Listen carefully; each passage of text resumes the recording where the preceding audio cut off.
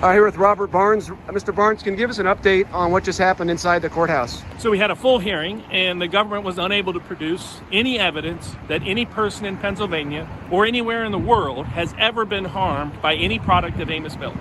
That means they've had all these years to investigate. They've been able to cross-check every pathogen that exists unknown to man. And at the end of it, what they come up with is that not a single consumer of his products has any complaint against him. You're talking about millions of products, thousands of Americans, and all of them uniformly, all the ones that testified, almost 400 people signed statements under penalty of perjury that they desperately need what Amos Miller provides for their health, for their family's health, for religious and politically expressive purposes, for things that are supposed to be protected under the Constitution. The only credible expert witness testified that she thought there was no risk of any harm from Amos Miller's products, and that in fact they were of critical benefit to people, not only those who testified, but to those who haven't yet had the joy of having products from Amos Miller's organic farm. We're going to figure out whether, are you as a farmer allowed to make your own food? Are you allowed, the state testified that they don't even think you're allowed to make food without their permission, eat food without their permission, purchase food without their permission. If they don't, you're not even allowed to do it on your own farm. In this case, they've been rationing food, telling Amos how much he can eat, how much he can feed his own family, how he can't even feed his own pigs. That's how insane it's got. It's got to the point the state of Pennsylvania thinks they should have a complete monopoly on all food everywhere. And if it's in your fridge, they can come in and take it, steal it, destroy it, because they didn't give you permission to eat it first. That's what this is about. And we're going to find out how much the court considers those issues and whether or not at least giving some relief to this punitive injunction that right now is crushing Amos Miller and is putting people at risk of real harm because they can't get the food they need from him. Now, I'm not going to play the entire thing because I don't want to be accused of and or even siphon off of everyone going to the LAN Patriot to watch the 8-minute video yourselves. It's right here. The Lancaster Patriot. I'll tell you this. How can you not love Barnes? Barnes is not just a national treasure. I'm an idiot. He's an international treasure. How can you not love him? Okay? In a platonic, intellectual, legal sense, obviously, because I'm a married man and I've been always talking about keeping your schmeckle in your pants. Go check out the rest of that interview and share it.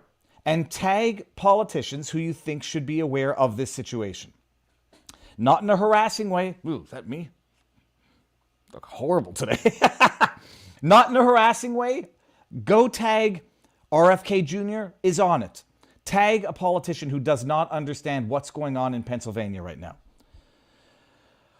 Oh, we've got a day today. Now, I wanted to address a couple of things. Someone in the chat, I'm not trying to pick on anybody, and I'm not trying to pick on anybody. I'm just going to go. Okay, Megan. Yeah, Megan Delompio. Let me get the original one here. Oh, there's too much. I didn't slow the chat down. That's the problem. Megan Delompio. Okay. Oh, yeah.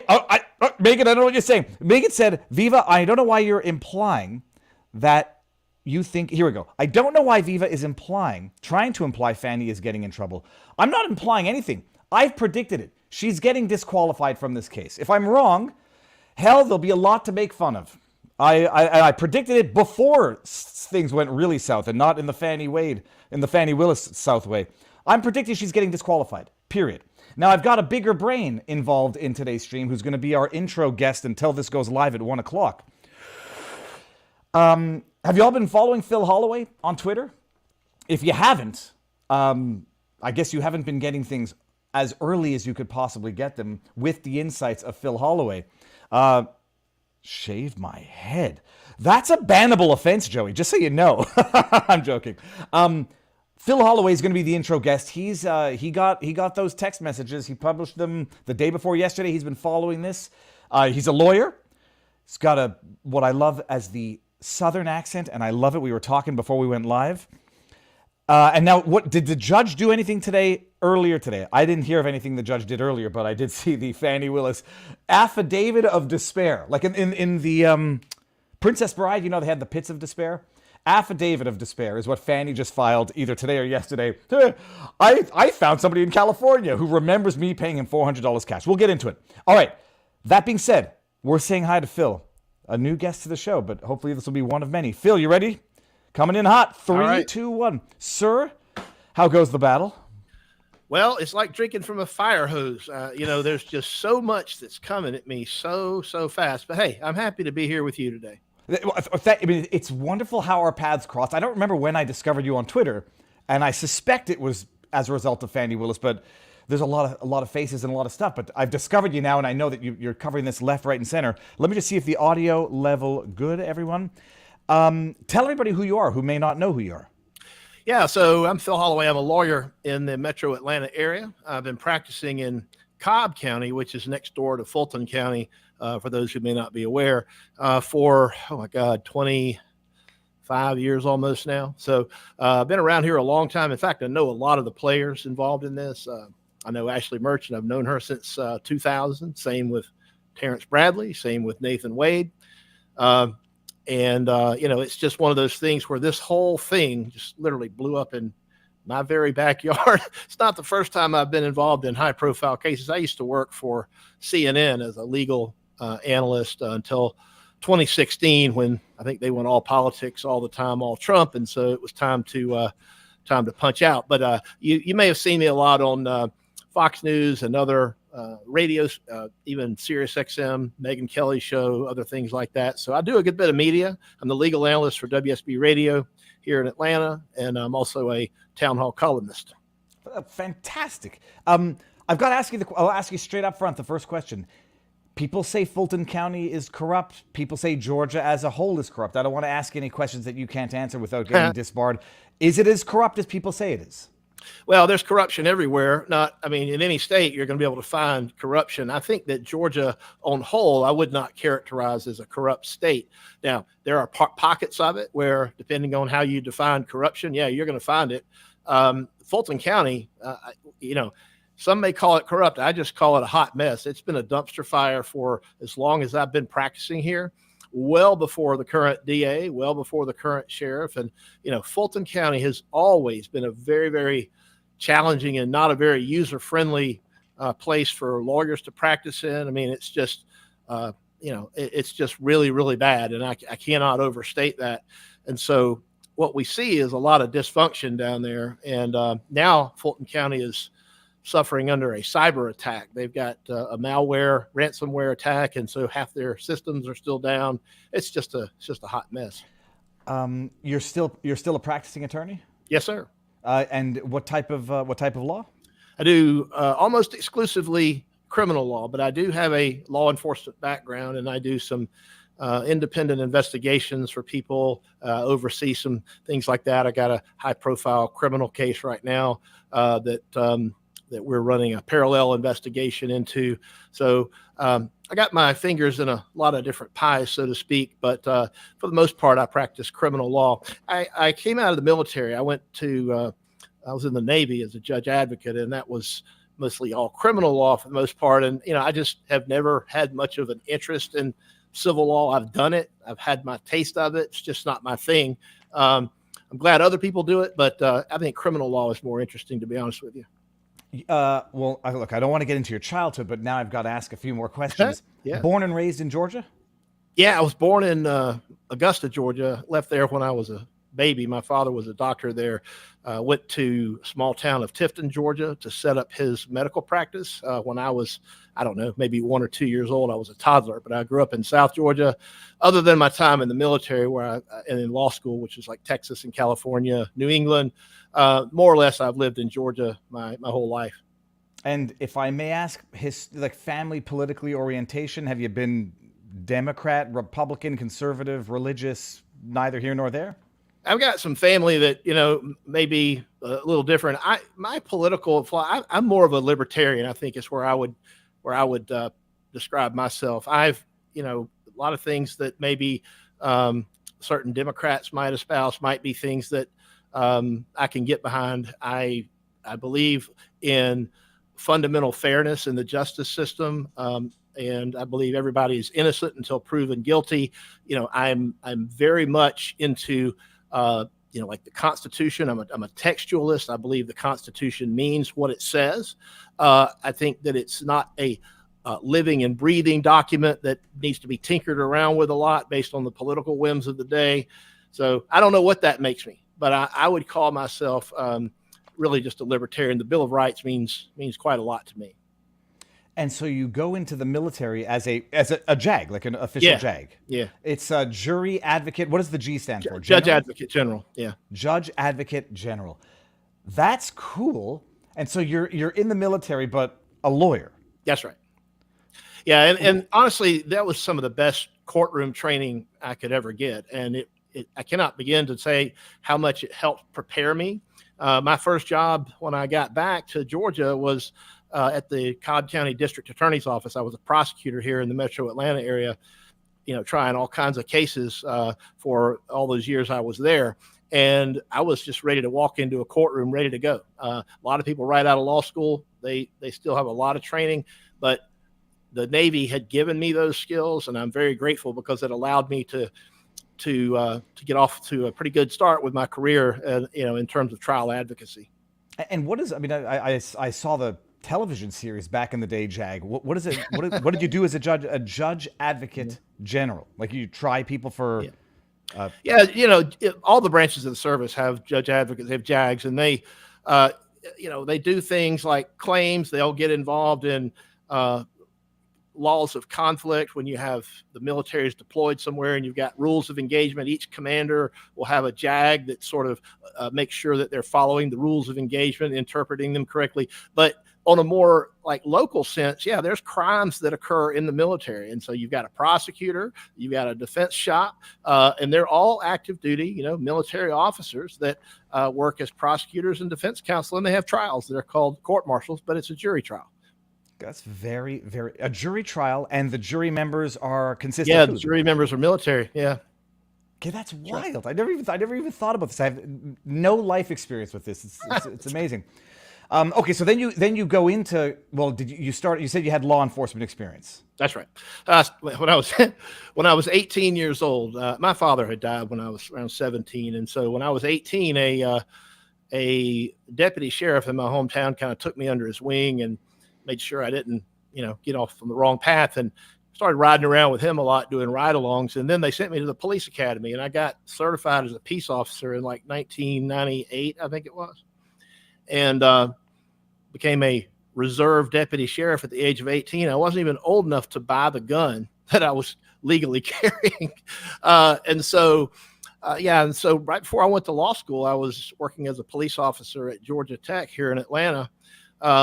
And honestly, I got tired of having to fight people and get shot at I think I was making $9.17 an hour, and I didn't think that was really worth it anymore. And I thought, heck, I'm just going to go ahead and go to law school, which I did. Went out to law school in Houston, Texas, and the rest is history. That's fantastic. Now, I guess we should get into some of the juicy questions of this judicial saga here. You've been following this from the beginning. Yeah, pretty much. Obviously, when look, in full disclosure, I live in Fulton County, and I had a Fani Willis yard sign in my yard when she was running. The prior DA was a disaster, and everybody in the legal community wanted him gone. And she came along, and it was one of those things. Well, hey, anybody's got to be better than Paul Howard. So, yard sign goes up. I tell all my friends to go vote for her, and we got rid of Paul Howard. And she takes office, and then she begins this investigation in Trump, and we knew we had the special grand jury.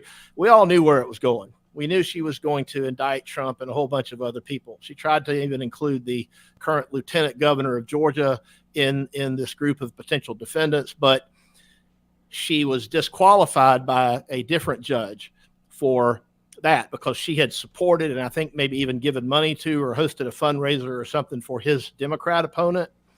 And so for that reason, another judge says, no, you're disqualified from investigating this man and taking any action because of your politics and what you've said and done in terms of your politics. And so to this day, he has been excluded from this. She wants the state of Georgia to pick it up and investigate him and include him But as of yet, the Prosecuting Attorneys Council of Georgia has not done anything with that request. But she's no stranger to being disqualified from cases due to politics and shenanigans. That's for sure. Now, I don't want to get you in trouble. Yeah. But did you say, well, so having supported Fani's one thing, did she, like Leticia James, basically campaign off getting Trump somehow directly? And people are into that in Georgia. Well, some are, obviously. It's just like everything else. Trump lost Georgia, but barely. Ask him, he'll tell you he didn't lose it. But anyway, officially he lost it, but barely. So I think the politics here are, 50-50 roughly. I know there's some support for Trump that's rising and some support for Biden that's waning right now. So, but it's roughly 50-50. You got a lot of, it's just like everywhere else. You got a lot of people that want to get Trump. But see, here's the thing. If you can give me just a minute to bear down on this point, I don't care if you like Donald Trump or you hate Donald Trump. This is not about Donald Trump. This is not about Donald Trump's guilt or any other defendant's guilt. This is about fundamental fairness. And this is where the libertarian comes out in me. If the system isn't fair, then it breaks down. And when the system breaks down, you get wrongful convictions. You get people on death row when the system doesn't work who don't need to be there. I have a podcast of my own that I did for a couple of years called Sworn. And in season 2, we drilled down on things that go wrong in the justice system that put people on death row and send them to prison for things they didn't do. There's a lot of things in the system that need work, but it starts with a prosecutor with integrity, a prosecutor who's not focusing in on one person because they're on a mission. A prosecutor can indict a ham sandwich, as the saying goes, if they want to do it.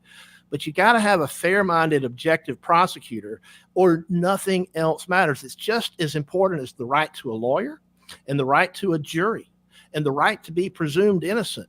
And if you have a prosecutor that's on a mission to get a specific person because she doesn't like him, that's wrong. And I think that's what's going on here. It doesn't matter if I voted for Trump or if I didn't. Maybe I didn't vote for Trump. Maybe I don't want to vote for Trump this time. But I think this prosecution is wrong. And I'm not telling you, by the way, what my voting is or is not. Oh, no, I'm not going to. I'm saying I don't want any people to read into that. Because to me, this has nothing to do with Donald Trump. This has everything to do with fairness. Fundamental fairness is at the heart of due process.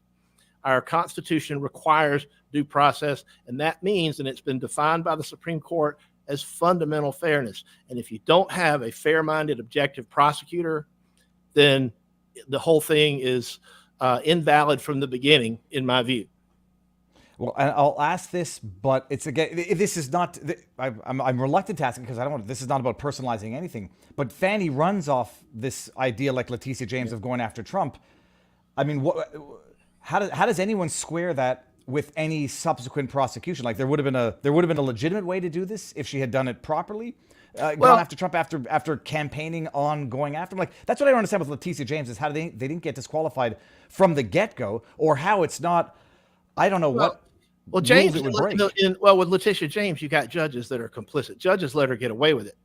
One thing that I have over my almost 30 years of being a lawyer, I've learned that I don't trust black robes to do the right thing under any circumstances. And with all apologies to my judge friends, and I have many who might be watching this now or later, nothing personal, but I've seen judges do things that were just absolutely wrong. And I don't trust them to do the right thing. And that's why lawyers, if they have some wisdom, they will try to work things out without having a judge to make the decision, because it's a crapshoot. And so you just never know. I mean, there are some judges, obviously, that I would trust more than others to do the right thing. But as a general rule, I gave up years ago having any faith that just because somebody has a black robe on, it doesn't make them necessarily a great lawyer or a great jurist. It just means that they either won a popularity contest election, or they got a political appointment because of who they knew or something along those lines, and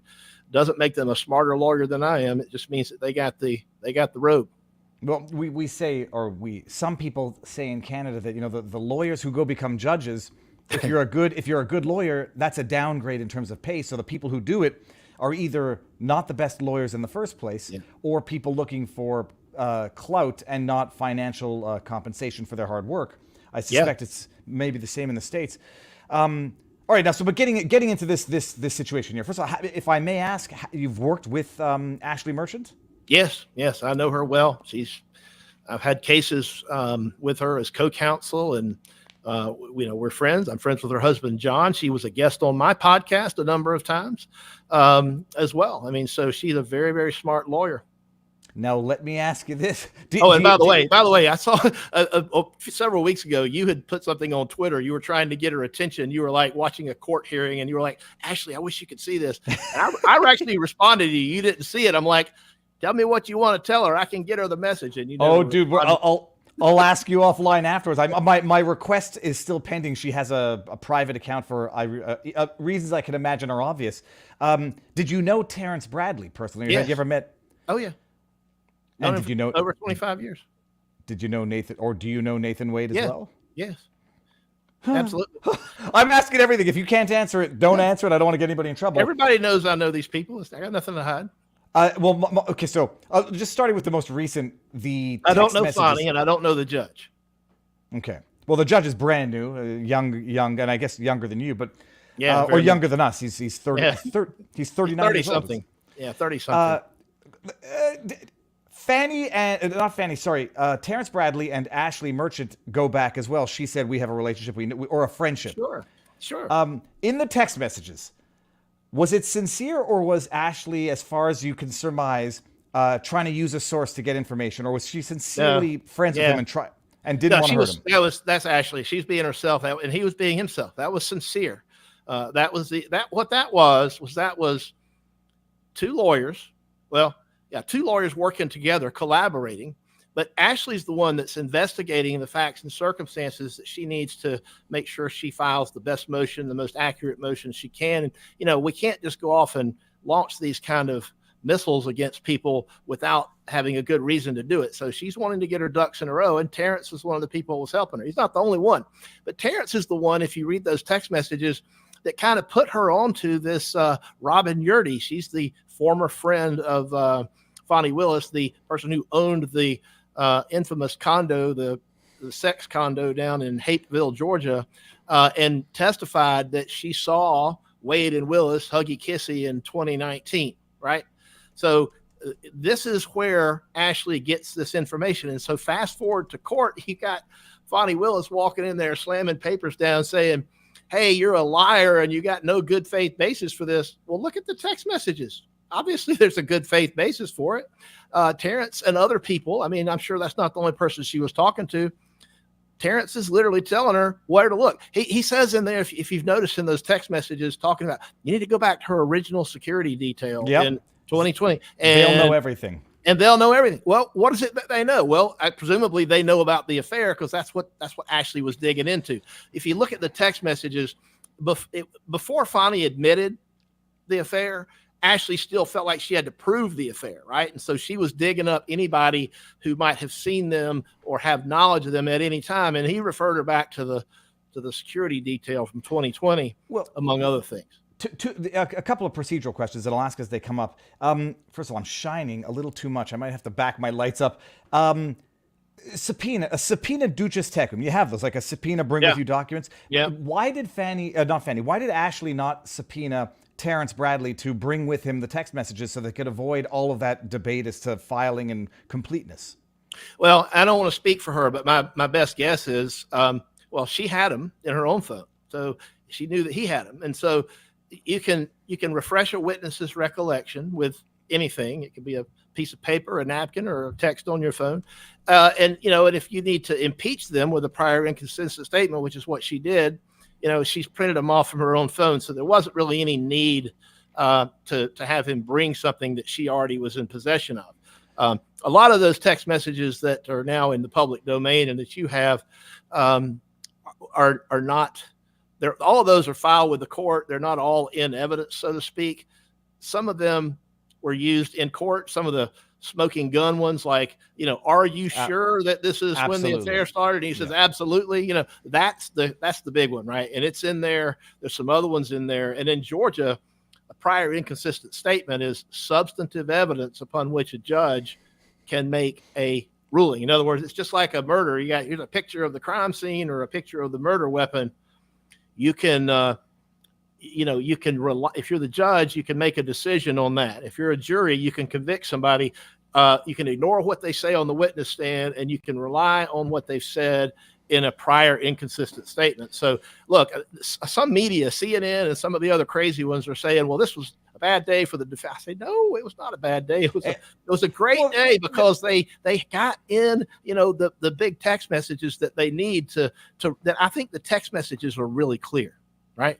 It's clear that Terrence Bradley is lying when he says, I don't recall on the stand. These text messages are from January. But CNN comes out and says, bad day for the defense. Merchant made accusations that she couldn't substantiate elsewhere as relates to the date of the relationship. Oh, she substantiated them. Yeah. It's like Yurdi's testimony was. I don't know. Can I say bullshit on here? Because you can say whatever you want. And this is. That's bullshit. She can substantiate it, and she did.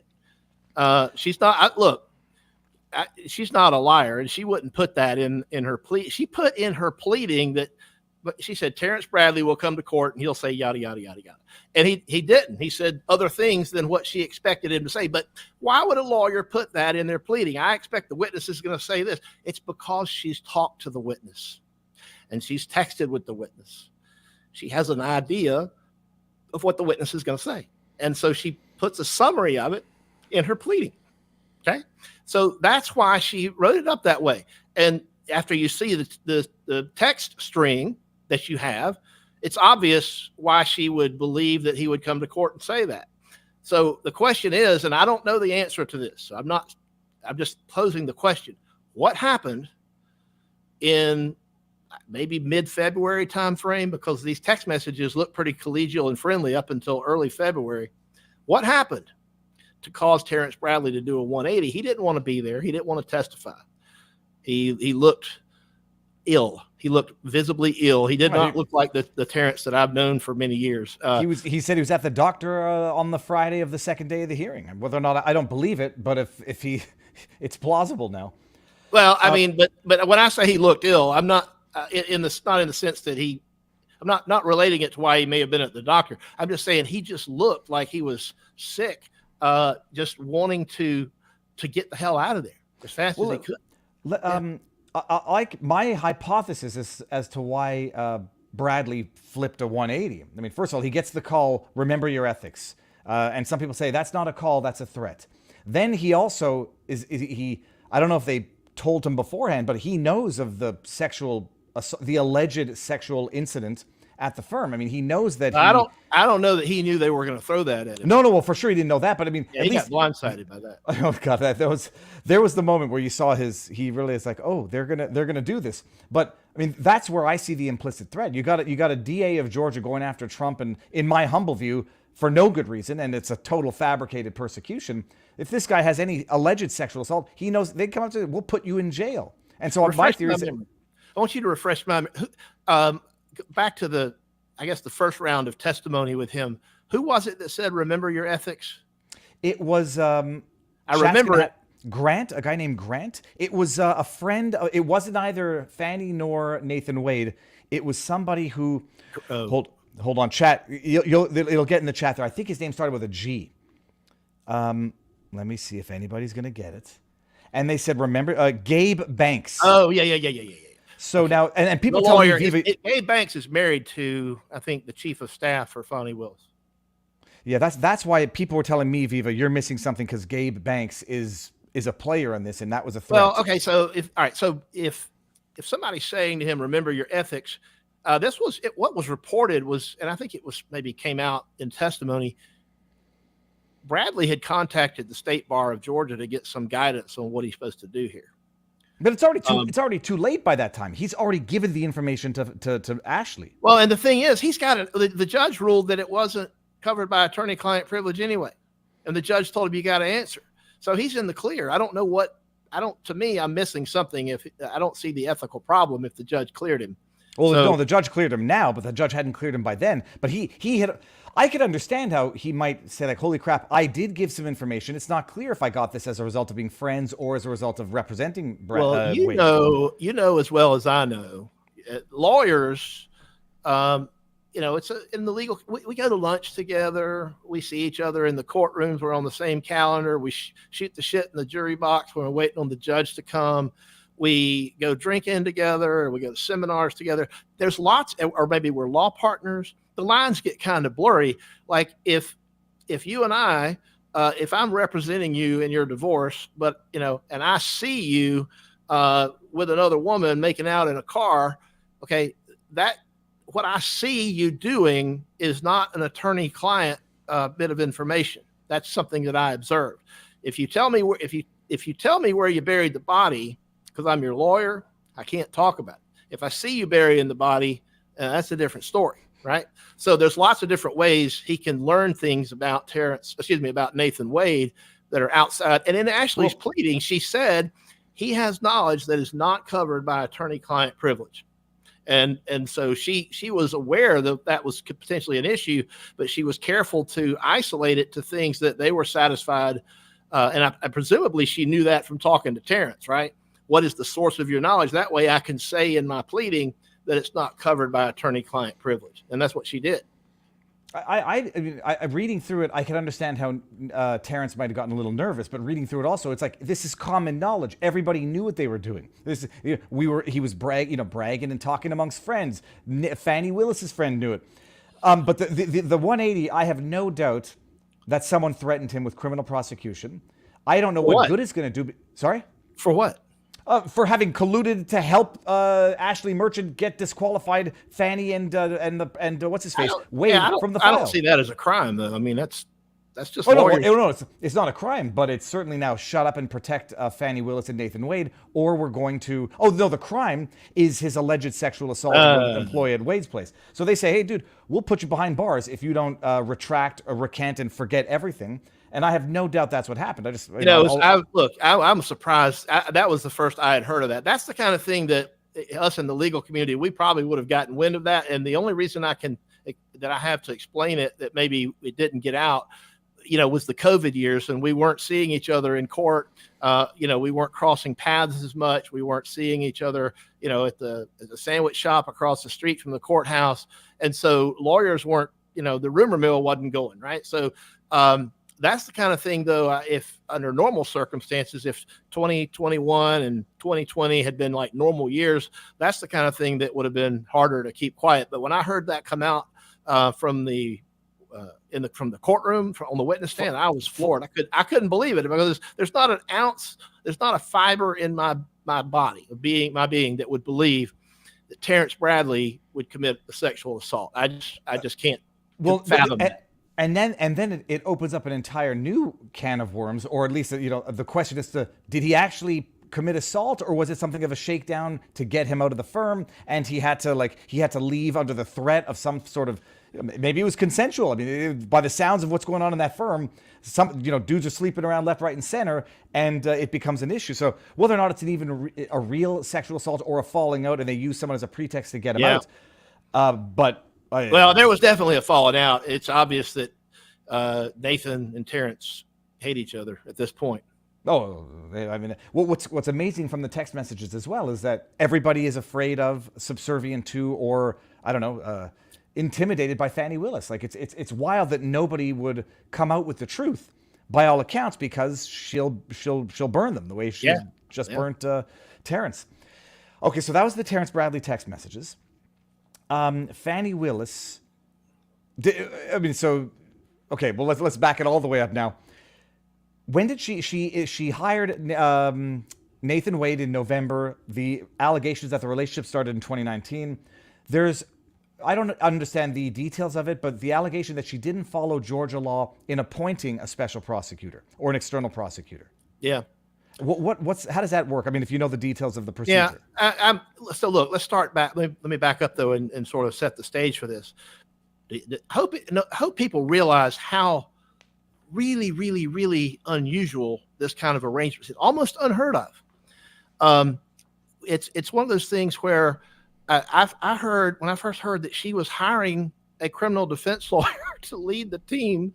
Why did she? I'm like, what in the hell is going on down there? They've got, they're chock full of trained criminal trial lawyers who are assistant DAs that don't work by the hour. They are on a salary like every other normal prosecutor in the state of Georgia.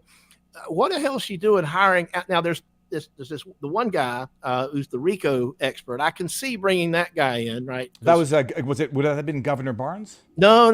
It was John.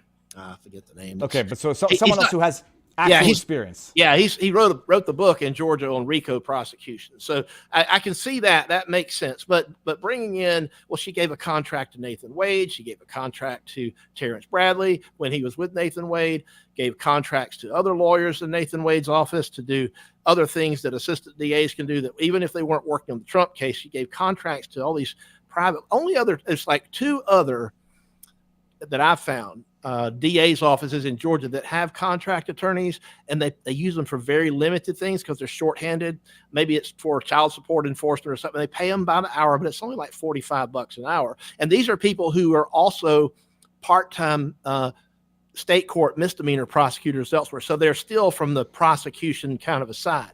Here, you're bringing in criminal defense lawyers. So I'm a criminal defense lawyer. It'd be like somebody hiring me to go prosecute a case. It just does. I mean, it's theoretically possible. I know how to prosecute cases. I do a damn good job, but it's just not the kind of thing that we see. And it's so bizarre that all of us around here were just scratching our heads. What is going on? And then we all got wind. I mean, the rumor mill's going on. So I think the people in the community had a pretty good idea that Nathan and Fani were carrying on. And so, when all this stuff comes to light, we're not shocked by it, but it's just, it's just so damn unusual to bring people and then your boyfriend. I mean, it's just, I don't know. I mean, I don't know what she was thinking. That's probably the worst judgment. It's terrible judgment, in my opinion, to use nepotism to bring in your lover and then, let him spend the money that you steer to him through a no bid contract for a guy who's never prosecuted a felony case, by the way. Well, so that was let him take you on cruises and Napa and drink Grey Goose and all this other stuff. So Terrence Bradley did say in the text messages with Ashley Merchant that Nathan Wade had never prosecuted a felony. Yeah. And then she says, that's what I found. We know that's a matter of fact. That's not, that's a verifiable fact. That's the testimony. And then I presume you can look into one's career. Well, not really. Let's put it this way. I know that Ashley has, and she said this publicly. She said, I've looked into it. I can't find any record of it. I'm personally not aware of ever seeing him try a felony. I've seen him in court a lot, but I can't tell you that from my own knowledge he hasn't, but I can tell you that was the evidence that was presented in court, is that he has not.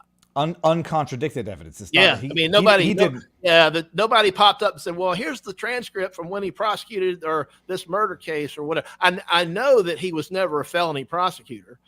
But I guess the question was, has he ever tried a felony, I guess, as a defense lawyer or prosecutor? When he was a state court prosecutor, when I first met him in Cobb County, state court handles misdemeanors, traffic, DUIs, minor shopliftings, that kind of stuff. And he was a state court prosecutor for a year or two in Cobb County. I don't know exactly how long he was there, so don't hold me to that, but it wasn't long.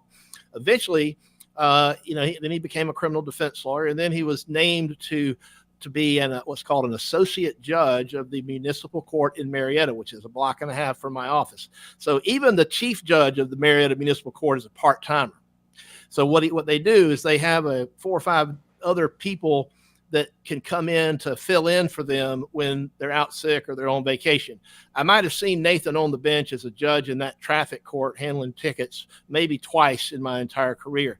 But Fani Willis, when she advertises how qualified he is, she just goes all in on him being a judge. A 10-year judicial career. Well, superstar. We're playing those.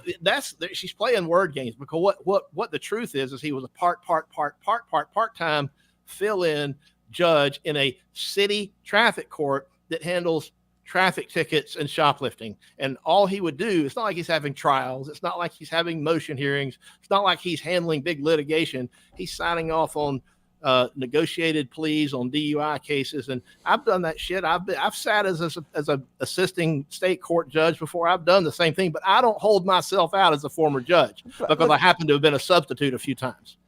I don't know. I suspect you don't frequent the church that Fani Willis gave the speech at, but do you talk to anybody who has now basically like said, how could you get up in front of a church of congregants and use the name of God and the pulpit of God to lie to people? Has anybody, is she taking flack for that socially? Yeah, I don't cross paths with her socially, so I couldn't tell you. But she's taking flack for it from people that are now interested in this case. Look, it's just in a general sense, it's just improper for prosecutors to get out and make these kind of public statements about cases. And that's, by the way, that's part of Ashley's motion. We haven't had an evidentiary hearing on it, but Ashley has said that she has violated the rules of ethics for prosecutors by going out and making so many extrajudicial statements that are designed to prejudice the defendants to the point they can't get a fair trial. She went out and spent tens of thousands, I don't know how many dollars, it's in the pleadings. She hired some, like, right out of the get-go, right when this case against Trump and everybody was sort of getting off the ground, she hired with taxpayer money some media monitoring company to basically figure out how she was coming across in the media. So she was very concerned with elevating her media profile and making sure that it was a positive media profile. And on taxpayer dollars, all on taxpayer dollar. Ashley she's got the receipts. It's I remember reading that. Well, it's all in. She's got the receipts. I've seen she's attached them as exhibits to all of her pleadings, and it's really something to behold that she's paying all this money to make sure that her media profile is high and that she's well regarded. She really is interested in making herself a star. That's what Megyn Kelly was saying with me on the show the other day, and I'm stealing her words, but yeah, she wants to become a star. She wants to become a media superstar. The local gossip is that she had her eyes on running for governor as soon as Kemp's term is over. I think that's probably shot now, but she wanted to run for governor. She definitely has political aspirations. She's not the first prosecutor who's used a high-profile case to advance a political career, but this was done in such an overt, just underhanded and sleazy way. It really is sickening. It's wild, and part of me wonders whether or not she will actually be politically rewarded for this, regardless of what happens in the as an outcome in this case. So you don't know Scott McAfee as a judge. He's fresh off an appointment. He's up for re-election in May. The question that I was asking, he's up for re-election, or he's up for election for a full 4-year term in May. Yes. How do you think that influences his decision making in this case? Well, that's an excellent question. Yes. All right, so there's nobody currently that has announced that they're running against him that I know of. I've been asking around. I've been keeping my ear to the ground to see if anybody's coming out. Nobody's announced that they're running against Willis either. Qualifying, you got to qualify, and pay your money and all that to get on the ballot. That's this month. It's later on in March. And it's like a week. It might be 2 weeks. I forget, but people can research it and figure it out. It's a limited window of time. And a lot of judges who are unopposed, they literally are like, they're just watching to see if somebody at the last minute throws their hat into the ring to run against them. And once qualifying's over, they can breathe a sigh of relief if nobody runs against them. So we just don't know. If it stands the way it is now, and he has no opposition, then he'll start his own 4-year term next year. Well, I would say strategically, then what he might do is take 2 or 3 weeks to draft a decision. I think, a Senate could look at it that way. But the thing is, it's going to take him a while anyway, because he's been taking a lot of notes. If you look, he's got a lot to think about. And he's got to do he's got to have him and his law clerk hit the books. He's got to read. They're going to supplement their argument today with a whole bunch of briefs and pleadings. And there's going to be some other things that are going to transpire that I'm not at liberty to talk about that might also factor into this equation. But he's got a lot to consider. And it's going to take him a few weeks to deliberate on it. So, yeah, just by happenstance, it's going to be after the qualification season's over. Okay, interesting. And there's no chance that he renders an oral judgment. Well, on the bench and then... I'll make you a deal. If he does rule today from the bench, I will come back on your show and I will eat this pop filter. No, I will eat it and swallow it on your show. Okay, it's because there's no urgency to the decision there's no urgency to render it today. No. The process. Well, what is the status now of the RICO prosecution? Totally, it's all suspended indefinitely. Well, it's all they can't get down to that anything else without until they get past this. And then here's what's gonna happen. The judge is gonna rule one way or another. Maybe he rules entirely for the defendants, maybe he rules entirely for the state, and maybe it's a mixed bag. Maybe he says, I'm gonna kick Willis off the case, I'm not gonna dismiss the indictment. It's gonna go up on appeal. Whatever he rules, there's gonna be an appeal. And you got the Georgia Court of Appeals, and you got the Georgia Supreme Court, and you got an election for president coming up in November. So if you fast forward this out, what happens if Donald Trump wins, okay, and he becomes president, and next year we get this case back from the Georgia Supreme Court, and they say, okay, yeah, you're good to go, you can prosecute him. Do you really think that Fani Willis and Judge McAfee are going to be able to put a sitting president of the United States on trial for a crime in Fulton County, Georgia? Hey, I don't know. Maybe Fani will run on it again, and she'll get a reelected with an even greater margin. And if Trump loses, does she still want to have any? Is she still interested in prosecuting him? Because then I don't know. I mean, these are all questions. I'm just asking them. I don't know the answers. I don't know how you put a sitting president on trial if it comes to that. But I know this: the Court of Appeals is going to be tied up with this issue for a while. Before I forget, ask him about DeSantis. Now, this is not the DeSantis from Florida. There's a Jeff DeSantis, and I don't think I understand the impact or the importance of this person allegedly being a Democratic operative in, I don't even want to finish that sentence for fear of finishing it wrong. And you might have just frozen, Phil. Uh-oh. Fani Willis has come for Phil. Chat, am I frozen or is it just Phil? Let me see. Hold on. Do I refresh? CIA. Hold on. Who is it frozen for everybody or is it just me? Or I should say this, just Phil. What I'll do, I'm going to take Phil out and see when he starts moving again in the backdrop. Okay, so at least Fani has come for Phil, people. He said too much. Okay, first of all, this is some good stuff right here. Okay, so just Phil, I'm going to tell him to reboot. Hold on, let me send him a text or a DM on the Twitterverse. Phil, reboot if you're still there. Boom. Oh, well, while Phil... Wait a minute, is he back? Oh, he's coming back. Okay, hold on. He's coming back with a new window. So I'm going to... How do I kick this person? Kick? You know what? Forget it. I won't kick. I'll bring back. Add to stage. Phil? I'm here. You got me? Yes, I can hear you now. All right. I don't know. Okay, look, it may be my Wi-Fi. I switched to a different one. We have a power outage in Atlanta due to weather, and our generator at home is been running the power, so it may have been a glitch on my end. I'm sorry about that. No, don't worry. Well, we've lost some pixelation, but it doesn't matter. So DeSantis, do you know who DeSantis is? What's the deal with DeSantis? Yeah, he's a lawyer that she pays. I think I heard $200,000 or more to be her communications director, but he doesn't go to court. He's technically an assistant DA or a chief or something along those lines, but he doesn't go to court. He's an overcome guy, in my opinion. And yes, he's got ties to the DNC and even to the White House. And so Breitbart News has been digging up a lot of stuff on this. They've written some pieces on it, and I think maybe there's some more to come. I know they're looking in very closely at him and how he might be sort of the source of all this and kind of the connection to the White House. I see now. Okay. And that might explain actually why Nathan Wade was meeting with the White House billing 8 hours or whatever. I want to make sure I don't forget any questions before this gets started. So your prediction, by the way, what is your prediction? My prediction, and the judge said something the other day that causes me to predict this. He said lawyers might be able to understand this. So I'll try to speak to non-lawyers here.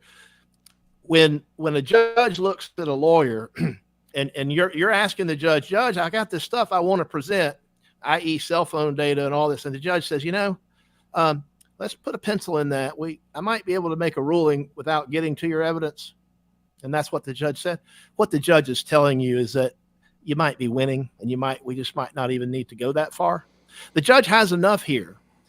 He can decide his case based on the testimony of Robin Yurdy, who said that she saw them huggy kissy in 2019. He can base his ruling on other things in the case. He can base his ruling on the text messages between Ashley and Terrence. He may not need to get into that. And he might just be saying, look, I've heard enough. A lot of judges wouldn't let lawyers get this far, and he's done it. So I think he's signaling that he might be leaning their way. And so everybody knows what you're talking about now. The supplemental exhibit that it's Saga who prepared it, right? It's the expert forensic report or analysis of the AT&T cell records, showing that they were texting 20,000 times in a year, that they had 2,000 phone calls in a year. And so they were talking about a proffer, which is, if I'm just going to try to take a mechanism to offer or present evidence at trial for immediate acceptance or rejection. The judge could say, if I accept this, then Fani's going to say, well, we want to counter expert and show why he misinterpreted the data. Or he could say, I'm not going to accept it for now. And what he basically indicated was, I may not need it, is what he said, basically. We'll see if we need to, when we get there. Yeah, and he's signaling that he may not need it because, and basically I think he's forecasting that he's kind of leaning towards the defense on this. So if I had to say right now, I'd say 70% chance that he rules for the defense and Fani's gone from this case. Maybe a little bit more than that. Ask me again next time we talk after I see what he says today. Well, I predicted long ago he's going to disqualify them. It's a total shit show. There's no way he can allow them to continue with anybody having any sort of respect for the process here. The other question, it's a total sham. Here, is it possible the threat to Wade was the fact that they knew the allegation to his face, that they threw the allegation to his face, implying that they will prosecute? I think we covered that one. Could the defense have asked Bradley if he is calling Yurdy a liar? If yes, would that be defamation? No, there would be the litigation privilege. You can't defame someone if you're in court really very hard. I want to see if I missed anything here that I didn't. I'll get to the super chats later. Oh, here. Why Trump lawyers not filing witness tampering? Did you notice they asked a lot of questions on Tuesday of Bradley? Have you had any correspondence with Fani Willis, her lawyers? And he said no. Do you think they have any cell data on that, or they're looking to find some potentially? Yeah, I don't know about cell data, but I'll stay tuned. Okay. I love this. Okay. Stay tuned. Something you may learn something very soon on that. Amazing. My heart needed McAfee to rule justly to show the country a court can be apolitical. Okay, I'll get to these later. What the hell did Anna Cross do? Did she not understand what she was doing when she turned Bradley into a liar and brought up that totally irrelevant accusation of sexual assault? I don't know why she did that, because all she had to do was not ask him any questions, and he would have left the courtroom, and they would have never been able to get back on redirect examination. And that was, if you remember, that was what led the judge to feel like maybe he misunderstood attorney-client privilege, and that opened the door to him eventually having to come back. And then now we got the text messages. If Anna Cross had not even done that, we would not be here talking about text messages, because he would have been gone from that courtroom, and we wouldn't know about these text messages. Why was it was a blunder. It was a blunder. I mean, the question is, it looked like a pre what's the word? Oh, geez, it was a pre-strategized tactic. Yeah, I think Nathan Wade was pissed off at Terrence Bradley, and he just wanted to get him. Yeah, that's just what it looked like. Did Anna Cross threaten Terrence Bradley with sexual assault charges in open court? Why else would they have brought that up? That might be my theory. The other question was, why wasn't Anna Cross at court on Tuesday when Bradley was testifying? So a lot of people are talking about that, and I'm privy to an email that where, like, last Friday, the state had responded to some of the cell phone stuff, and it was not signed by her. She was not on the email chain where the lawyers were, trading, because you got to serve it on everybody. So it's all done by email. She wasn't on the email chain, and she said something about she didn't have time to be there on such short notice the next day. She said she's busy with she's another private lawyer. She's got her own clients and her own cases, right? So she's not an assistant DA. She's not an employee. So she's out there doing her own thing, practicing her own law, and says she's tied up for, I think what she said in the email, she's tied up for several weeks or something. A lot of people are speculating, and it is just speculation, that maybe she's out of the case. Maybe she says, well, you know what? I think I can't be a part of this anymore. I don't know I just don't know. But I'll tell you, if it were me and I were prosecuting on this case, and it became obvious to me that my boss was having me help perpetrate a fraud on the court, I'd have to quit. A lawyer can't participate in a fraud. Just can't do it. I'm not giving any of these people any ethics, credibility for ethics. So I said that she got kicked off the file after she just blew it open. I don't have to say, like, thanks, Anna, you just destroyed everything. Now you're gone. Because we may see her back. I don't know. I don't. Everything I've said is just speculation here. But I'm reading between the lines. Maybe she. A reasonable person in her position might say, my boss is having me do something I'm uncomfortable with, I think is unethical, and I'm going to have to step away. That might be what a reasonable person would do. She may believe that her boss is not lied. She may genuinely believe, so she may be back in a few weeks. I don't know one way or another what the situation is with her. I'm just telling you, if it were me, I could not sit at that state's table in good conscience and move forward from this point if it were me. All right, fantastic. Now we should be scheduled to go live with the actual hearing in a few minutes. So proper goodbyes. I'm going to go over that last ditch affidavit effort to distract and confuse and distract. Today, closing arguments. Do we know what the schedule is? How much time has been allocated? 2 or 3, maybe 2 or. Well, I think maybe probably about 4:30 we'll be done. Okay, and so it's going to be led by Merchant, sat out to follow, and then the other lawyers will get 5 or 10 minutes. Yeah, it's probably going to be very similar to what we've seen. Yep. Okay. And did I forget anything else? Phil, where can people follow you? All right, it's right here on my screen. Follow me at Phil Holloway ESQ on Twitter. I've been getting a lot of stuff out about this, and I expect that we'll be tweeting about some additional very interesting stuff very shortly. So, check it out. Please follow, and I'll do my best to keep everybody updated as best as I can. Okay, well, if I got any questions, you're going to be, but you have now become my immediate go-to, because the procedural stuff, and I think that's it. Phil, thank you. I'm going to continue on and do the annoying live commentary. Phil. Yeah, I'm going to switch over to YouTube and watch the proceedings. It's going to be a banger today. Enjoy. All right, buddy. Thank you. All right, have a good one. Well, that was fantastic. Oh, my goodness. Okay, so now what we've got to do, everybody, I'm going to go find a feed. And somebody feed Phil. Okay. Bada bing, bada boom. Let me see. Well, okay. Well, I'm going to get a feed first. And then we're going to make sure that we're live when it goes live. And it's going to be watching closing arguments. That was some good insight in there. Ooh, I think we might have gotten some tips to what's to come. Fani Willis live AFN. That's the one we're going to start with. A superstar. Never prosecuted a felony, by all accounts. Totally nothing to see here. And when I say nothing to see here, it looks like I got a stream with nothing to see here. Skip ad. Oh, yeah. Check this out, people. Oh, yeah.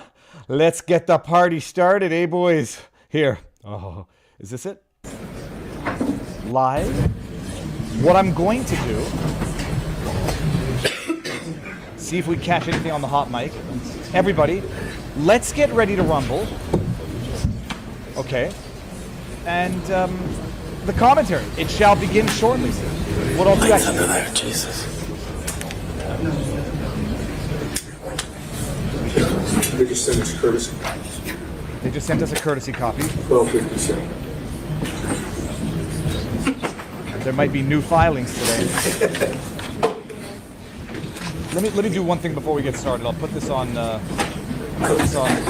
mute for the time being. There was an additional affidavit filed today, people. Fani Willis, in full meltdown mode, filed an affidavit from some dude in Napa Valley who testifies to the fact that he remembers her paying cash. $400 cash for some Grey Goose. Not for some Grey Goose. Look at this. Notice of file. This is from state of Georgia, yada, yada, yada. Who's this? Notice of filing state's proposed supplemental exhibit 1 to the hearing on defendant's motion to disqualify. Comes now. That's probably not the best way for Fani Willis to start, or Nathan Wade to start. I'm joking. That's how they start all of them.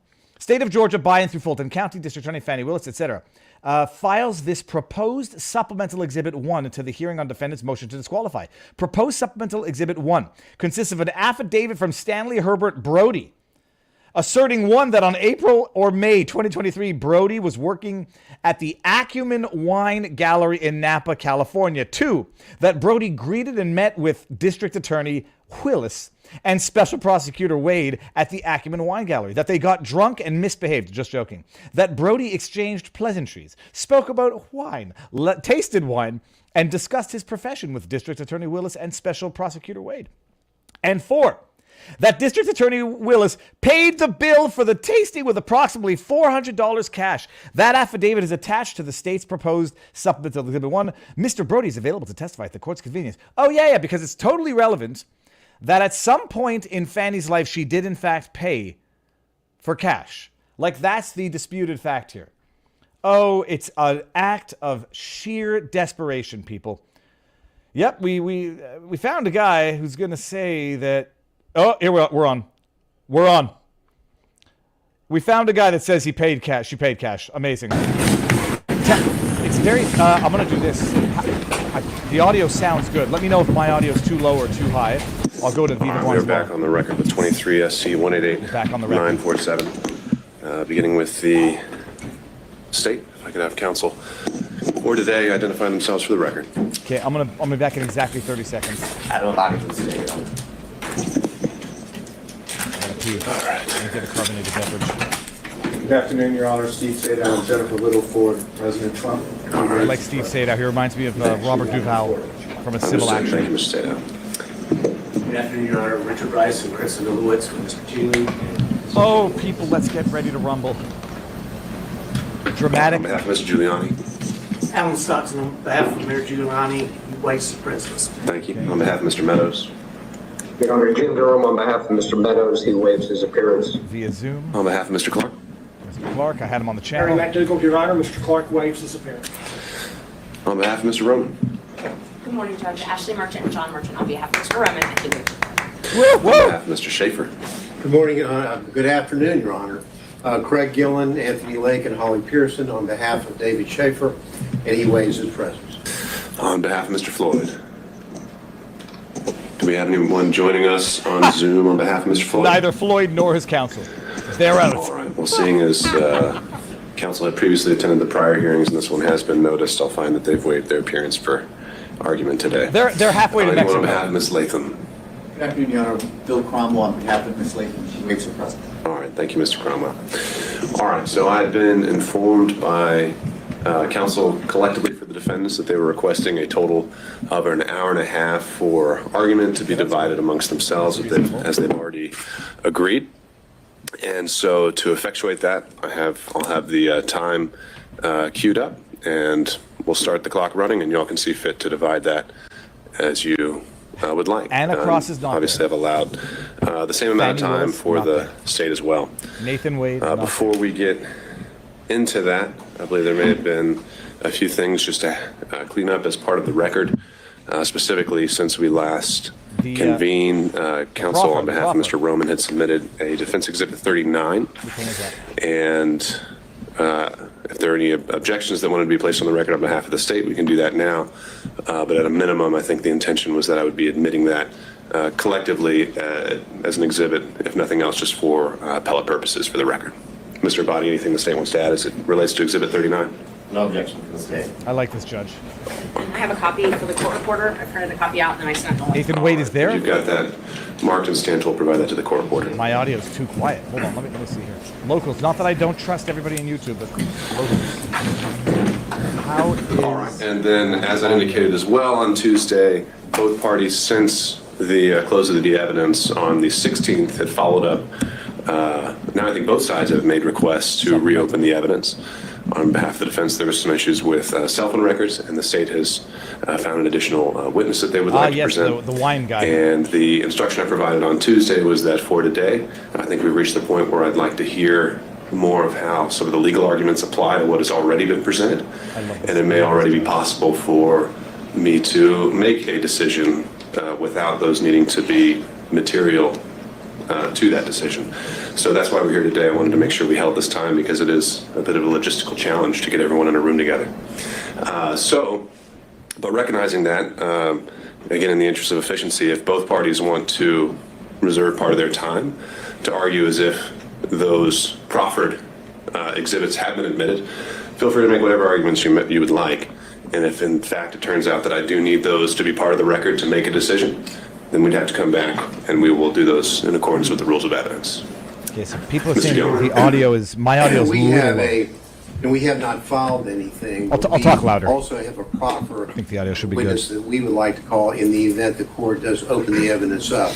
I can make an oral proffer as to who that witness is and what that witness would be saying, and I could do it, and I think in a fairly brief manner, if the court would permit me, so the court would understand where I'm coming from. And I believe also Mr. Cromwell also has a brief proffer for a witness that he has talked with and does have. I've got a joke here. Proffer, so are these, this is the first I've heard of it, so are these things that have been discussed or shared with the state at all? No, Your Honor. I literally, my communication with this particular witness occurred this morning at about 10:10. Go on. What does the witness want to talk about? Was on the call with me. I'm more than happy to enlighten the court as to what the witness would say, who the witness is. And, yes, please tell us. Brief summary of what this particular witness would testify to in the event the court allows for evidence to be reopened. And on the record, I would state that on behalf of my client, Mr. Schaefer, we do want the record to be reopened so that the court could hear what if they want to bring in someone from California, let them bring them in. And we believe that the court might want to hear the proffer and the evidence that we are prepared to at least proffer today. All right. So, Mr. Gillen, on that point, to this and Mr. Cromwell's, even additional evidence, in my mind, in the interest of fair notice to the other side, a little bit. There we go. I wouldn't want that to be part of the argument today because the state has no idea what you're about to say, and I think the purpose of a proffer, in large part in this role and in this context, is having them at least have the ability to make those initial counter arguments. Geez, I really want to know who the witness, what the witness was about to say. Prevent you from, after today's hearing, if you want to file it, make it part of the record, then I think that both parties have already elected that they are willing to use that mechanism. But just for today, kind of showing up now without having shown this other side at all, even this morning, I don't think that would be fair. I did not intend to use the proffer in the legal argument. Sure. I just wanted the court to be aware that we do have an oral proffer. We can file it, we can supplement the record and file it for the court's consideration, but literally hot off the press. Sure. As we printed it out and wrote down to the podium. Okay. All right. Well. What the heck are they doing? Mr. Cromwell, is there anything you want to add to that? Thanks, cameraman. What the heck are you Mr. doing? Bonney, anything you want to add to that? I don't know what it is, so I don't know how to add to it. So no. What's the cameraman doing here? All right. Just anything on a procedural perspective. I mean, from a procedural perspective, I would. Is this a joke? Oh, I'm going to find another video. Evidence is closed. This is beyond the scope of Your Honor's ruling on Tuesday. Feels like it was 3 weeks ago, but Tuesday. So I guess we'd object at this point and go from there. Okay. All right. Anything else by way of housekeeping? Are they still? Apparently the state filed 2 supplemental exhibits, number 2 and number 3, about 15 minutes ago. Okay, they're back. Jeez Louise. So, See the clock. They use those in their proffer. Talking about the same notice requirement we actually just got. Understood. So as it relates to that, Your Honor, I believe you were very clear on Tuesday as well that in the proffers we could argue rebuttal evidence as it relates to the evidence that was submitted by defense counsel after the evidence was closed. And that's merely what it is. It's rebuttal evidence as it relates to the cell phone records or analysis that was done by the non-expert filed by Mr. Saga. Oh, the non-expert. Give me a break. Mr. Gillen. Well, as it relates to the proffered evidence, our proffered evidence would be in direct rebuttal to testimony given in the courtroom, particularly by Mr. Bradley. So we would have a direct rebuttal of that. That's what our proffer will be. I understand the court's ruling. Just want to put that on the record. So we know the context of it. Is that similar for Mr. Cromwell as well? It is. And just solely relates to Mr. Bradley's testimony? It does. Okay. All right. All right, noted. Anything else then? Your Honor, the proffered evidence is basically would corroborate what has been admitted in evidence as Exhibit 39, but chronological text. Okay. All right. Then if there is nothing else, I'll turn it over to Ms. Merchant to begin on behalf of the defense. Sorry, Judge. Unfortunately, you're stuck with me today. Understood.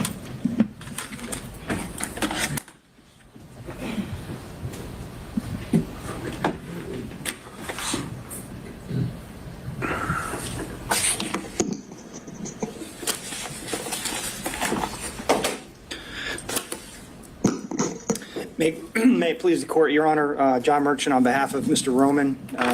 Just by way of roadmap to give you some idea about the allocation of time and what I'm going to be covering. I've been charged with talking to Your Honor about the conflict issue and the appearance of the conflict and what we believe the evidence to show on that issue. Mr. Sadow, Mr. Gillen will be talking more about the forensic misconduct piece of it. Ms. Willis's church speech, statements made to the media, fraud on the court, frankly, and the book that she gave several interviews for. So I won't be discussing any of those issues. So if you'd like to ask me, certainly I can try to address them, but that's going to be the focus of their presentation. And then towards the end, other folks may have some issue-specific type arguments, either in follow-up to mine or the forensic misconduct. But those are the two lanes that we're going to be covering, but I'm going to do the conflict piece of it for you. And on that issue, Your Honor, this is a matter of first impression in Georgia. I can't find a single case that's been published by the Court of Appeals or the Supreme Court that is based on these facts. There are, of course, a number of different appellate court cases that deal with conflict-related issues and, more importantly, appearance of conflict-related issues. And some of those are based in state law. Some of them are based on the ethical rules that govern lawyers. Some of them are based on the Sixth Amendment right to due process that's implicit in all of what we're doing here today. I want to remind the court that we're here today on this motion to disqualify D.A. Willis and her office because of her judgment, frankly. She is supposed to be disinterested under the Sixth Amendment, and she's anything but that. The fact that these proceedings have taken this long and through the convoluted way we've made it here today explain that. So as I present my arguments, I want the court to understand that this court represents the guardrails for the Sixth Amendment in this context, and Ms. Willis has already been disqualified once. So I would encourage the court to remember what Judge McBurney did in his order disqualifying.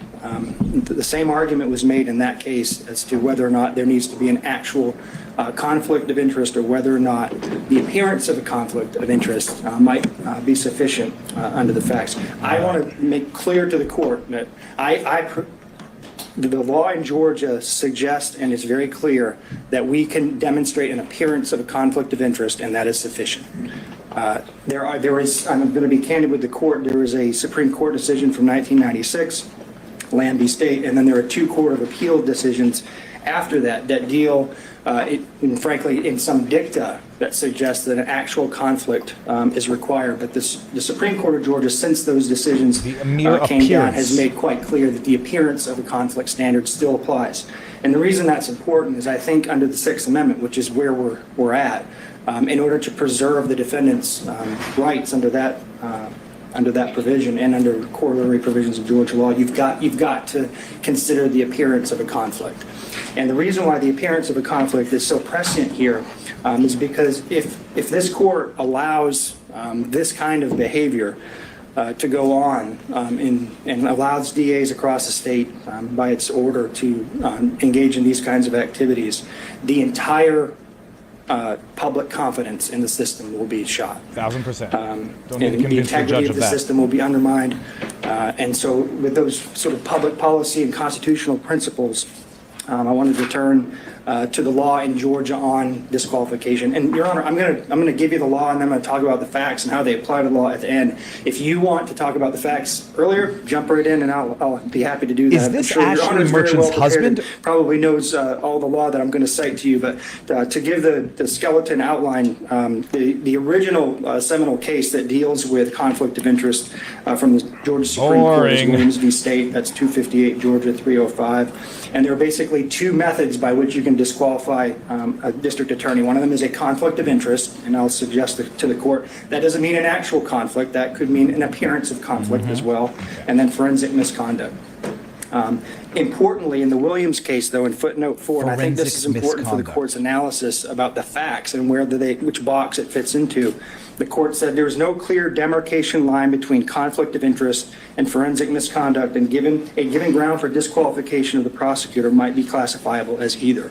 And I think that's important because we have facts that fit in both boxes. So if the state stands up and says, well, there's no actual conflict here, Judge, that doesn't mean necessarily that it doesn't apply to the forensic misconduct. Typically, forensic misconduct relates to statements of the prosecutor designed to impugn the character of the defendant before trial and to affect the jury pool, which we have here, which I'm not going to discuss, but the facts that we have here very much relate to that issue, and there's crossover. Importantly, and I think this is important for the court's consideration of what effect the court's ruling may have, is if you deny this motion, there's a good chance, if it's reversed, that we would be granted a new trial. So that means we're going to have to do this all over again. In amusement sales versus state 316 Georgia Appellate 727. This is boring. I'm going to try to make this exciting. That's a case that cites Whitworth, which is physical precedent only. The court said, if the assigned prosecutor has acquired a personal interest or stake in the conviction, the trial court abuses its discretion in denying a motion to disqualify him, and the defendant is entitled to a new trial, even without a showing of prejudice. So that means if we show the court today, and I think we have this through is the Michael Roman's today attorney. and before, that Ms. Willis has developed a very personal interest in this case, and Your Honor denies this motion, we're coming back all over again. If the appellate court say we Some might were even wrong. call it a gray goose. What is that personal interest? Financial. So the personal interest can be, there's no definition of that under Georgia law. And it could be a personal financial interest. It could be a personal interest related Emotional to interest. Bias against a particular defendant, which sort of falls into the forensic misconduct box. But we have here a very personal financial interest that's been laid out in terms of money received by Ms. Willis as a result of the scheme that she set up.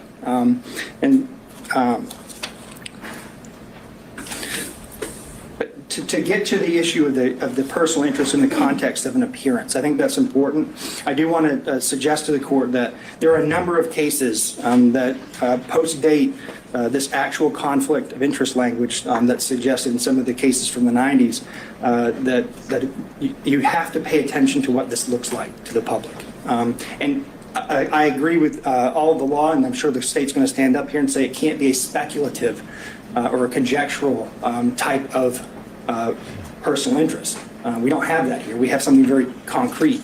And as Judge McBurney put it, actual and palpable, not speculative and remote. That's exactly what we have here. We've demonstrated through the testimony of the witnesses, some of whom impeached themselves, that we have a very personal interest.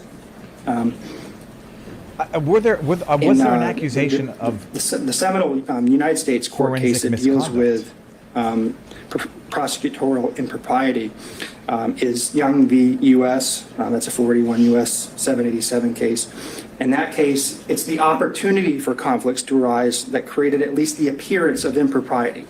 And that's the case that requires that the prosecutor be disinterested. Since a scheme injecting a personal interest, financial or otherwise, into the enforcement process may bring irrelevant and impermissible factors into the prosecutorial decision. Now, there are a number of Georgia cases that sort of repeat that theme. Reeves v. State, 231, Georgia Appellate 22, that's a 1998 case, stated a potential conflict of interest existed and the appearance of impropriety existed. Davenport v. State, 157, Georgia Appellate 704, that's a 1981 case. That was decided 7 years before Williams. When there is at least the appearance of impropriety, a defendant is denied fundamental fairness in the state's prosecution of the charges against him or her. There are also rules that govern prosecutors. Lawyers in general are bound to preserve and avoid even the appearance of impropriety. That's Brown v. State, 256, Georgia Appellate 603, 2002. Head v. State. A prosecutor's close personal relationship with the victim in a case may create at least the appearance of a prosecution unfairly based on private interest rather than one properly based on vindication of public interest. ABA Criminal Justice Standards for the Prosecution Function, Standard 3.1.2c. A prosecutor should avoid appearance of impropriety in performing the prosecution function. 3-1.7f. The prosecutor should not permit the prosecutor's professional judgment or obligations to be affected by the prosecutor's personal, political, financial, professional, business, property, or other interests or relationships. So the rules that govern her in her own profession say that this is wrong. This is going to be very boring because it's just going to be case law. Then they're going to get into the evidence. The appearance of unfairness towards these defendants by setting up a relationship, a prosecutorial relationship with her boyfriend that she'd been dating for 2 years, according to the testimony. Closing arguments. So he's before I arguing move, the law. Your Honor, to the specific facts. I now asked, get to some, what's personal interest, and I think, get to some frankly, fact as I was trying to figure this out, I think you know it when you see it. It's just like in the concurrence in Jacobellis versus State of Ohio, the Supreme Court case from 1964, Justice Stewart, in his concurrent opinion, said, "I know it when I see it," talking about obscenity. I think you know it when you see it. I think there's enough facts in front of you that you know it when you see it. And not tangible enough. Just go with some hard so facts. I think that the governing Vacations, principle lying helps about it. enlighten some of the facts here. And also, I think it's not just financial. In McLaughlin v. State, I think the court's very familiar with that case, 295, Georgia 609, 2014. The Supreme Court essentially said that because the acting DA had become a witness in the case and developed a personal interest in the case due to his daughter's relationship with the victim, that he was disqualified. That's the victim, not with co-counsel. Because he was disqualified, his entire office was disqualified. The judge is going to make the decision. Your Honor. It's not a good case. My role is 20 minutes, so I've got about 8 minutes left. So why the relationship, why did we spend so much time on a relationship between these two people? We frankly couldn't care less if they had a personal relationship outside of work. That is not what the issue is here. The issue is that they began this relationship in 2019. They were dating for 2 years, and then she awarded him a contract where public money, either from Fulton County or the state of Georgia, ended up in his pockets. That decision alone was improper. Ended up in hers. But what's even more improper is that then she and he used that money to go on personal vacations and trips. If Your Honor will remember, Exhibits 9, 11, and 12 dealt with the expenditures by Wade on trips. If you do the math on that, if you look at what he spent, and then you look at the testimony about what was paid back by Willis, because the cash reimbursement theory, I'll talk about in a second, but if you do the math on what he actually paid for and what they testified she paid back in cash, you still have $10,000? Over $9,200. $9,200 and $9,247 to be exact. I'm not sure I'm loving this delivery here, but in their testimony. That's if she paid him back. It was still $10,000 difference on benefit gifts. There was no mention of cash in Mr. Wade's affidavit when the best and first opportunity to raise that issue would have come up is when the state filed their response in his affidavit. That is nowhere to be found in there. The first time we heard about cash was here in this courtroom. And so I think she's received a personal financial benefit of over $9,200 in this case that she can't even account if for, she and paid the him back. state can't account for it. And the reason we can't account for it is because they came up with a cash theory. Yeah. Cash theory only Before we raises. get into that, let me ask you this. Let's say they couldn't have, let's say the theory wasn't even there that they had repaid him, paid it back, or that there'd been any exchange. Should there first be a consideration of a materiality requirement? No. Have you seen that in this jurisdiction? Or, well, it's not in this jurisdiction. Have you seen that in any other jurisdiction? I haven't seen that, Judge. And if it was $6, that would still be improper. Would it be improper where it's a per se disqualification if someone, buys their boss a stick of gum? Is that per se disqualifying because there's no materiality requirement? Well, no, I don't disagree that it may not meet a materiality requirement, but it's a personal benefit. I won't say that giving a pack of gum is just justification for disqualifying a district attorney. I think that's part of the issue, Judge. I think it's a fact-based inquiry by you. Contextually material. But I think the continuum involves you looking at whether or not, in the grand scheme of things, it violates the Constitution, and whether or not there's an appearance of a conflict, and the appearance suggests that she actually received a benefit, and we know that she did. They admitted it. We don't have to speculate about that. They said that she said she got a benefit, and she said she paid back certain amounts. In that regard, Your Honor, I don't know. Would $100 be enough? Would $200 be enough? Depends on the context. I think you have to look at it globally and consider all of the witnesses, consider all of the facts, consider the credibility of the witnesses. Frankly, I mean, Your Honor sat here and watched everybody, so I haven't spent a lot of time going into the specific testimony because Your Honor is well aware of it. Yeah, he's but not you get to outlining the evaluate facts. the credibility of the witnesses as a fact finder, and. Okay, this is I'm bored, and Just from a legal perspective, admittedly though, you're saying we can't just say dollar amount, look no further. There has to be a totality of the circumstances analysis. He's trying to help him, like the judge is asking him. I think it's yes, fact-specific, Judge. I don't really want you to pin me down on that because there's no law on it. I can't give you a straight answer because I haven't seen anything. He like wants that. you to tell him it's the And I think totality. if we build a materiality requirement into the case law, then you're down a slippery slope then, because then it's going to be the appellate courts are going to be deciding, well, is $50 enough? Is $100 enough? He gave you the answer, So I think, Merchant. It's not necessarily it's the totality, amount of the money. contextual. It's the fact that she received it, and it's not insignificant. And I don't think your order has to say because she received $9,200, she's disqualified.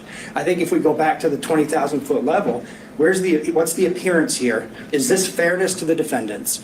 Does it appear that she is interested in this prosecution, or does it appear that she's disinterested? She took the stand. You can tell she's not a disinterested person when it comes to this proceeding, but we also argue she's not a disinterested person when it comes to the prosecution as a whole.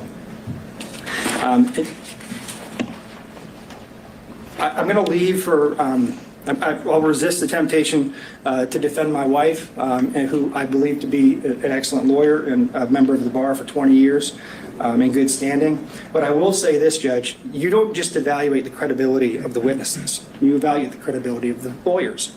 And Mr. Abadi stood up here in open court in front of national news and the national public and called her a liar.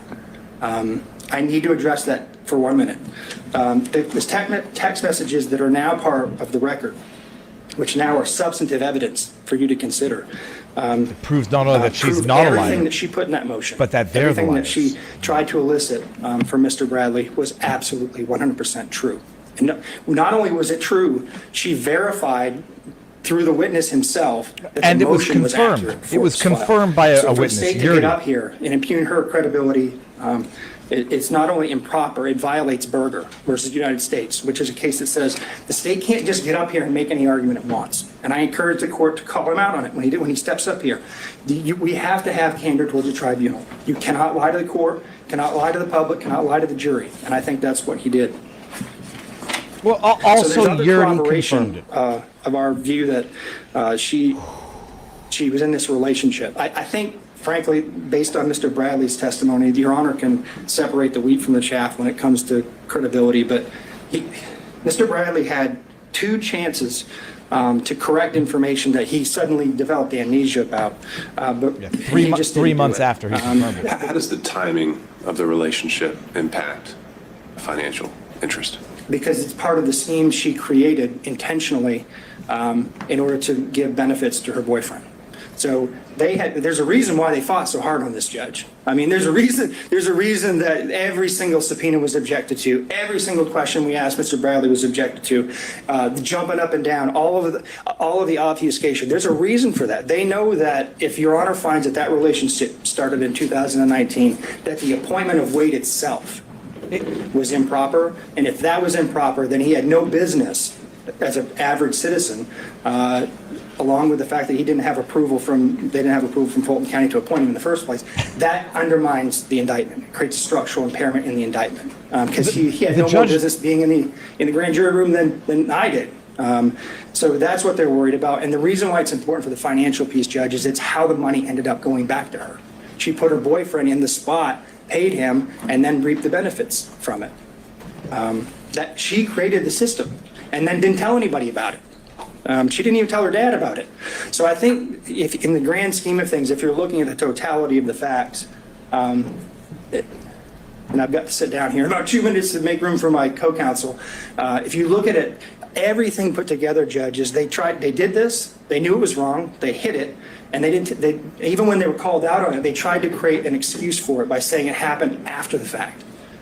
We know now from the testimony, Ms. Yeri confirmed that Mr. Bradley, his text messages were accurate, not his court testimony, but that fact was accurate. The motion is accurate. And so also I do want to point out there's no paper trail here for the cash. I know that this was I know she and her father both testified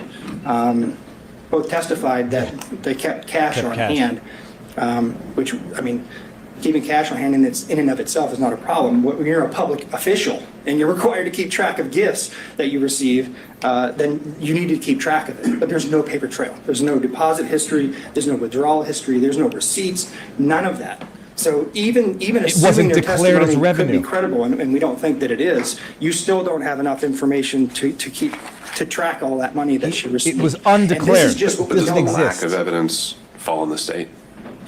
Does the lack of evidence fall on the state? Isn't that where burdens come in? Yeah, they did.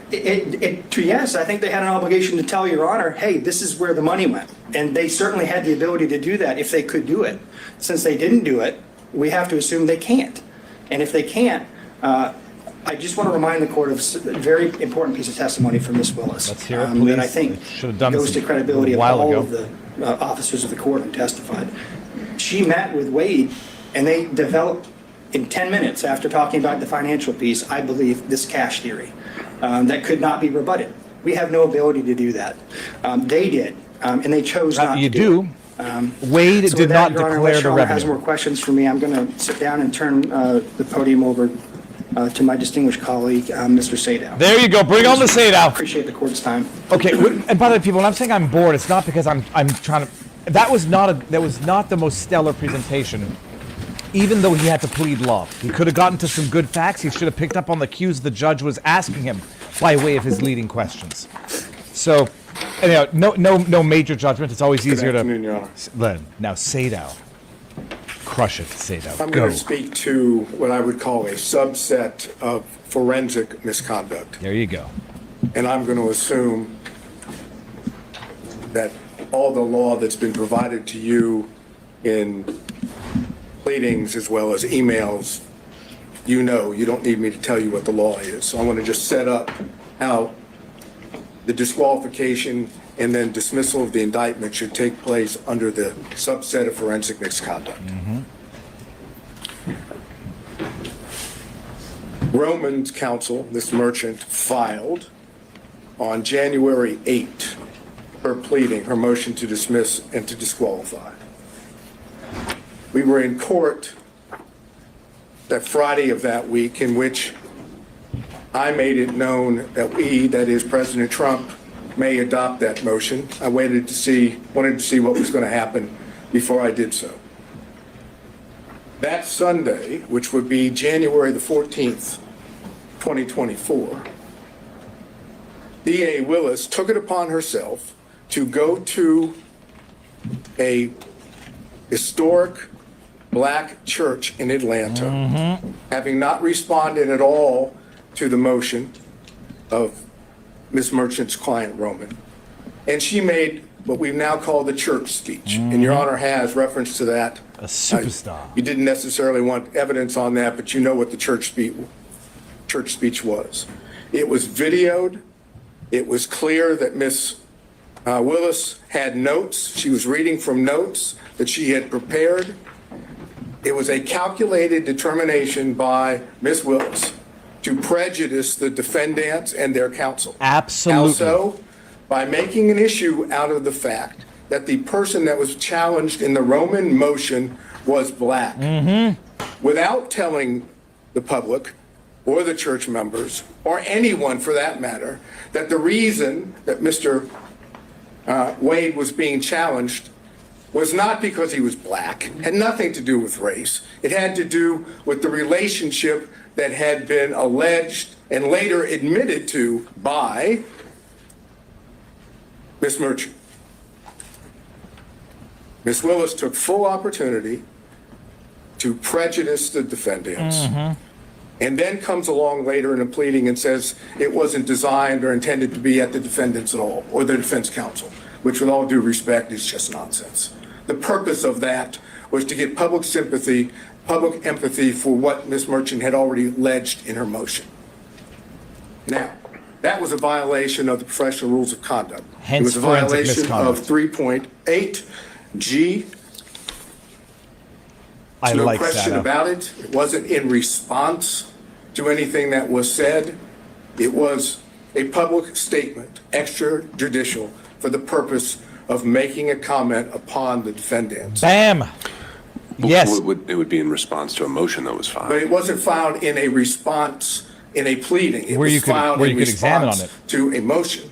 And the motion were allegations made. If Ms. Willis wanted to respond at that point, she could have said under oath the facts of the matter. Instead, she misstated what the situation was, took advantage of the opportunity, an ethical violation, and the ethical violation makes it clear that you must refrain from making extrajudicial comments that have a substantial likelihood of heightening public condemnation of the accused. Can you think of anything more that would heighten public condemnation of the defendants than calling them racist, alleging that defense counsel and the defendants were making their motion based on race and religion? That's as bad as it gets in Fulton County, with all due respect. That's exactly what Ms. Willis wanted done. Testify, Saga. And remember, the state still had not responded.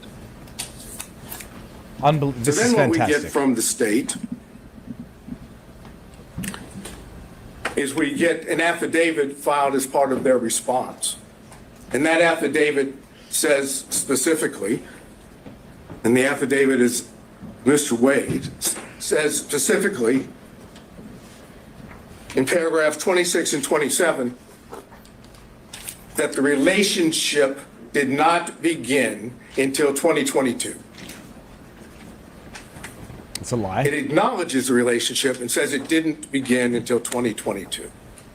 And the pleading that's filed, the state's pleading in response, indicates not exactly that, but it says there was no relationship as of November 1 of 2021, and that's on page 7. So now we know that timing is the issue, because Ms. Merchant made it clear that we alleged and had evidence that indicated the timing was before Mr. Wade was hired, not after. So the state now has filed an affidavit and a pleading that claims post-hiring into 2022. But pre-renegotiation. Willis testify to the same thing under oath. Now, Ms. Yerty says it began in 2019. Why would she know?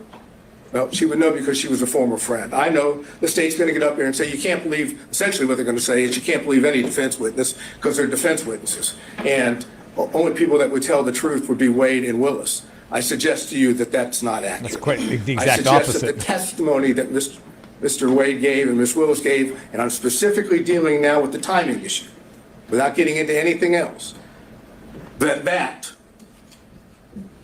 brought forth a true concern about their truthfulness in being what is required of a lawyer in this state, which is candor toward the tribunal.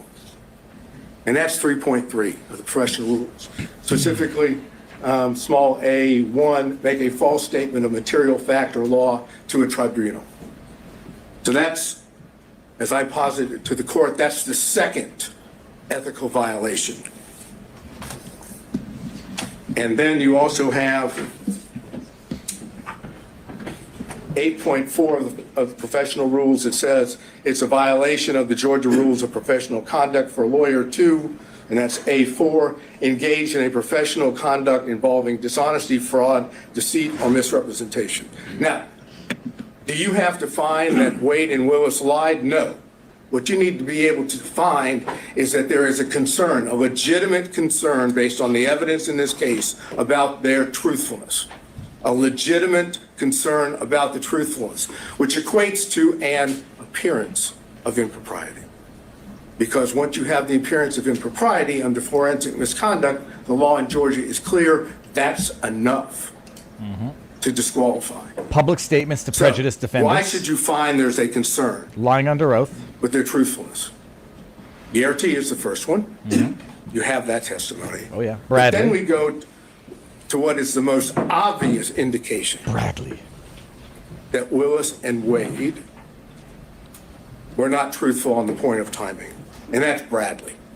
Defense Exhibit 26 came into evidence. Defense Exhibit 26 comes in and says, and you know I went into this the last hearing. Let me see what that looks like. It says, those look like text messages. That on January the 5th, 2024, at approximately 9:49 a.m., there's text messages that are exchanged between Ms. Merchant and Mr. Bradley. And the text messages go like, just date, and that's from Ms. Merchant. Ms. Merchant says, do you think it started before she hired him? Absolutely. Bradley, who we now know from Defense Exhibit 39, has been texting with Ms. Merchant for a number of months. This is not the first time. Absolutely. This is months within the communications between the two. Mr. Bradley says, absolutely.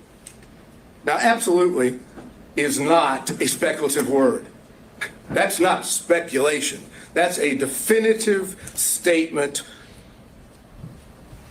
And Bradley then, unprompted, says this. They met at the municipal CLE. It started when she left the DA's office and was a judge in South Fulton. It goes on, Ms. Merchant says, she liked it started when she left the DA's office. This is so good. With the appropriate emoji or whatever one would call it to say it was like. This is old And man then talk. Mr. Bradley said they met at the municipal court CLE conference. Again, unprompted. He's now definitively telling Ms. Merchant when this relationship started. No speculation. None. Ms. Merchant says, that's what I figured when he was married. And then Ms. Merchant says, and we're now talking about a couple hours later, she texts and says, upon information and relief, Willis and Wade met while both were serving as magistrate judges and began a romantic relationship at that time. Looks good. And Mr. Bradley responds, no, municipal court. Thank you. Doesn't say it didn't start then. He doesn't suggest that she's wrong, other than magistrate court municipal. Now we have that, and it's in evidence. And what does Bradley do? He gets amnesia. He knows that he's put himself in a position that if he testifies truthfully on the witness stand, Your Honor is in a position to be able to find, if you choose to, that both Willis and Wade lied. So what does Bradley do? Look, He you are an forgets. assistant U.S. attorney. You know how this works when you have witnesses in this situation. Mr. Bradley did everything he could possibly do to evade answering questions. No recollection, couldn't remember, it was speculation. Anything he could possibly say that would cause, Your Honor, not to believe that Bradley knew when this relationship started. I suggest They're lying. They're lying. clear-cut lies. And the truth shall is set in them free. Defense Exhibit 26. And so if we take that view, that he thoroughly impeached himself, that he did not give truthful conduct, Why would I believe his texts? what's left standing? Generally, you would see someone who's impeached, perhaps we have some kind of core that you could point back to and say, that's the time he was telling the truth. In these text messages, Why would I is believe it his ever texts? definitively shown how he knew this and that he actually did know it, other than in just a assertion outright? Absolutely.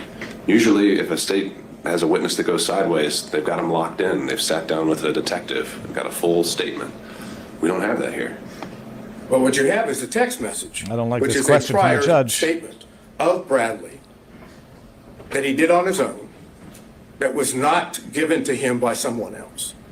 The only thing that the court has just noted is, how do we know he wasn't speculating? Because you don't have to accept the fact that he wasn't speculating. The cases that I provided, I think by email yesterday, the first dealing with that, you can disbelieve that testimony and draw a negative inference. That's the Ferguson case. On Lee, the other case, you can simply take the prior inconsistent statement as substantive evidence. It has the same value. And that's what I'm asking you to do, to take what was the unprompted statement in Defense Exhibit 26 of Bradley and take that on its face value, that is an indication that Bradley in fact knew and had said he did. If you accept that,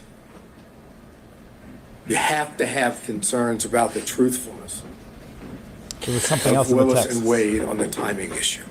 And I don't know if this is something maybe one of your co-counsel were going to address as well. We heard about kind of the law that applies, how we're outside kind of the orbit of the core of cases we're used to dealing with here, where it deals with side switching or where someone is in the relationship, the client relationship. The proposition you're putting forward now is that if a representative of the state, the lead prosecutor, the district attorney themselves, says something that's untruthful on the record, that is something that immediately has to be proactively policed by the trial court. Is basically what I'm getting at is, where in the law do we find the remedy to an untruthful statement? Generally, we send you down the street to the bar, right? And that's why I gave you the cases of Registe and Edwards yesterday. While those aren't prosecutorial cases or dealing with prosecutors, they deal with counsel. And in both those cases, the trial judge found ethical violations on the part of defense counsel. He better get to or the next text in the ethical thread. violations. Went through the ethical violations and said, based on that, you're disqualified. You cannot be the attorney of record in this case. What's good for the goose is good for the gander. If defense counsel can be kicked off of a case because of ethical violations, I suggest the same thing can happen for prosecutors when the ethical violations deal with truthfulness, candor to the court, extrajudicial statements. Those are the things that this court can rely upon and say, based on those, again, I find an appearance of impropriety. Where would be the limiting principle? The district attorney signs every indictment assigned to this courtroom. He better get to the Yeah, text I mean, she's messages off every afterwards. case. I'm going to No, tweet it this would out. be when the, If I found that she's untruthful, is that what you're kind of suggesting? you don't have to find, again, I'm not saying you have to find she was untruthful or that Wade was untruthful. You don't have to make a finding of fact that they lied. All you have to do is make a finding of fact that you have genuine, legitimate concerns about their credibility, about their truthfulness. And once you find that, then you can apply Registe and Edwards. Well, but it's the same principle, though. If I have genuine concerns about her truthfulness on a particular occasion, how do those not spill over into every criminal case a district attorney brings? Well, it's because she testified under oath, and so did Mr. Wade. They didn't have to testify falsely. They could have testified truthfully. They could have indicated that the relationship, the timing was in fact before Mr. Wade was hired. They chose not to. And in that sense, that dishonesty, that constitutes a violation of their ethical responsibilities. This is not signing an indictment. This is not filing a pleading in which both sides have their own positions. This is a requirement that every witness has to tell the truth under oath. And if they don't tell the truth under oath, or there's a significant concern about their credibility, driving me And crazy. they're violating their ethical rules. The next and as text anyone will in the tell thread. you, as Your Honor already knew from when you were a prosecutor, prosecutors are held to a higher standard. They're the ones that are supposed to be seeking justice. They don't have a particular, they're supposed to be disinterested. When you have the lead prosecutor and the DA giving what I suggest to you is untruthful testimony based on what Yerty has said, based on what Bradley said in his text, based on the whole way it was presented to you. Bradley didn't want to testify. He first came up with his attorney-client privilege thing on that. Then the doctor's And Your Honor appointments. was, fortunately, went into that. And then when Bradley knew he had to testify about it, you saw what happened. You can draw the inference, as I've suggested on Bradley, that what he said in the text message, Defense Exhibit 26, is true. The relationship in fact started prior to November 1st of 2021, that Yerty says that, and now, without getting into any detail, the cell phone records. The cell phone records show that What's the during next that period text? of time from, let's say, April 1 of 2021 to November 30th of 2021, that there was a considerable number, 35 or more occasions where it appeared that, based on the records, that Mr. Wade was down in the area where Ms. Willis was staying in Yerty's apartment. But more important is there are two occasions, and the state has not challenged those. There are two occasions where the records reflect that it appears Mr. Wade spent the night at that apartment. The state may say, we don't accept that, but they didn't challenge it. And even when they brought forth what they brought forth today, supplemental 2 and 3, they didn't challenge it again. So what does that suggest? That's corroborating evidence of what Yerty Those were had the next said, two of texts. what Bradley said in his text message. It's also impeachment evidence as to what Wade and Willis said about how many times. Is that a significant, in terms of just the times? Didn't Mr. Wade testify that he was there at least 10 times during that time frame? You've now found 35. Well, minimum of 35. Okay. But never overnight. He said he never spent overnight. Put that to the side, though, just in terms of the fact that he did say he'd been over there, that he'd visited the place. He just lied about the amount. And I would presume he wasn't obviously keeping a very good accounting of it, but that wasn't something that was entirely. I think the judges. If you're asking me, do we win on the point that he said more than 10 or around 10 and we say 35, do we win on that point? No. Okay. It's not determined. The overnight rate might raise some more concerns. Understood? Yeah, it does. And that's the reason why we highlighted it in the affidavit of Mr. Middlestadt, because that is suggestive that they were not being honest to the court. So then, how much time have I used? Keep going. Just keep going, Sato. Have I? I'm letting them use the hook. So, suggestive. Again, raising issues. I'm wondering about burden. Is it we're dealing with a preponderance standard? We are dealing with a preponderance standard, and it's our burden. Yeah. No question about that. So does suggestive get us there?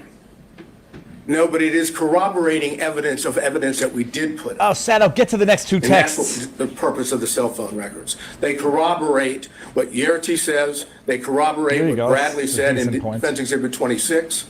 And they confirm that they were lying or evading. And they impeach, to that extent, Wade and Willis's testimony. So if you find by a preponderance of the evidence, so I can finish this up, if you find by a preponderance of the evidence that what I call subset of forensic misconduct, ethical violations, has been shown, and that there is a significant and legitimate concern about the truthfulness of Wade and Willis, they're disqualified. Now, obviously, factual findings are yours, but the law allows you to do that. You don't have to do it through an actual conflict. It compels That's him to the do other it. side of the equation. And that's what I've argued, and I think that's what Mr. Gibbons can argue. The next text. Before I let you go, though, this is an interesting classification. You're saying forensic conduct isn't just commenting publicly about the case indicating guilt. You're saying forensic conduct is just anything a district attorney says. No, anything improper they do to compromise. That forensic misconduct as a subset of that would include violations, ethical violations, which impact the ability of the defendants to get a fair trial, as well as impact the court's ability to have faith that the prosecutors, these two prosecutors, are acting in good faith in their own conduct. Same idea dealing with, as I said, defense counsel in the two cases I mentioned.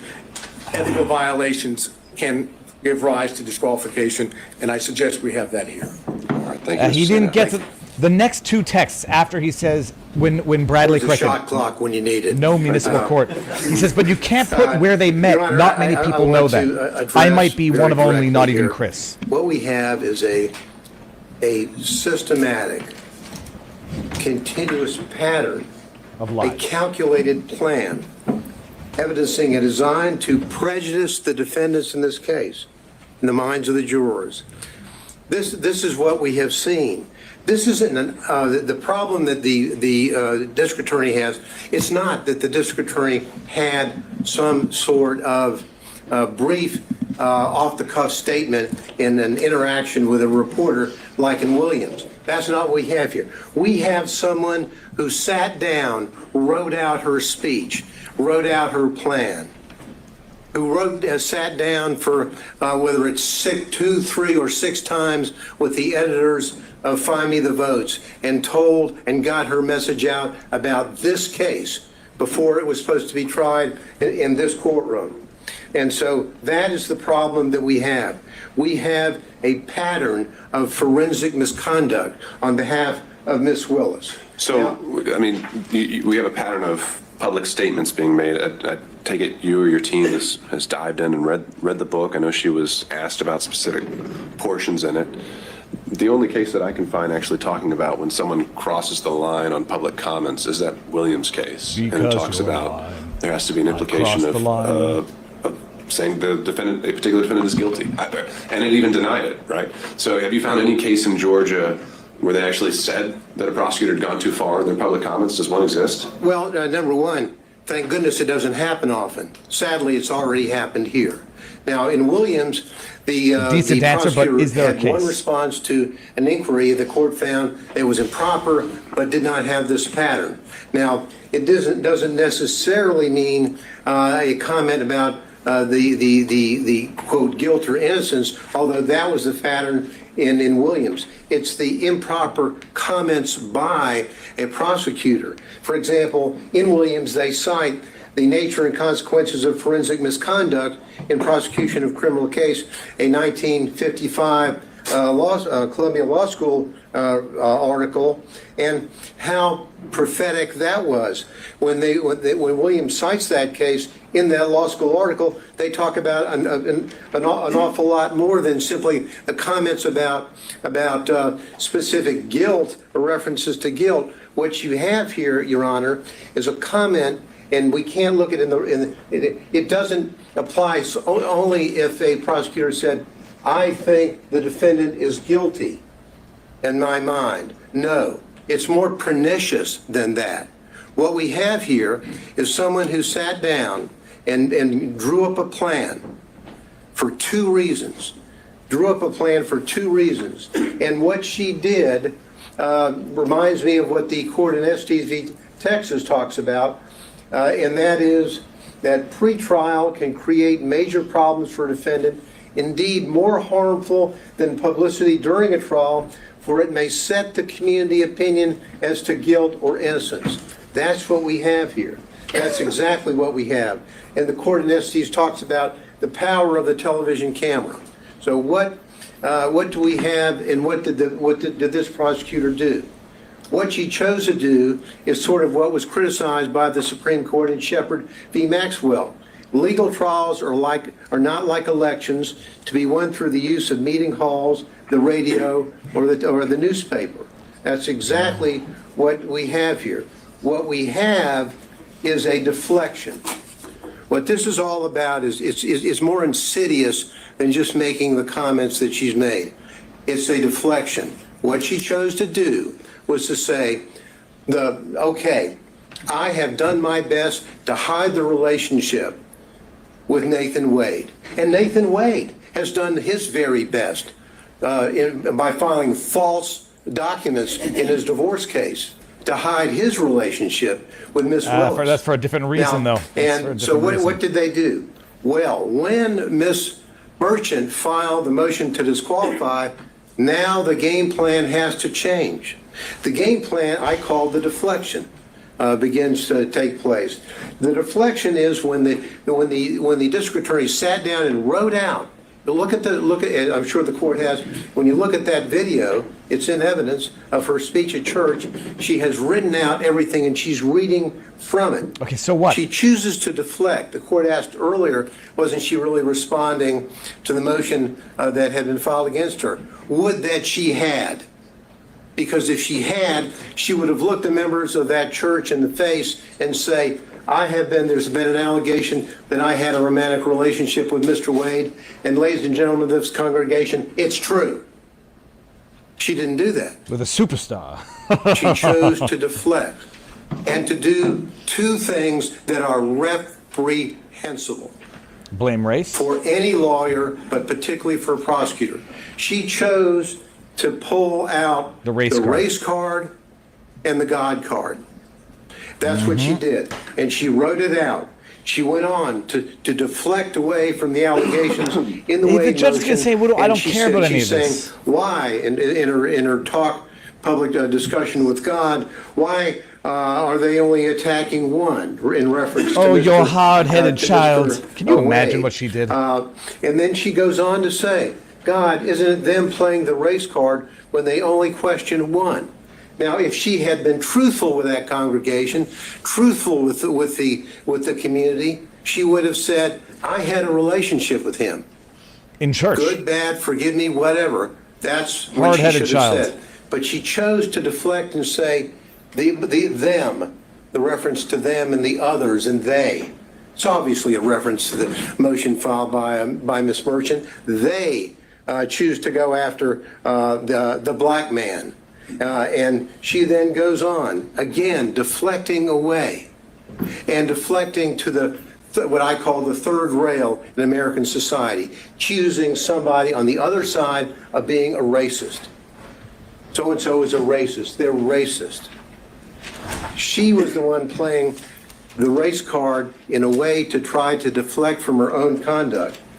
So that's she goes forensic on to say misconduct. That's the accusation. Discussions with the Lord, God, is it that some will never see a black man as qualified, no matter his achievements? Never prosecuted a felony. What is she saying? The listener is not necessarily in that audience in that church. The listener is at Fulton County. The potential jurors who will come into a courtroom and say whether or not they can fairly judge the evidence or judge the defense in this case.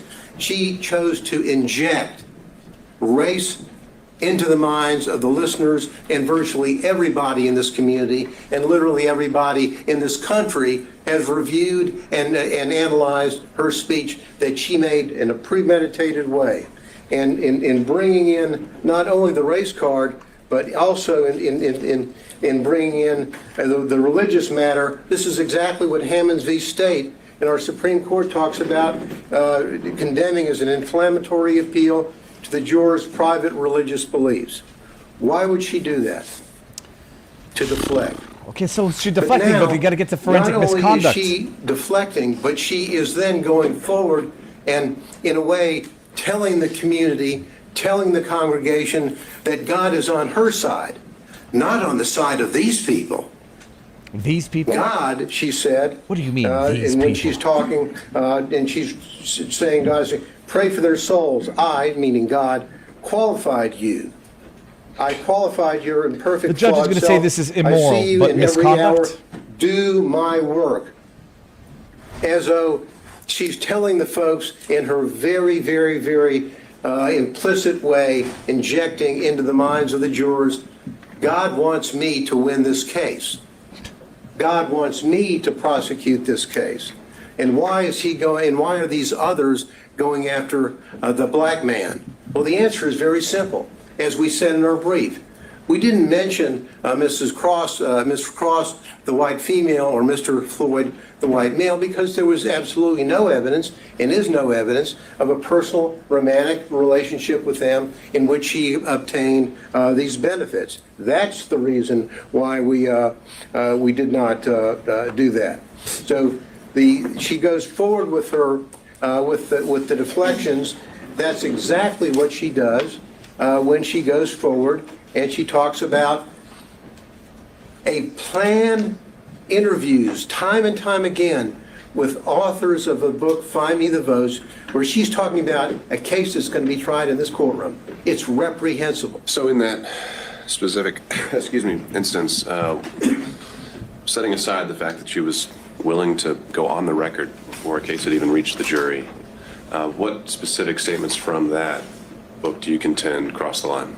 Well, for example, she's saying, she goes on to talk about all the calls that she gets from people calling her racial terms. All the calls are racist. What she's trying to do, and I think there's a reference in there to MAGA people, whatever.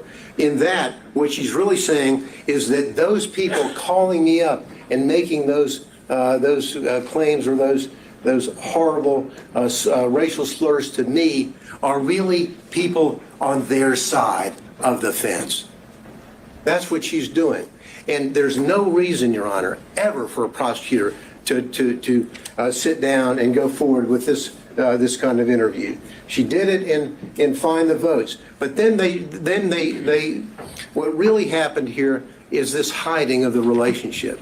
Because in hiding the relationship, they have done such a good job. Mr. Wade filed false documents in his divorce case when on May the 23rd, May of 2023, talking about, have you ever had sexual relations with a person during the course of the marriage or including the period of separation? He's still married.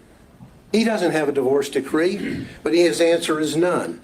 Then he's asked whether or not, on any occasions, he's entertained or been entertained by someone, a woman, a member of the opposite sex, in this case a woman, from the date of the marriage to the present, talking about place and time and all that. What is the answer? None. Why does he do that? He does that because he doesn't want to tell about the relationship that he has with Miss Willis and the benefits that he has gotten and that he gave to her. That's exact. And what these answers are absolutely reprehensible. That a member of the State Bar of Georgia would file these answers that are inaccurate. What does Miss Wade do? Miss Willis do? Miss Willis, on her financial report, on whether or not she has gotten anything of $100 or more in value from a prohibited source. The court asked earlier about what a threshold might be. Well, for the financial report, it's $100. Sorry, That's I've been on it. mute. She doesn't It's a little all over the any place. of all of the benefits that she received from Mr. Wade, all the trips, all the entertainment, all the 3 nights in the luxury suite in Aruba, all of that. None of that is here. And they say, oh, well, maybe it all balanced out, even though I can't prove it she paid with him the back. cash. Well, that's like saying, did I give the court a Christmas present? Well, maybe I gave the court a Christmas present, and the court gave me one back. The court has to fill out a form whether you got a Christmas present from anybody. You say, I got one from Mr. Gillen. You don't say, nah, well, I gave him one back, so it really evens out. They're false It's a reports. decent point. And because they're false, what they had to do is they had to say, uh-oh, Miss Merchant has caught us. And so what we're going to do is we're going to get, in our response, we're going to get Mr. Wade to file a false declaration, which he does. His declaration in this case is false. And the evidence showing that that is false as it relates to the timing, and the court asked earlier, why does it matter, if the relationship was before or after November 1, 2021? The answer is they think it's important, and frankly, I do too. Because when she's hiring somebody and she's not telling the people who are going to be paying the tab up to $700,000, hey, I just hired my boyfriend who's taking me on trip to the Caribbean and taking me down to Aruba and taking me to California. Hope you don't mind. No disclosure whatsoever. And the money flows off. But because they got caught, they then commit what I think is an additional component of forensic misconduct, and that is fraud on this court. When they filed that affidavit, and now it's been proven, I think, beyond virtually any doubt, any doubt that the relationship occurred prior to November 1, 2021, and the benefits that were there. And we don't have to run around. And I love we've got all the records showing from Mr. Wade about the payment for these trips, for the cruises, for the flights, all this stuff. What's the only way is they sat around and met together before they testified and came up with their story. What's the only way that they can save themselves? Pay no attention to the records. Pay no attention to the airlines and to the flights and vacations and the cruises. I paid him back in cash. Show us your receipts. Don't Where have did you take cash out of the bank? Didn't deposit it. Never. I don't have any. Well, show us the deposits that he had. Well, don't have any. Never. We don't have any. What we have here is a fraud on this court, which has been shown, I think, overwhelmingly by the evidence and overwhelmingly through not only the testimony of Yurdi, the testimony of the emails and the text from Mr. Bradley to Ms. Merchant, as well as all the documents that they had no answer to other than the just trust me, I gave him money, it evaporated, I don't know where it came from, and he doesn't know what he did with it. Just please trust us and believe us because it's our only way out of the trap that they set for themselves. These people, sadly, and I hate to say, as the court knows, I was a prosecutor for about 3.5 million years, it seems, in the federal building, and I was an assistant DA beforehand. Prosecutors don't act like this. Lawyers don't act like this. Criminals act like that. These people, Your Honor, is a systematic misconduct, and they need to go. Oh, Thank you. Okay, good, but they're missing two big points.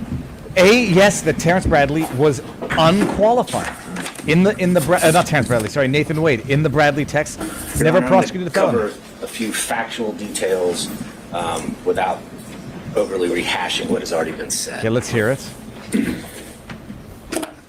During the pendency of this investigation in this case, Mr. Wade and Ms. Willis basically lived Robin Leach's lifestyle of the rich and famous. And they did this riding on the backs of the defendants in this case, funded by the taxpayers of Fulton County and the state of Georgia, with the money that was paid to Mr. Wade through the contract that Ms. Willis got him.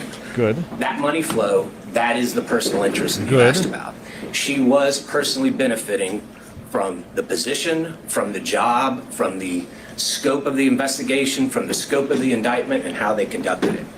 And we know this, we know from the records that have been submitted before the court that Mr. Wade paid at least $17,095 towards this relationship. That does not even include the various dinners, the day trips that both Wade and Willis admitted to. So that number is likely even higher. We know from the documents that Ms. Willis only paid $1,394 for an airline ticket. We know from Ms. Yurdi, who was pretty much uncontested, there was no evidence presented by the state disputing her time frame, that relationship started in 2019. She saw them kissing, she saw them hugging. This is good. Now, fact-based, evidence-based whether or not they had testimony. sex before January of 2022, I do not know.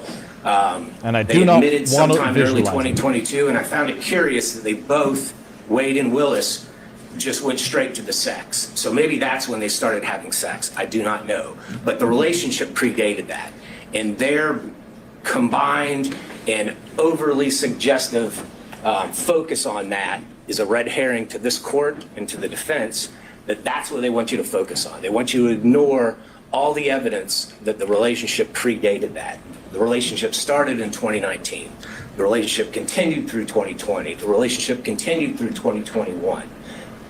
Looking at the cell phone communications, just in the first 11 months of 2021, over 2,000 calls, almost 9,800 texts.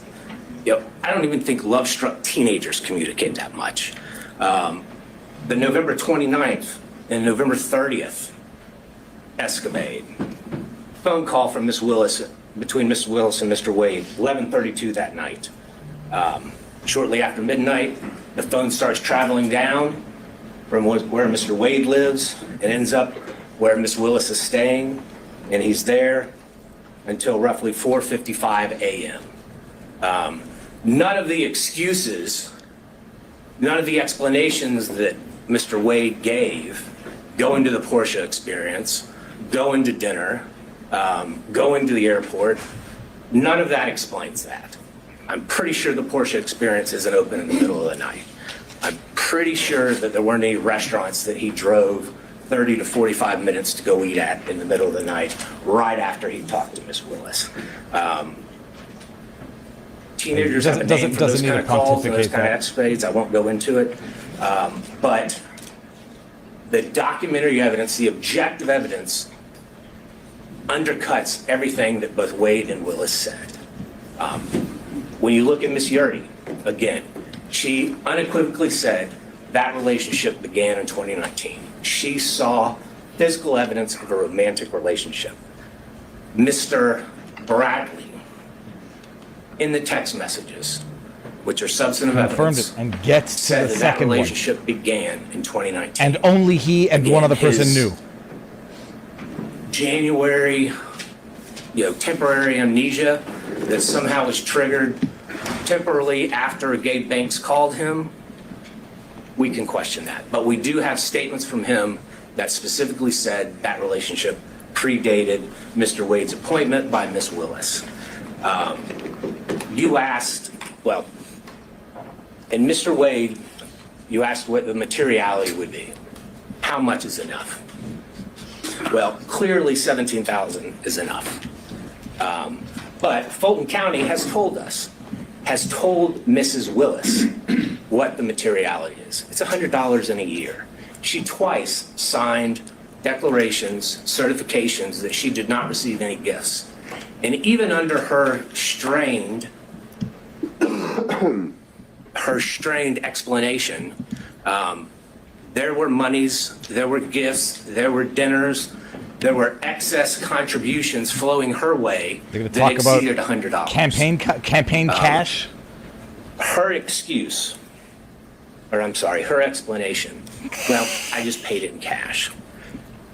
That just does not stand to reason. It does not hold up to the light of truth. Anyone that has ever been in a money laundering trial, a forfeiture trial, if that's the explanation we give the state, they laugh. Oh, I just gave cash. I have no records for it. I have no source for it. The only thing that she could say that was a source for the money, because at times she said she was down to $500 to $1,000. The only explanation she had is, sometimes I go to Publix and I may get an extra $50. That shows up on your debit card or your credit card. Did they bring those records in? No. Did they bring her bank accounts in? No. Did they bring any documentary evidence in? No, they did not. And why is that important, Judge? Yes, the burden is ours. But under OCGA 24-14-22, if a party has evidence in such party's power and within such party's reach, by which he or she may repel a claim, and they had that power, Ms. Willis had that power, Mr. Wade had that power, that they can repel the claim that we have made against them, but they admit to produce it, or if they produce weaker evidence, then you, as the fact finder, Judge, it is in your power to disregard that, and a presumption arises that that documentary evidence that is in their possession that they failed to produce supports our claim. And that is something that the state relies on regularly in criminal trials. And that is something that the court should rely on in this case when formulating its factual findings. And we know that both Mr. Wade and Ms. Willis have some difficulty expressing the truth when it comes to their relationship in these cases. We know Mr. Wade lied in his interrogatories multiple times. We know Ms. Willis falsely certified that she hadn't received any gifts from anybody. And Mr. Wade clearly was a prohibited source. He was someone doing business with Fulton County. Anything over $100 in a year, she had to put down, and she put zero. And It defies imagination that she could somehow forget about all these trips, all these dinners, all these day trips, and not put that money down. You had asked, I think it was Mr. Gillen, did she say in that church speech or anywhere else that the defendants were guilty? And I think she did in that church speech. She said in that church speech, and she was talking about a conversation that she apparently had with God, talking about herself. She said, this leader has a trial conviction rate of 95%. She said, the trial team this leader put together has a conviction rate of 95%. I do not see how anyone, and I think that was purposefully intended by Ms. Willis, I do not see how anyone can listen to those two statements and not take that Ms. Willis is telling everyone in that church and everyone that's going to hear that in the media afterwards that these defendants are guilty. That is what she was saying. She is a prosecutor. She's familiar with the U.S. v. Berger. Every single attorney that's ever been a prosecutor is familiar with the dictates of that U.S. Supreme Court case. That is a foul blow. That is improper, and she violated pretty much every tenet a prosecutor must abide by to seek truth and justice in a particular case. So, Judge, when you're looking at this, the uncontroverted evidence shows that they had a relationship prior. The uncontroverted evidence shows that Mr. Wade lavishly spent on Ms. Willis. The uncontroverted evidence shows that the money that he was spending on Ms. Willis came from this contract that he had. And I'm not just talking about the contract as a special prosecutor, but there's also those other questionable contracts that no matter whom his partner seemed to be, they also got. There is a direct financial benefit that Ms. Willis received from this. And Judge, looking back at what Judge McBurney said, if merely hosting a fundraiser for a political opponent of a putative defendant creates not only the appearance but an actual conflict, then what Ms. Willis has done since then in this case creates an actual conflict. But again, as prior counsel has stated, we only need to show the appearance of a conflict. And we have done that by a preponderance of the evidence. In fact, I believe we've shown an actual conflict. But nonetheless, the result should be that Ms. Willis and her office should be disqualified from this case. We still have a few more minutes. I think Mr. Cromwell may have something to say. Thank you, Your Honor. Thank you.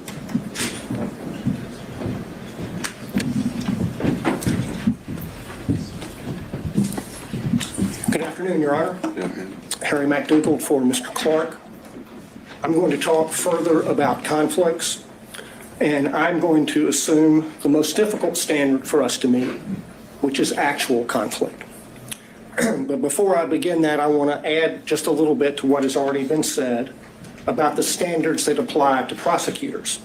Our appellate courts have said often the administration of the law, and especially that of the criminal law, should, like Caesar's wife, be above suspicion and should be free from all temptation, bias, or prejudice so far as it is possible for our courts to accomplish it.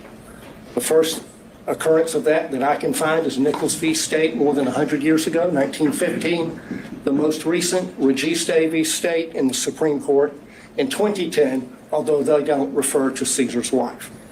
That requirement is also embedded in the prosecutor's statutory oath, 15-18-2, which requires impartially and without fear or favor discharge my duties as district attorney and take only my lawful compensation, so help me God.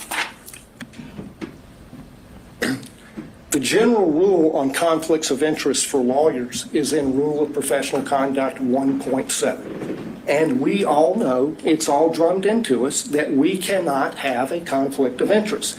And if we do, we have to withdraw or we will be disqualified. The basic idea is that a conflict of interest impairs the lawyer's independent professional judgment. That's the test of a conflict and whether it can be waived and whether it's disqualifying. And that conflict is not just financial. It can be any conflict that impairs your independent professional judgment, and you see that in McLaughlin v. Payne. The court asked what was a personal interest for purposes of disqualification. It's anything that impairs professional judgment.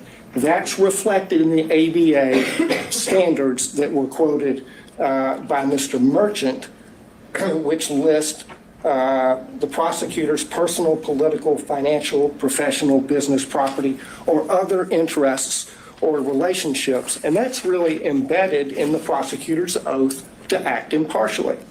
And the earlier disqualification order by Judge McBurney was based on political interests, not financial. What my colleagues have described as forensic misconduct is also cognizable as a conflict of interest based on that footnote in Williams' case. The root of all of the problems that we see in this court right now is a conflict of interest arising from their individual personal interests in perpetuating and concealing their relationship. That's the original sin from which all of the other problems flow. There are 6 different actual conflicts of interest in this case, any one of which warrants disqualification, but collectively, practically compel. First, the financial conflict that's already been covered. Second, the personal ambition, political ambition. Third, there's a dovetailed or complementary pattern probably the weakest of deceit and concealment of the relationship and the money. There you go. Fourth, the speech at the church. Fifth, the motion for protective order that the DA filed in Mr. Wade's divorce case. Sixth, the way the state has conducted the defense of this motion to disqualify, especially the hearing.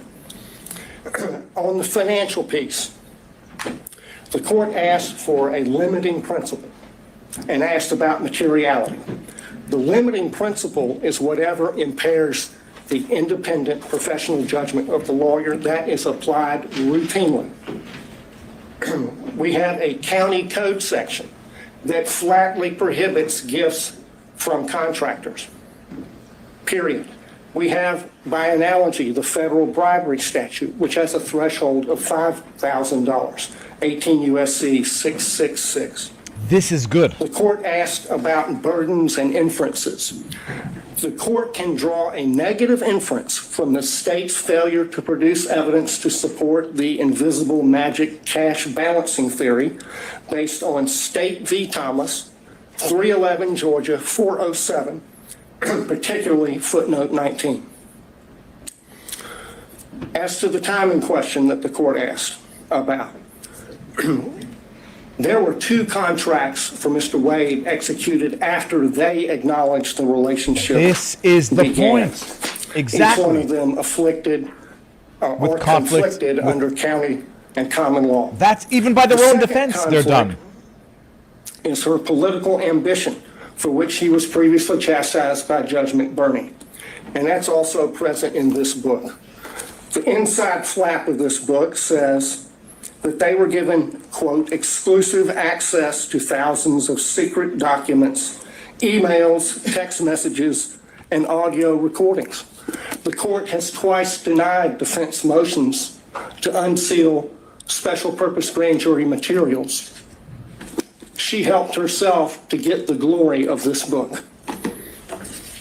I introduced certified copies of a number of county code sections. I'm not going to walk through those, but I'll tell you why they matter. The stack of law from the state constitution down to the county ordinances imposes a regime on the DA under which she has 3 obligations. She has to go to the county commission to get approval to pay him like she did. She cannot accept gifts from a prohibited source. She did. She has to disclose the gifts that she received. She didn't. She evaded all of those requirements. Section 2-69 of the county code prohibits gifts from prohibited sources, which he was. There is no boyfriend exception. The disclosure forms the evidence is sufficient for you to find that her disclosure form for 2022 is false and that it is a false writing. That's an actual conflict of interest between her duty, legal duty of disclosure, her legal duty of candor as a prosecutor, and her private and personal interests in concealing the relationship, concealing the gifts, and keeping the gravy train rolling for as long as possible. He went to the His part gravy in train. the pattern of concealment is a story you see in many divorce cases. The husband is hiding things from his wife. How much money he's making, the other woman, and what he's spending on the other woman. And he got on that stand, he lied in his interrogatories, and he got on the stand and he lied about lying in the interrogatories. And the lawyers for the DA's office, they just sat there and let him do it. They did nothing to correct obviously perjured testimony. In and of itself, that warrants disqualification of every one of them. The reason they lied and covered it up was to avoid the trouble they're in right now. That served their personal interests to the detriment of their public duties as prosecutors. The speech at the church. This is the best presentation why thus far. she did that. Mr. Gillen talked about that. Yeah, why? She did it to deflect attention from her own misconduct and that of Mr. Wade. Mm-hmm. She violated her public duty as a prosecutor to serve her personal interests and the personal interests of her boyfriend. That is a disqualifying conflict between her personal interests and her public duty that is actual, operational, and materialized, and it rests on undisputed facts. The next thing that she did that was a disqualifying conflict of interest was the emergency motion for protective order that she filed in the divorce. I filed a certified copy of that as Exhibit 37. She sought a protective order under the Apex Doctrine on the grounds that she's the DA. And the whole filing is expressly predicated on her status as DA. In fact, she never lets you forget it. She says it 27 times in 12 pages. In that filing, speaking as DA, she said, the circumstances, quote, suggest that defendant Joycelyn Wade is using the legal process to harass and embarrass District Attorney Willis, and in doing so is obstructing and interfering with an ongoing criminal investigation. That seems to be exactly what she was doing. In the prayer for relief on page 11, she asked for 6 months to, quote, complete a review of the filings in the instant case, investigate and depose relevant witnesses with regard to the interference and obstruction this motion contends. There's no sugarcoating it. That's a clear violation of Rule of Professional Conduct 3.4H, which prohibits lawyers from making threats of criminal prosecution to gain advantage in a civil case. This guy's 1,000% on fire. She abused her power. She abused her position to threaten her boyfriend's wife with criminal prosecution to gain advantage for herself and her boyfriend in her boyfriend's divorce.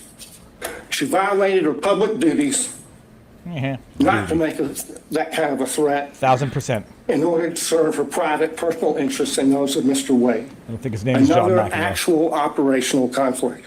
The last category is the conduct of the defense of this hearing.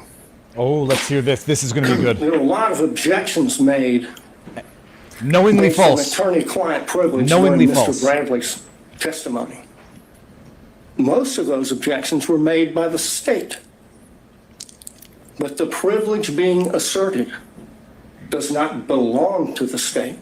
It belongs to Mr. Wade. Okay, let's hear this argument. That shows that the DA's office is serving the personal interests of the DA and Mr. Wade. That's an interesting in argument. carrying out further concealment and cover-up of their relationship, and not the cause of justice they are sworn to serve. That is a conflict of interest. That's an interesting argument. It's a continuation of the wrongful pattern of concealment and cover-up that they've engaged in since the beginning. But now they've enlisted the entire office in the enterprise. In the written response to the motion to disqualify, they said this, and I quote, "Should be absolutely clear, there is no evidence that D.A. Willis derived any financial benefit from Mr. Wade." That's on page 15. Flat out false. 10 lawyers in this case put their name on that, starting with the DA. So throw another log on the bonfire of conflicts of interest.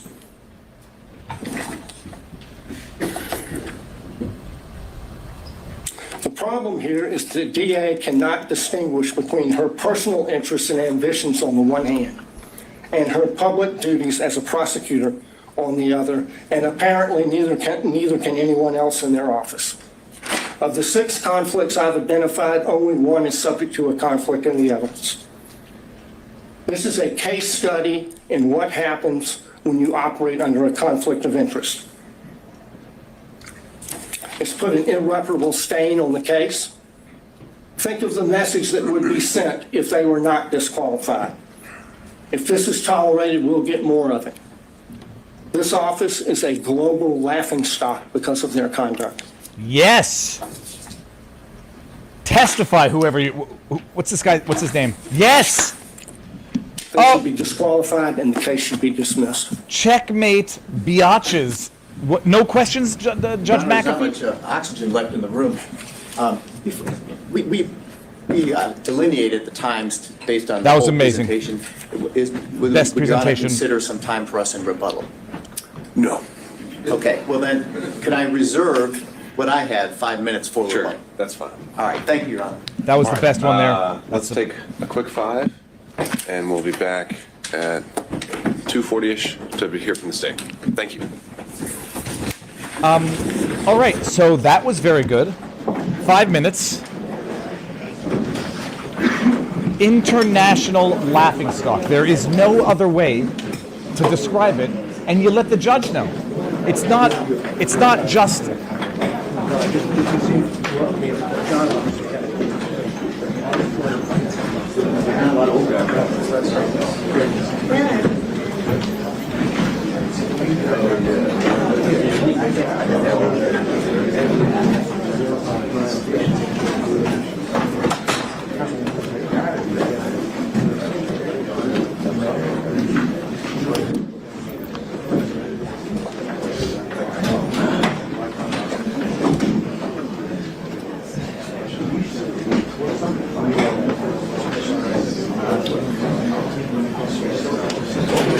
Okay, so we'll listen for some hot mic stuff.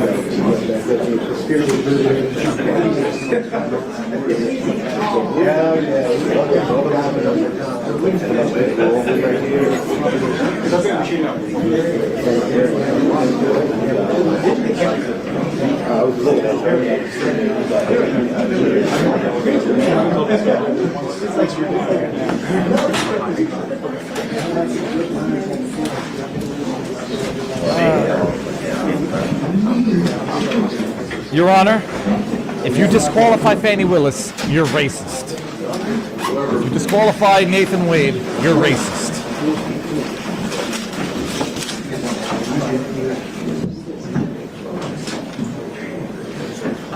Leticia is next. Oh, I can't wait to see if that happens. Can the DA office's lawyers be subject to RICO?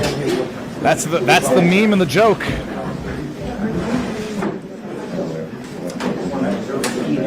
Okay, so they put it on mute. Okay, so I'll bring this off in the back now. So there is breaking news. Hold on one second. How long is the break? 5 minutes is what he said. And this judge has been good with actual 5 minutes. Let's read some super chats, shall we, while we're doing this? We're going to catch up. The judge is white, and the 3 perjurers who appeared in the case are black means the judge must walk on eggshells.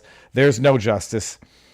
No, they got around that because the defense team which partook in the perjury, which partook in the filing of false affidavits, are white, so they can walk around that. Uncover the taint counsel. Then we've got Megan. This man is great. Thank you for the coverage, Megan. Thank you very much for the super chat and the fire and popcorn emojis. No one watching this can defend Fani. Libs are too lazy to watch. They will get their rage from what MSM tells them. All lies. Yeah, CNN. No one corroborated Ashley Merchant's allegations, except, witnesses. Sorry, I got that. All the best, Viva, from Q Fragger. Oh, the other one was from Bear Paw. Theophrastus, criminals and corrupt politicos always deal in cash. Alec Dalbin, Viva, real-time thoughts on which way the judge is leaning. Hold on. Oh, Fanny's entered. She got the dress on the right way. She got her flag right side up. I think the judge was giving them a bit of a harder time early on to show his impartiality. I'm not changing my prediction. The judge is disqualifying Fani Willis and Nathan Wade. I don't think he's dismissing the charges, but he's definitely exqualifying them. I'm going to do all of the Rumble rants afterwards and all of the locals' tips and questions. So, but dude, we can't not stare at Fani. Look at her, a superstar. Hey, how you doing? Hey, is it the same dress? Not that I judge people for wearing the same clothing all the time. VivaBarnesLaw.locals.com. Yeah, I'm pretty good on body language. She is neither confident nor happy. Why would she come only for the... Oh, who's that? Who's that? Is that was Nathan Wade. Was that Nathan Wade? This is more exciting than bird watching.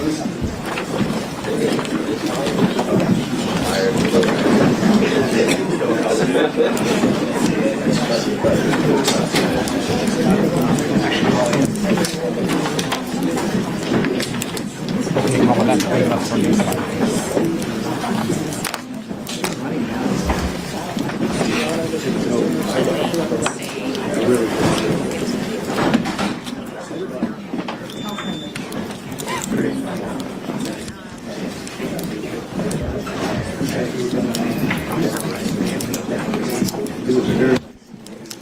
Okay, let's see. I'm just going to go post. Everyone.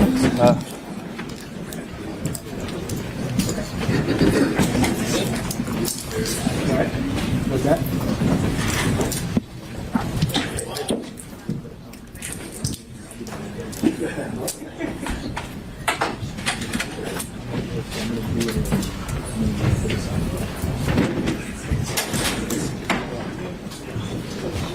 Yeah.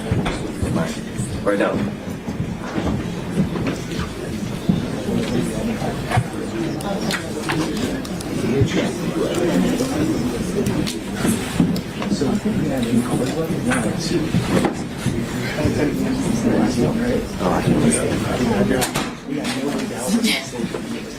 Give me 1 second, people.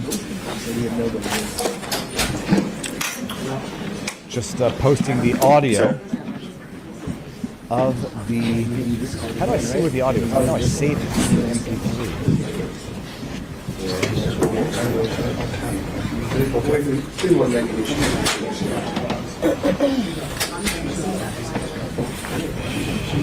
Just me. Just me. We can hear it. We can hear it. Where's that? Where's the audio? Hold on, I'm trying to.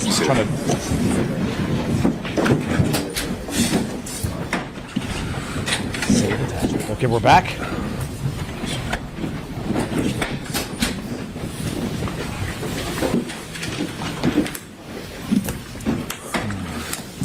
All right, we're back on the record. Stay ready? Yes, Judge. I just been trying to get to where I can share my screen. We need to add you as a host then. What's your profile name on the Zoom? Your screen name on the Zoom. Adam Abadi. All right, just making sure. It's going to make it. Bear with us. Alrighty, here we go. I'm not going to start without. All right, floor is yours. Oh yeah. So good afternoon, Your Honor. I want to start with some of the things that were addressed over the last hour and a half. First, beginning with something Mr. Merchant referenced as it related to the comments that the state made in regards to the good faith basis, in which was Yeah, good luck defending that, dude. submitted to the court. Let's hear it. in which defense counsel claimed the evidence would show. And I would strongly bring to the court's attention that strongly. the claims that were made were material misrepresentations. And what I will say to the court, and why Judge is not I gonna say like that this. to the court, is because the representations that were made by counsel was that Miss Daisha Young, Miss Sonia Allen, Mr. Dexter Bonds, Investigator Hill, Investigator Green, Investigator Get their names right. Ricks, all of these people would be called, and Mr. Bradley would be able to impeach their knowledge by saying that he specifically in his presence or to him said that Miss Willis and Mr. Wade were in a romantic relationship, and that Miss Willis and Mr. Wade were cohabitating, that they all knew that. And I would submit to the court, we didn't hear from any of those individuals. Mr. Bradley impeached no one. And I say no one because he did not impeach Mr. Wade. In order to properly impeach a witness, you have to confront the witness with the specific statements. Mr. Wade, and you can look back at the YouTube of the entire hearings of the last couple days, Mr. Wade wasn't once confronted with a statement that he claimed or said, or that is claimed that he said to Mr. Bradley. The way you properly impeach somebody, you have to confront the witness. Here would be Mr. Wade, and once he makes a statement that you believe to be inconsistent, and you have a witness who can prove that inconsistency, that's when you call that witness. Okay, nervous and confusing. And when Mr. Wade was on the stand, not once was he asked, did you tell Mr. Bradley this in a confidential conversation in your conference room that was not covered under attorney-client privilege? That was not asked. The specifics of that conversation was not asked. So any testimony that Mr. Bradley testified to is impermissible. It is improper impeachment because they did not confront Mr. Wade with it. So that's where the state would begin with the comments that Mr. Merchant made about me referencing his wife as lying. I never called Ms. Merchant a liar. I never used those words. I don't know why she made the material misrepresentations. It could be because Mr. Bradley lied to her. I don't know the reason.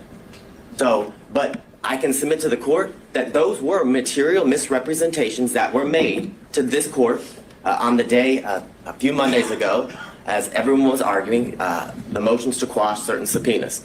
I'd also bring to the court's attention that during that motion to quash subpoenas, certain subpoenas, Ms. Yurdy's attorney appeared, Mr. Partridge, and he made very clear on that Zoom that Ms. Yurdy had absolutely no knowledge of a romantic relationship and absolutely no knowledge of cohabitation. We heard what she said. Those were the specific references that he made. Yeah, he's telling her what she knew. Oh, that's cool.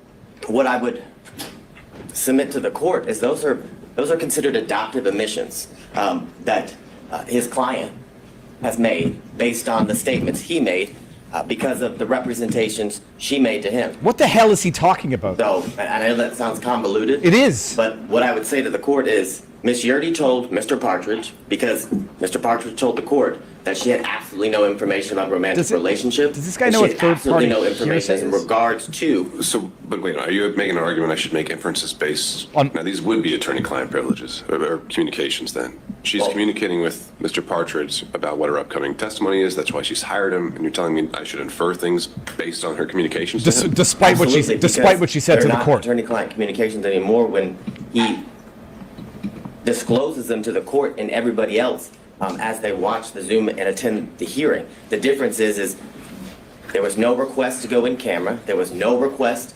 to testified. To have a private conversation with you as was done with Mr. Bradley. That would have been the proper procedure. So yes, I'm asking you to infer that 100%. Infer it, notwithstanding her testimony. The testimony was at best inconsistent. You're a joke. Because the testimony of Ms. Yurdy, when she testified, was vague, very little description. When asked in a very leading manner, is it true or do you know that Ms. You Willis saw and them do Mr. things. Wade were Yes. in a relationship from 2019 into the time you were fired, you were forced to resign from the district attorney's office in March of 2022, she said yes. And then further, when pressed by Mr. Sadow, he talks about why she believed they were in a relationship. And what was interesting from Ms. Yurdy's testimony, that they were pretty close friends up until she left the DA's office, that she asserted to the court that on a yearly basis, Ms. Willis said, I'm in a relationship with Mr. Wade in 2019. Oh, by the way, I want to tell you again in 2020, because we're in a new year, I'm still in a relationship with Mr. Wade. This is and again, terrible. In 2021, the assertion is Ms. Willis then went back to Ms. Yurdy and confirmed, hey, I just want to reconfirm me and Mr. Wade are still in a relationship. That's not what It's she absurd. said. That's not what she said, and it's... It's absolutely absurd. Say it again. More importantly, when Mr. Sadow asked her about why she believed that they were in a romantic relationship based on her own observations, she said something. He actually asked her, did you see him kissing or hugging? She said yes, but there was no description or qualification about when it occurred. Oh, no. What she actually saw. Tongue in mouth. Saw, excuse me. Was it a kiss on the cheek? Things of that nature. Oh, my So I God. would It's ask you actually to disregarded. frame her testimony from that standpoint. Oh, yeah, we when will. You're addressing her credibility, as the court is going to do with each and every witness that you heard during the testimony of all the witnesses during the hearing. I'm going to see if my screen will share. This guy says, don't listen to the Yurdy's actual testimony. Infer the opposite based on what she said to her attorney in prepping for this. Holy crab apples. And by the way, this is convoluted, confusing, and unconvincing. Utterly unconvincing. I had one more thing to say about what he just did. I forget now.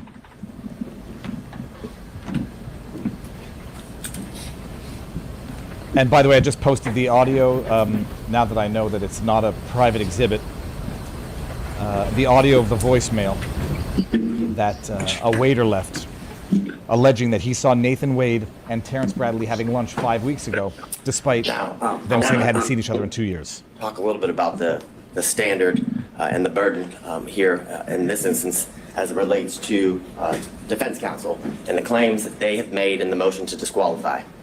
And as I was doing a whole lot of research, I came upon this law review article from Cornell scholarship reading or publication. And they made very clear that courts have been relatively reluctant to exercise their power to disqualify prosecutors for any reason. And that goes along with the standard what the state would submit to the court, is that the defense has to show an actual conflict. And in this instance, they have to show the actual conflict would be that Ms. Willis received a financial benefit or gain and did it got it based upon the outcome of the case. It doesn't make any sense. It makes absolutely no sense. And during the 3 days of the extensive testimony of all of the witnesses and the prolonged examinations of the witnesses by multiple defense counsel, they still got nowhere. We're in the same position we were in on Monday. The same assertions that were made on Monday have no answers today as we're before Your Honor. They were not able to provide any evidence as to, or to the contrary of Ms. Willis and Ms. Wade's assertions of when their relationship began. There's absolutely no evidence that contradicts that the relationship did not begin later than or around March of 2022, Your Honor.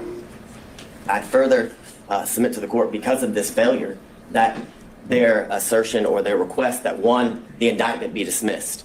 There's absolutely no evidence that the defendants in this case, their due process rights, have been harmed in absolutely any way. That's not the basis for dismissing it. That's not the basis for dismissing it. A single shred of evidence was produced through any of the exhibits or the witness testimony showing how their constitutional rights, their due process rights were all That's not the basis for the by dismissal. the relationship that began in March of 2022 with Ms. Willis and Mr. Wade. This guy can't even repeat the And because line. of that, the motion to disqualify should be denied.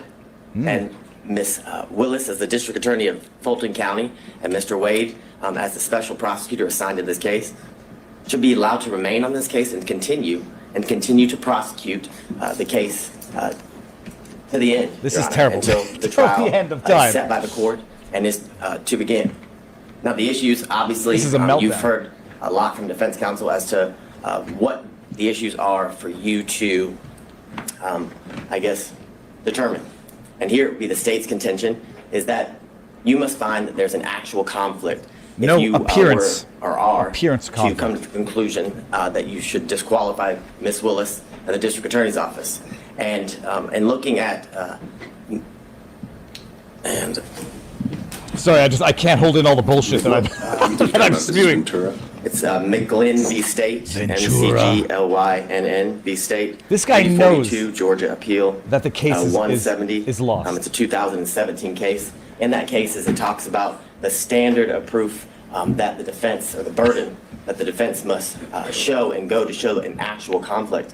Is they say it's a high standard of proof, which is definitely not a preponderance of the evidence, which is a much lower burden for any party who's trying to meet that standard of preponderance. But it's clear that the standard is that it's a high standard of proof for both when determining whether there's an actual conflict and when there's forensic misconduct. This guy's confusing everything here. Hold on, I gotta take a note. And I want to go through some of the cases that defense counsel has referenced, that they argued here today and in their filings. And I guess the bright line standard, or the standard and the grounds for which disqualification is appropriate for Your Honor to be determining in all of the cases as it relates to disqualifying the elected district attorney is that you either find that it's already happened, a conflict though, of dude. interest, Yeah, or appearance. that there's been some sort of forensic misconduct. Those are, I guess, the two areas that Your Honor that is in your purview when you are looking to resolve an issue regarding disqualification. It's a problem this guy can't finish a sentence. Now, in a recent case, Lee v. State, which is 224 Georgia, Lexus 31. It's a February of 2024 case here out of our appellate courts. And in that case, Justice Pinson wrote that a trial court did not abuse its discretion by failing to disqualify an assistant district attorney absent an actual conflict of interest. And that is the case that totally was, different. Ruled on by Totally the Georgia Court of different. Appeals about a month ago, Your Honor. Now, the cases in which defense counsel has relied on in their briefs and here today, I would submit to the court the cites are misleading, are inapplicable, and some of them actually support the state's position. And what I would say to you is that the defendants, in many instances, combine language from the multiple cases and kind of what I would say is misstates the law as it relates to what the law or what is required in order for an elected district attorney and their office to be disqualified. And what I would submit to the court is... Let's go back to that. Show me how. Yes. Show you how. So I think the first one they cited was Battle versus the state. Certainly a conflict of interest or the appearance of impropriety can be the grounds of disqualification. Appearance, dude, answer that. Answer that. Oops, I'm sorry, did I just misstate the law to you, Judge? Let me just... There are a number of these cases that seem to exclusively rely on the appearance of impropriety. Right. Right, did I just misstate the law? That there's some ambiguity here, that sometimes Whitworth gets cited to Ventura, and we've got this quote that comes up where it's just they only cite to an actual conflict that must be involved.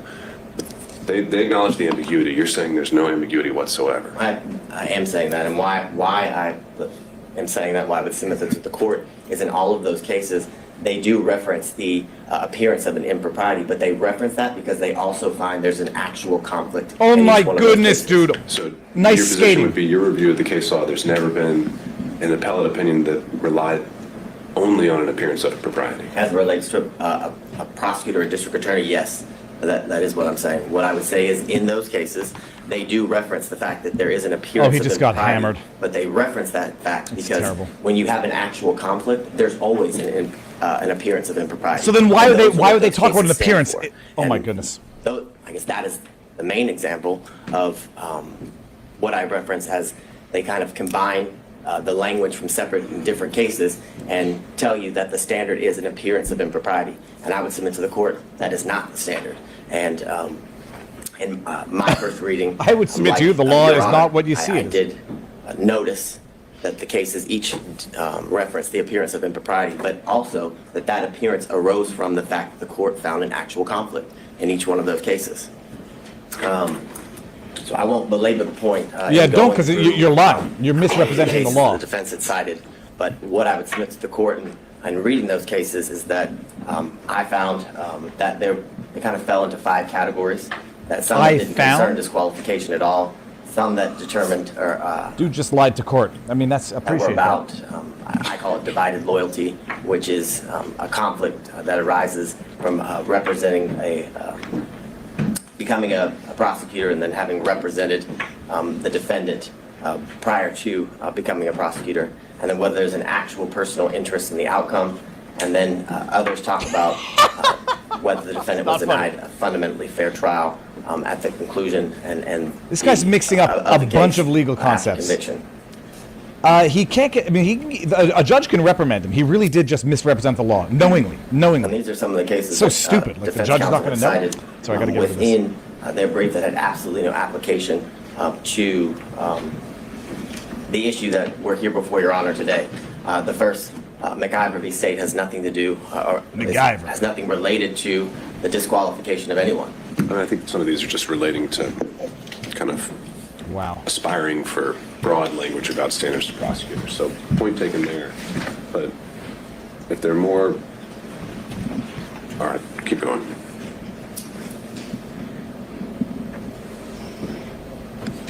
So as it relates to one of the cases that was referenced here earlier and is also referenced in some of the briefing by Giving a defense counsel PowerPoint presentation. is the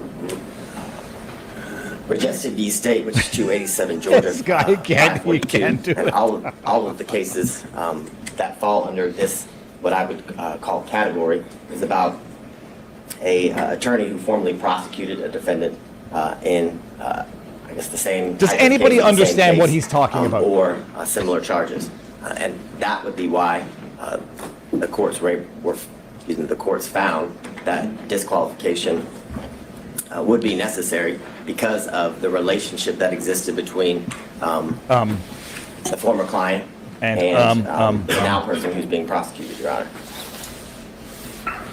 Honor. Oh my gosh, this guy. The next series of slides just goes through what has been addressed as it relates to the standard that is required when dealing with the issue of disqualification. Let's drinking game. The state would contend and submit to the court that the defense must show an actual conflict You said in it order wrong. to have the district attorney disqualified. I can't even count. And that actual conflict has to be in the form of showing that Ms. Willis, in this instance, received a financial benefit, Which or she gain did anyhow, but in thanks for making the relation to the outcome of the case. Not the Many outcome of the cases, case?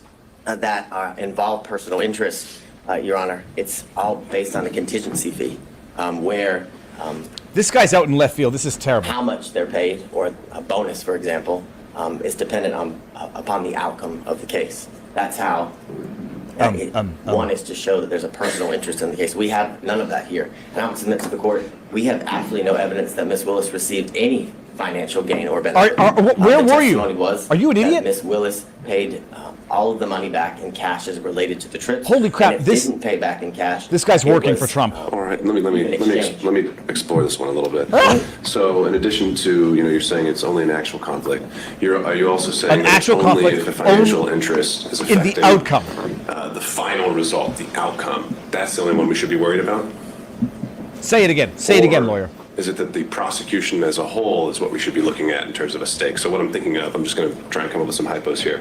What if ADAs are given a bonus for every motion to suppress they win, $1,000 per Fourth Amendment claim they win. Well, now they've got an incentive, if one of their officers is lying, not to tell you about it, because they want to win that motion to suppress. But maybe that doesn't affect the outcome, because you can win a motion to suppress or lose it, and that doesn't decide whether, it's going to be a guilty or not guilty verdict. But doesn't that affect the prosecution of the case, if not the outcome? Yes, I would definitely agree that would be an instance where disqualification would be necessary and appropriate, because it's a situation that involves a contingency fee, and I would submit to the court that it actually does end up affecting. It could, based on how important the motion to suppress is, right? Okay. But if it's how about if it's political animus? But I guess, so you're saying it's maybe not so much just whether it's a guilty or not guilty dismissal, no process at the end of the day. It is actually the conduct of the prosecution that should be looked at throughout the course of the prosecution. Correct, as it relates to how it affects the prosecution, which I would submit to the court ultimately is going to affect the end outcome of the case. If you have a contingency fee based on winning, or how, if you win a motion to suppress and if you win, you get, a bonus, as Your Honor referenced. I think that is ultimately going to affect the end outcome of the case, because, as Your Honor just said, if there's an instance where an officer is lying, or where there isn't a good faith to go forward, this guy's going to cry himself to sleep tonight. The prosecutor would go forward regardless, because of the contingency fee, which not only affects the prosecution at that point of the proceedings, but ultimately is going to affect the entire case, because if they were to win a motion to suppress, or I guess the motion would be denied, and the evidence wasn't suppressed, knowing that they didn't have a good faith basis to go forward affects the ultimate outcome of the case. Look at Sada on the back, by the way, guys. I think it's twofold, as Your Honor has referenced. I think it's at that part of the procedure or the proceedings would definitely qualify for a reason necessary to disqualify a prosecuting agency, but ultimately that action during the procedure will lead to the ultimate outcome of the case being or hinging upon a contingency fee like the ones in the cases referenced by counsel and the state that are on the screen. So getting into the language again, which you just had up there with greater amusements and amusement sales. Greater amusements is one of those. You refer to the appearance of conflict as dicta. Why do you think that's dicta? I think the quote from that one is, it guarantees at least the appearance of a conflict of interest. Why is that dicta? It seems very central to the holding in the case. Because I don't disagree with Your Honor, but in that case, I'm just trying to mislead you. Conflict was found, and the appearance. They didn't find that. I would disagree with Your Honor. My reading of the case is that an actual conflict was found, but because of that actual conflict, an appearance of impropriety was seen. And that's the reference. This is impossibly bad. Reference of that case in relation to the argument that an actual conflict is required. This is impossibly bad, people. He's misrepresenting the cases, misrepresenting the law, series of cases, and misrepresenting the facts. That was referenced by defense counsel as well as Nichols. These state are both instances where there's a personal interest in the case due to the situation and where at one point they were opposing parties. And of course there's a personal interest or stake as it relates to prosecuting an opposing party in a civil claim, which are what both of those cases reference, which shows that there's an actual conflict of interest that relates to the personal gain of the specific prosecuting agency. And what do you make of Nichols' reference to, it's an older case. Sometimes the language can be, we're not accustomed to seeing that there's, they refer to the metaphor of Caesar's wife. And generally when that's used as a ethical standard, that's something that goes beyond just an actual conflict, right? Isn't the beyond reproach getting more into appearance world? There's no question it's the appearance. What are they arguing about? No, isn't getting into the appearance aspect of things when we're talking about Caesar's wife. And I think it goes beyond that Caesar's wife. The language of the holding in that case, where it literally says that the individual had a personal interest in obtaining a fee by forcing a settlement in the civil case and using the criminal case as leverage. So that's not an appearance of impropriety. That is an actual conflict of interest in which arises because of the individual's personal We're arguing stake in circles here. in the end outcome of the case, Your Honor. Don't do it, wild child. That's You'll how be I would unconscious. differentiate, I guess, the representations of defense counsel as it relates to the standard or the burden that must be shown, and why the state would submit to the court, and the most recent ruling. Look at his hands. Look at his hands. He's gripping the table. Like he's going to faint. That an actual conflict is required to be shown. He's going to pass out. Please, please. It would be hilarious, but not. Slides. Don't hit your head. He's going to collapse. All about Whitworth. Look at his hand. Look at that. He's losing circulation in his fingers. His heart is having difficulty pumping blood Back to what we referenced earlier. to his brain. What's been referenced by all parties, that the grounds in which a district attorney can be disqualified is where a conflict of interest is found, and where there's forensic misconduct that is found. Those are the two grounds that are to be, I guess, are within the purview of the court as it relates to the issues here.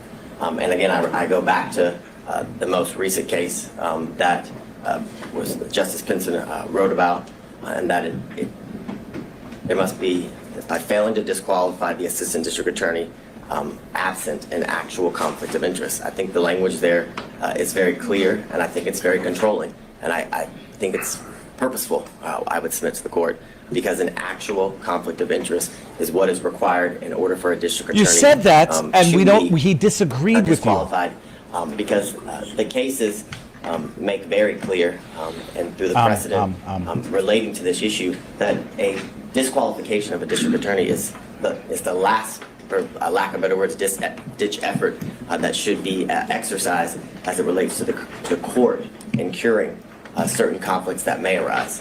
I think the case law is very clear that every effort is supposed to be made instead of, or I guess in lieu of, disqualifying the district attorney, unless an actual conflict of interest is what's found. Say it again. Say it again. And it can't be cured. I don't agree with you, sir. I don't agree with your understanding of the law. So what I would reference to the court, as was brought up earlier in Lyons v. State, 271, Georgia, 639, a 1999 case where it talked about a theoretical or speculative conflict will not impugn a conviction, meaning that speculation, conjecture, things of that nature, assumptions are not enough for anything to arise to an actual conflict. And what I would submit to the court as well, that goes to the fact that what has to be shown is an actual conflict. If it's speculation. Is there any qualifier there, though, that's in a post-conviction context? So we're talking about, competent evidence. We're obviously in a pretrial phase here. I've wondered how much import to give that sentence when we're in a pretrial realm. That's assessing whether to overturn a conviction, and usually that's kind of an entirely different standard where we assess as a totality. I think this lawyer just made the case. I know there's no harmless error for when it comes Roman to disqualifications, but just a thought. If you have any reactions. Well, I think what Your Honor said is pretty on point in the sense that if it's found that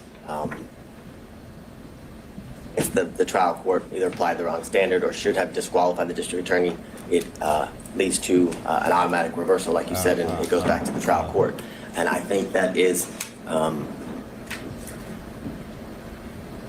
very enlightening in the sense that that's only done if an actual conflict is shown, and the fact that it can't just be theoretical, speculative, or assumptions that would lead to the appearance of impropriety, the appearance of a conflict that would lead to I guess I'm borrowing kind of from, as we've been doing the other pretrial motions, special demurrers seem to get different treatment pre-trial than post-trial. Post-trial, they get more of a pass unless you can show some issues, and I'm wondering if that same principle applies here with disqualification. But I don't have the answer to that. Well, what I would also say, and I don't remember the exact line, but I know there in Judge McBurney's order, he does address some of the concerns as it relates to the standard as it's applied post-conviction. How long is he going to let this guy go on for? During pretrial issues. And what I would say to the court is that So you're signing on support? Because I didn't think the state was all that pleased with the the analysis you applied. Oh my God, they're laughing at him. Well, I'm citing what you specifically referenced as to They just the laughed at standard him. that is to be applied pre-trial and post-trial, whether it makes a difference. And what I would say to the court is the answer is no, as it relates to the speculative nature of the allegations or the claims made by defense counsel as it relates to oh my goodness, whether a conflict actually exists, Your Honor. They just laughed at the lawyer in open court. What I can't do at the moment is point exactly to the page. So then don't cite case law that you don't know. The state's argument, I can give you the page number as it relates to Judge McBurney's order. I think I know what you're talking about. The footnote where you references the appearance standard. Yes. All right. Correct. This judge is doing the lawyer's Further, job for him. in Holy Lamb v. cow. State, 267 Georgia 41, on page 42, it's a 1996 case where the court says, nevertheless, the conflict must be palpable and have a substantial basis in fact. A theoretical or speculative conflict will not impugn a conviction which is supported by competent evidence. Now, I understand as it relates to the post-conviction factor, or the status of the case being a post-conviction based on Your Honor's earlier inquiry, but I would submit to the court that as it relates to the issue of disqualification, that the standard is the same whether it's post-conviction or pre-trial. This is a judicial train wreck.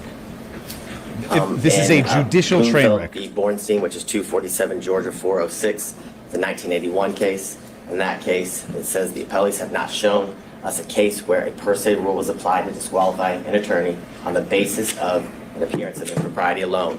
The Georgia cases cited by the appellee do not stand for the proposition that a trial judge is authorized in Georgia to disqualify an attorney solely on the basis of an appearance of propriety, which further goes to the state's submission to the court that the standard is that an actual conflict must be shown, and that conflict that arises shows that there's a personal stake of the district attorney as it relates to their personal financial gain that's being alleged. Didn't understand that. That wasn't even a sentence.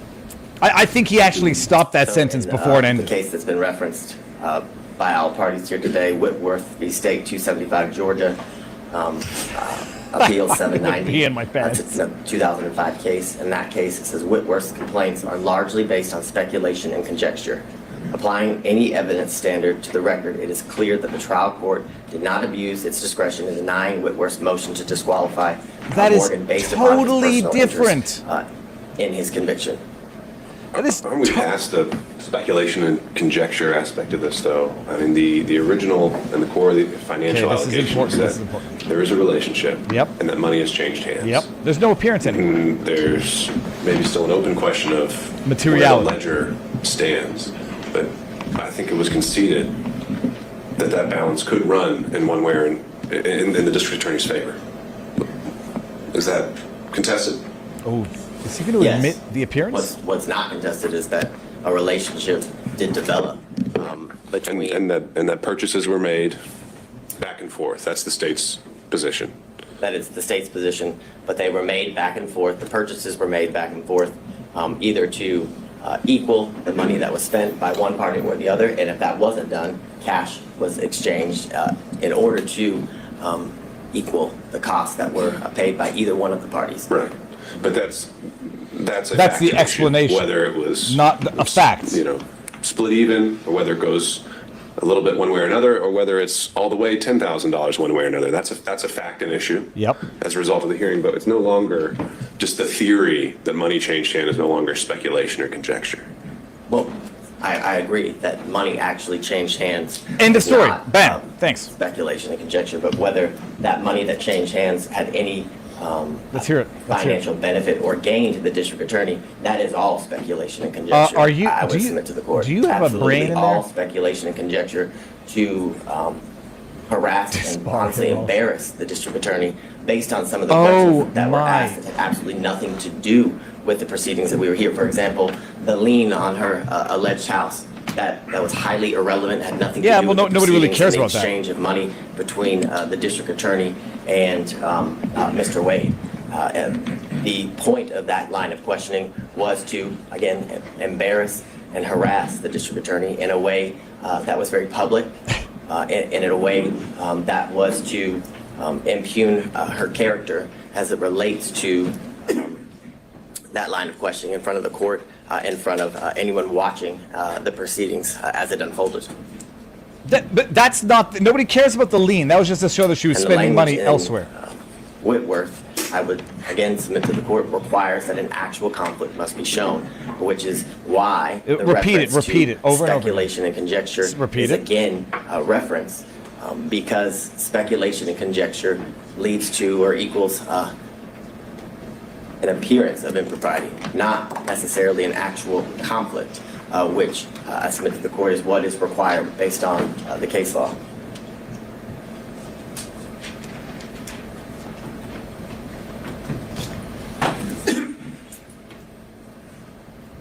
This is the worst thing I've ever seen.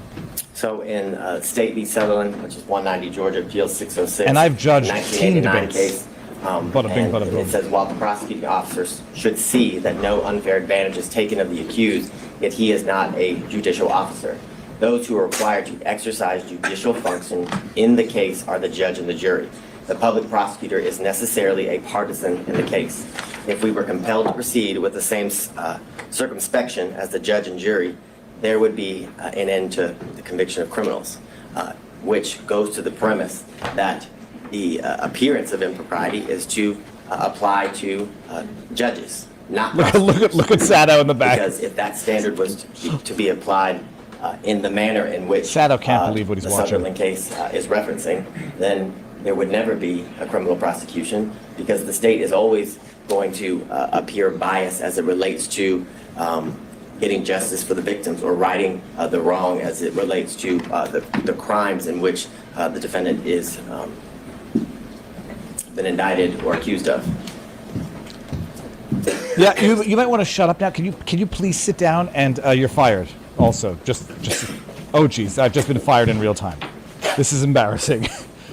Oh my goodness. Fani wants to have a word. Fani wants to go fishing with you this weekend. I want to move into, I guess, the evidence. Oh yeah, but that's not a bad thing to do. Saw and heard during the last couple of days, 3 total days of testimony as it relates to the witnesses. You heard from Ms. Yurdy, who the state would contend is a disgruntled former employee. You heard from Terrence Bradley, also someone who is disgruntled, sexually assaulted. The text messages in the state's opinion show that he is vengeful. You heard from his own testimony here, sitting before the court, that all he did was speculate, and any information that he had and garnered and then passed on to Ms. Merchant was mere speculation. I believe he said that over and over again. Oh, he said it over and over again. Asked, after the lunch meeting with Bradley. If he had personal knowledge, my recollection is around 15 times he said he had absolutely no personal knowledge of a romantic relationship between the DA and Mr. Wade. You also heard from the special prosecutor, Mr. Wade, a former judge. You heard from the 80th governor of the state of Georgia, Roy Barnes. You heard from the first female elected district attorney of Fulton County, and you heard from her father, who was a 40-plus year practicing attorney in good standing when he left the practice of law. And what I would submit to the court is that Miss Yurdy's can't believe her testimony unreliable, was nothing more than inconsistent at best, based on what I referenced to the court earlier as it relates to the representations that were made by her counsel prior to. Are those in evidence? Would his responses during a motion to quash, which weren't subject to cross-examination by defense attorneys, weren't even part of the evidentiary record of the hearing? Again, I'm just trying to understand what the hell you're saying. Ask the question of Ms. Yurdy, what did you tell your attorney before coming here? And then we could have dealt with privilege issues and whatever else. I would agree with the court. It's not an evidence, but it was a statement by. I would agree that what I just said was the evidence is not an evidence. Out. A hearing related to. Kick him in the butt on the way out. And how we would proceed with her testimony in this hearing. I just told you it was evidence, and now I would agree with the court. It was not in evidence. So it's clear that what was represented as to why she would not have, I guess, be an appropriate person I'm going to vomit. testify I might vomit. was that she had absolutely no knowledge of the romantic relationship. That was the basis of why her counsel was saying that she shouldn't have to testify. That she shouldn't be So then compelled under by the that court. theory, if accepted, where did the incentive arise between Monday and Thursday for her to completely change things around? Where did the incentive So arise? she was fighting so hard to avoid the, if we're going down that road you proposed, she was fighting to have, not to come in here and testify at all. And then she comes in here and testifies. Why would she testify the way she did if she didn't want to testify so strongly? If we're going down this road of trying to just do it. gauge Try her to make sense of verbal these kind diarrhea, of things, Judge. I don't know if I'm quite following that theory. Why would she come in and then I can answer the appreciate questions? That, but I would say It's irrelevant. Just discredit the her. reason she didn't want to testify, I would submit to the court, is because this is an incredibly public forum where she would have to testify. That wasn't. against Why did she come in and former testify friend and a the way former she boss. did? And I think the change, I wouldn't qualify it as an incentive. What I would qualify it is ultimately when she was forced to testify. Right. She came in and testified because she was and a bias angry. as to why she testified in the manner in which she did. When asked by Ms. Merchant as to the reasons for her leaving, she kind of danced around the issue. And then as Ms. Cross asked her about whether she resigned, or forced to leave, she was fired, she came out and said she was given the choice, you can either resign, but either way you're leaving. You're fired, or you can so she was resign disgruntled. in a manner in which, she wouldn't be officially fired, and when she's trying to get future employment and things of that nature. So I would submit to the court that there's absolutely no incentive. An incentive is not why Ms. Yurdy's testimony changed, or the state would contend her testimony changed. But it was the reason she testified the way she did was because of her bias towards the DA, which gave her motive to what the state would contend is be less than honest before the court. I'm eating a piece of salt But if to we're going to draw continue waking inferences up. based on her fighting the subpoena, why would she have fought it if she had such a bias and wanted to say these untruths? Good question. Because she didn't want to come on national television and have to be exposed to the things that, well, I don't know anybody who wants to testify before a court in a normal trial, a normal proceeding, but one of what I would qualify in this high profile in nature, where everybody would be able to watch and learn at what she has to say as it unfolds in the courtroom. And I'd further submit to the court, there is reference Keep submitting. to she left the DA's office in the text message that were submitted in, I believe, what is it? Defense Exhibit 39, that it's because she released confidential information in the DA's office, from the DA's office, that led to her firing, that she wasn't. And I know I'm just because it's more conversational, which I appreciate. I know I might be getting you off script, so I don't want to use up all your time if you need to get through some other things. Use up your time. Terrence Bradley, and I believe the one thing that the state and defense counsel can agree on, that he was less than honest at times during the proceeding and during his testimony. He, when pressed or asked by Mr. Sadow why he was fired, he basically chalked it up to a dispute between partners in a business. But when pressed by Ms. Cross, it was clear that that wasn't the reason. And what I would submit to the court, what has been referenced by defense counsel as baffling as to why the state would go into such a topic area. The state, as all counsel has when appearing before the court, has a duty of candor. And when Ms. Cross knew she was going to have to cross Mr. Bradley, she knew he lied. And she had a duty of candor to the court, in the state's opinion, to expose that. More importantly, it goes to his credibility and the statements that had been represented by defense counsel that he allegedly had made in the past. So it was important to bring that to the court's attention, because when a witness is testifying, the court is assessing their credibility and determined whether to believe the veracity of the statements made by the witness or not. So that is the most important factor when determining whether somebody is telling the truth or a lie. Furthermore, he reluctantly, when pressed, finally admitted that he paid off the assault victim. Eventually got started with an escrow account, led to he did pay off the victim in that case. He testified over a span of 3 days, and like I referenced to the court, he must have said 15 times that he had no personal firsthand knowledge as it relates to the relationship between Ms. Willis and Mr. Wade. More importantly, when pressed by counsel, he could not pinpoint a time in which he knew that the relationship occurred.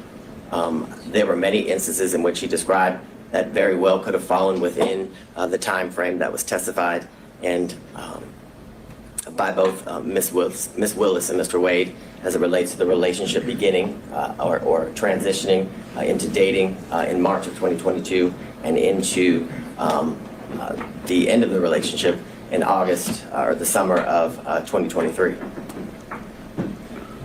And as I referenced to the court, the statements that Mr. Bradley made, the state would contend are inadmissible hearsay as it relates to the statements that he was pressed and asked about what Mr. Wade told him, because Mr. Wade was never confronted with those statements. And in order for impeachment to be proper, he must be confronted with the specific statements that are alleged to have been made in order to impeach him. I can't believe he's still going. Again, and hasn't succeeded in doing anything but undermining his own case. Motive to lie. I believe the text messages are kind of clear, are very clear as it relates to his disdain towards Mr. Wade, which due to the fact that he was expelled or exiled from a thriving law practice, and it was clear the practice, and Mr. Wade sided with the alleged sexual assault victim, which is what clear. This wasn't assaulted her due to the fact that he paid her off.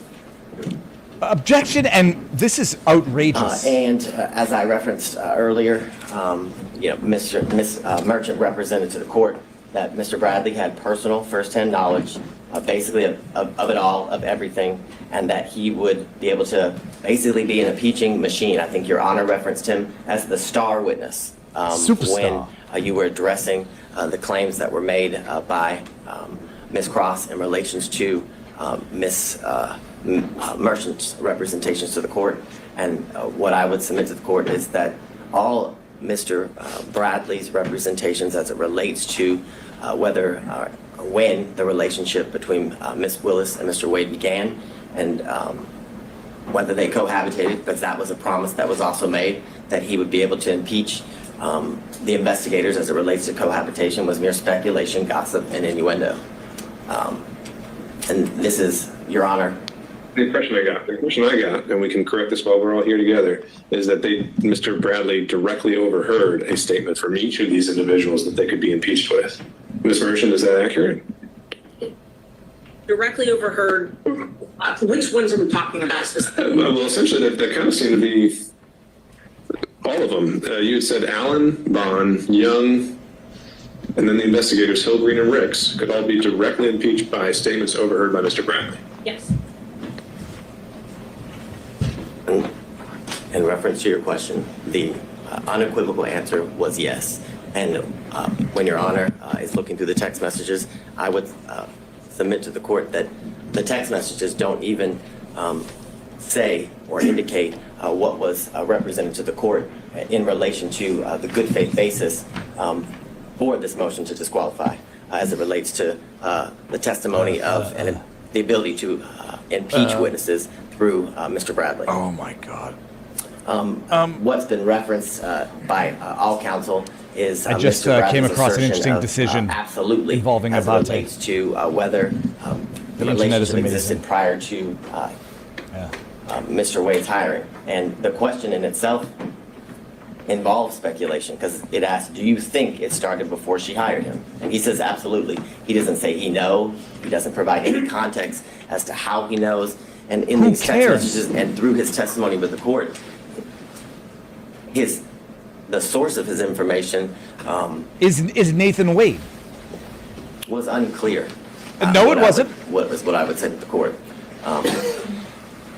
As to a lot of things, other than the one conversation that allegedly occurred between Mr. Wade and Mr. Bradley, and I would submit to the court that that conversation never occurred.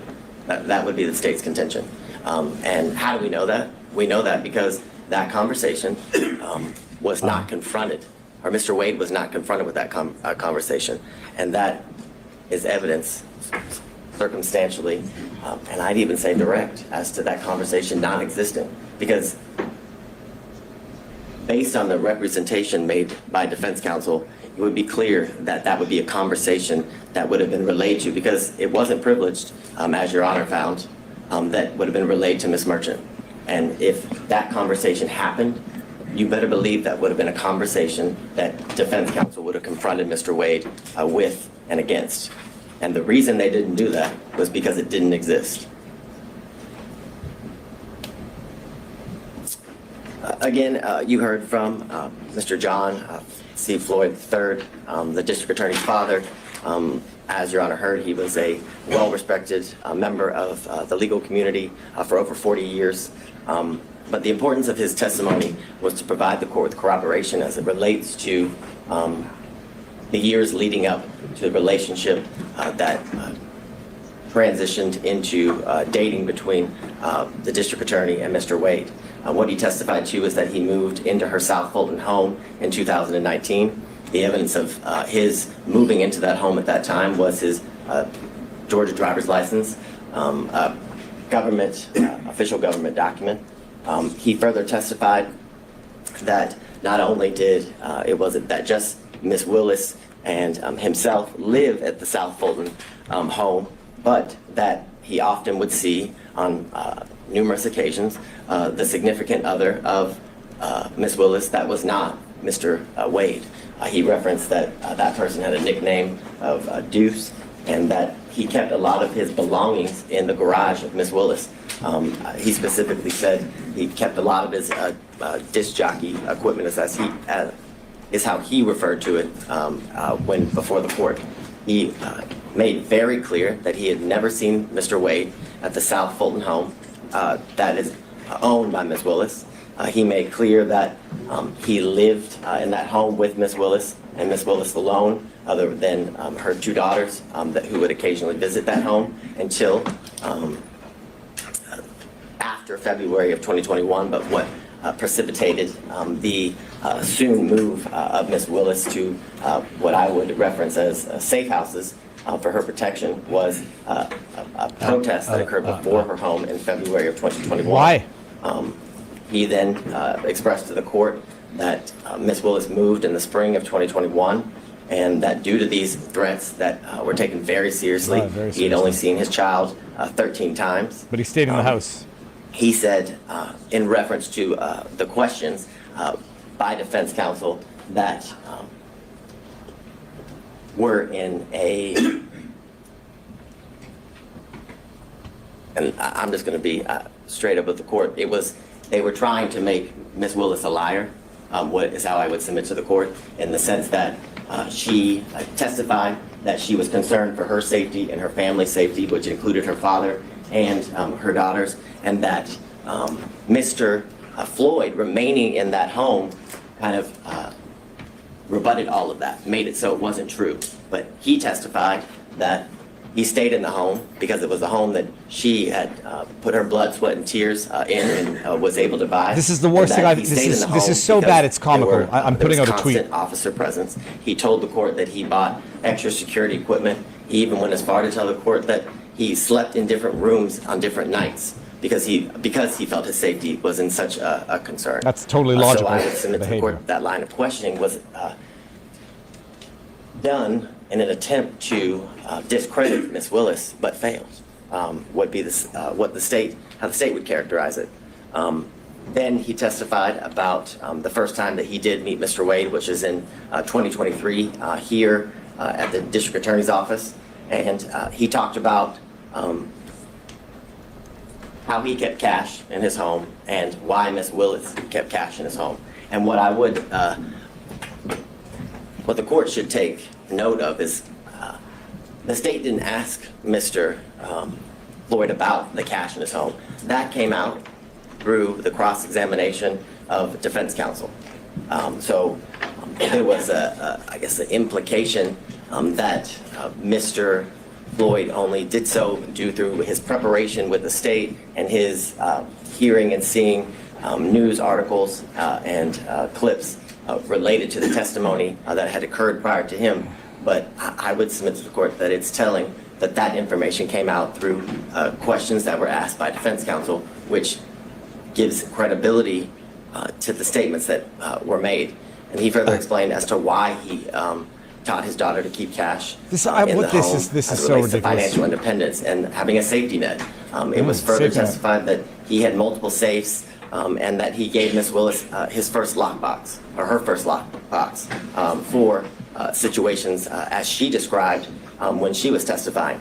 And what I want to make clear is during Ms. Willis's testimony, it was pressed about the cash and where she kept it, did it follow her, where she laid her head, and things of that nature, trying to further discredit the practice that she had as it relates to keeping cash in her home and why she had the ability to pay cash to Mr. Wade and other people and for other situations. And what the court should I'm going to share a tweet with take everybody. note of It's very is that important. there was no evidence that controverted that at all. Where was It's the irrelevant. evidence that All of that is controverted irrelevant. Ms. Willis's claim and practice of keeping cash in her home? There was none.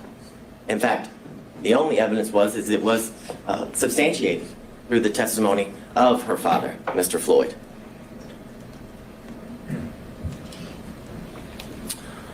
Furthermore, you heard from former Governor Roy Barnes. Roy Barnes. His testimony Mr. was Barnes. significant and important. Significant and important. What Tell I us.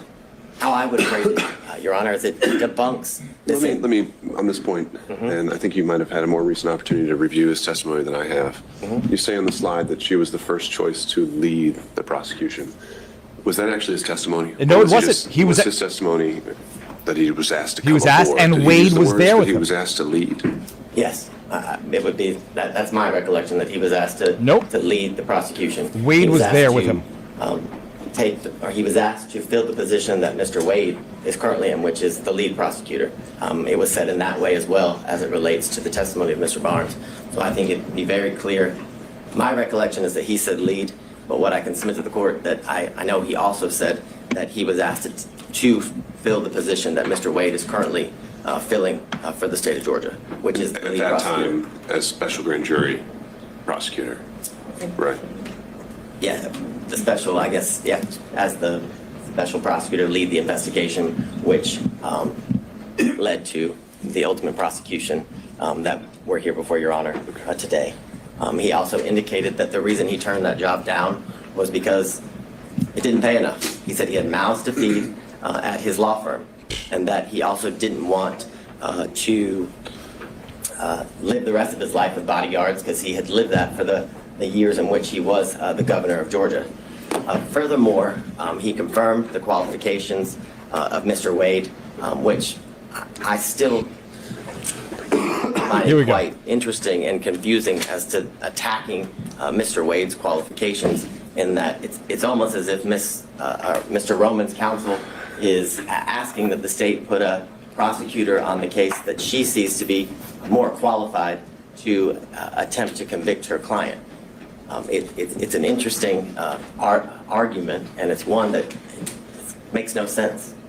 Furthermore, if you were to believe the claims and allegations as it relates to Ms. Willis' personal stake in the prosecution, the receiving of financial benefits and gains, then you'd have to believe that she was also dating Roy Barnes, the former governor, and Gabe Banks, in addition to Mr. Wade. If she has this grand plan scheme in order to profit off of the prosecution of this case, because that's what they're saying. Or they're saying that she telepathically or prophetically was able to know that Mr. Barnes and Mr. Banks would turn down the position so she could then hire Mr. Wade. It's ridiculous. It's ridiculous. Absurd. It's absurd. It's preposterous. It's outlandish. Desperate. It's desperate. It's a desperate attempt I'll tell you what's to desperate. remove a prosecutor from a case for absolutely no reason. Absolutely no reason. Your Honor. He expects the judge to believe than that. I mean, how harassment. stupid do you have to be? Harassment, conclusion. And embarrassment.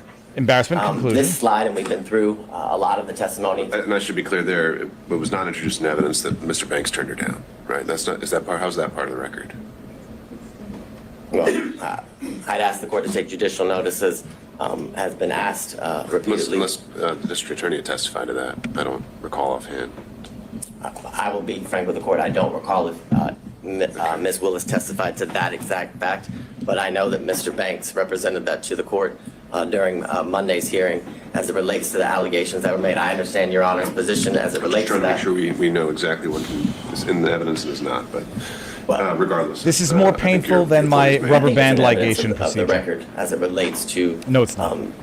I guess the issues that led up to the actual hearing of this case. So I understand Your Honor's position, but it did come out during a proceeding that was prior to the actual hearing. This slide is just a chart showing kind of the testimony of both the district attorney, Ms. Willis, and Mr. Wade, as it relates to how they met, how or when Mr. Wade became the special prosecutor, when their relationship evolved into a romantic one, talking about the trips in which they took after their relationship evolved into one that became romantic, and when it ended. And what, again, I would submit to the court is that those facts were consistent, and the only person who contradicted that when the relationship started was Ms. Yurdy. And what I would bring to the court's attention is that it was represented to the court that Ms. Yurdy was a witness other than Mr. Bradley who could bring to the forefront this issue of cohabitation. And when pressed and when asked about it, Ms. Yurdy had absolutely no information as it relates to this alleged cohabitation. It was false.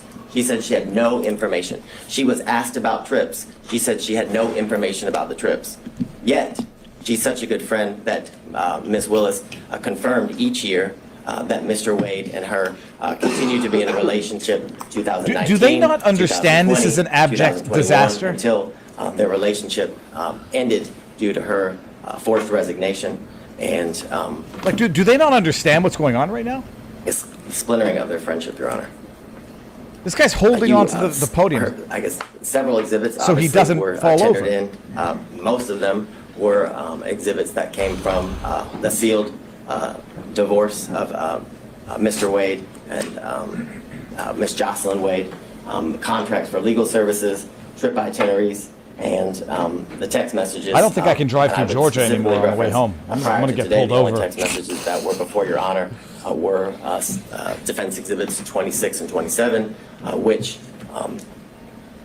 it's the assertion of defense counsel that what those show is that Mr. Bradley had information as it relates to the relationship starting prior to March of 2022, and that's just false. Those text messages do not contain that. It does not pinpoint, just as Mr. Bradley couldn't, when the relationship actually started. And furthermore, you have the testimony and the evidence of the text messages that it was mere speculation. If you, as Your Honor reviews the full chain of text messages, it is clearly Ms. Merchant and Mr. Bradley going through what I can describe as nothing else other than a mere fishing expedition between the two of them at first, because it's asked about certain members of the DA's office who would have information as it relates to specifically, for one, Ms. Young. It is asked whether she would have information, and he had no idea. He said he assumed, he was speculating. And that is the same as each person that was subpoenaed in reference in the text messages. All of that was speculation. And you know it was speculation because not a single one of them testified. That's telling. That's telling. Because if it wasn't mere speculation, if it wasn't mere gossip, and if it wasn't mere conjecture, each one of those people who were subpoenaed would have been called to testify, like District Attorney Willis was, like Mr. Wade was, in order to be confronted and then impeached by Mr. Bradley. Can you, the judge just asked him, obviously, can about you stop? The phone records. Please. And I have a maybe, because whether it comes into the purview of Your Honor as it relates just to hit 20,000 live on Your Rumble. Honor is to make as it relates to the disqualification of the district attorney. You also have the affidavit from the employee who worked at the winery who confirmed that Ms. Willis did in fact she once paid in cash up to more than $400. And I understand that this is part of the proffer of the state, but it's important because that is a witness who the state didn't go find.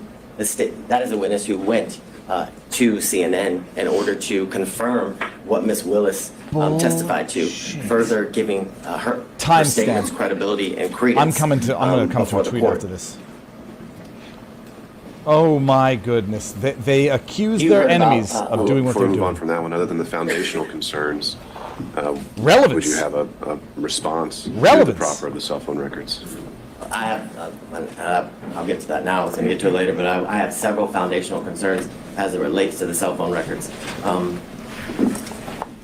don't think I've ever, as Mr. Sadow's motion makes very clear, the state uses cell phone records routinely. And I would agree with that. We use them routinely, but we use them with an expert, and they're always challenged. Right, so like I said, in the interest of time, setting aside the foundational concerns. Just bring your own expert. You were asking about. No. Focusing on the substance of them, assuming that it would be admissible in the guise that he's proffered.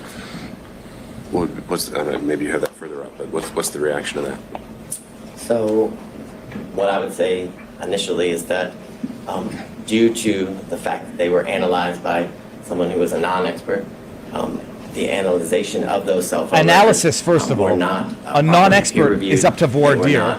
It's clear from the state's review that the normal practices that are used to check the use of which kind of data is being used in reference to the two specific dates. I believe it's September 10th and 11th and November 29th and 30th. The affidavit that is used to say that Mr. Wade remains at Ms. Willis's or in the area of Hateville, because again, during the hearing, the address for the Yurdy condo never came out. It was just that it was the Hateville condo. The actual phone number for Mr. Wade was never established. And the documents that were provided to the state that were certified business records did not have a subscriber page. So we have no idea that the number belongs to Mr. Wade. Now, I understand Your Honor wants to look past the foundational issues, and I can appreciate that. But the foundational stuff is very important as it relates to the admissibility of the records. No doubt about that. But if somewhere how they were able to survive those foundational concerns, do you have any reaction? Yes, I do, and I will skip forward so I don't waste time. So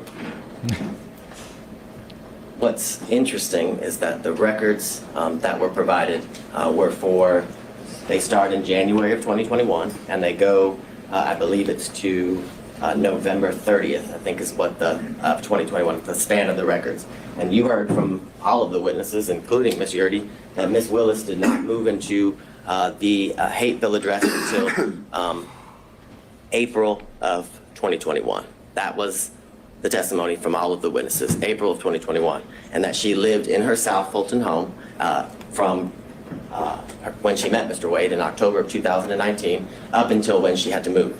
And the assertion by defense counsel is that Mr. Wade and Ms. Willis began a relationship right after they met in October of 2019. What's interesting and what's telling is that Mr. Wade's handset doesn't once appear in anywhere near the area of her South Fulton home, but they're dating, but they're in a serious relationship. And if you were to believe what the defense counsel says, that they have been in a relationship from October of 2019 up until she moves in April of 2021. So, a year and a half or so. But he never once enters the area of her home.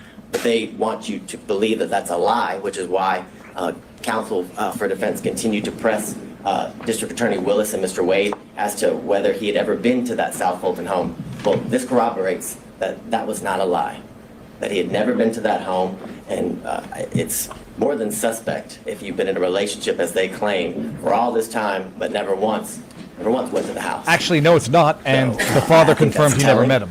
What I would also bring to the court's attention in the state's initial review He's of the actually records, disproving his own that, case. from It's January amazing. of 2021 to March of 2021, those times when Ms. Willis did not live again at the Hateville address, she didn't move there until April of 2021, that his handset appears in that area 23 times. Sure.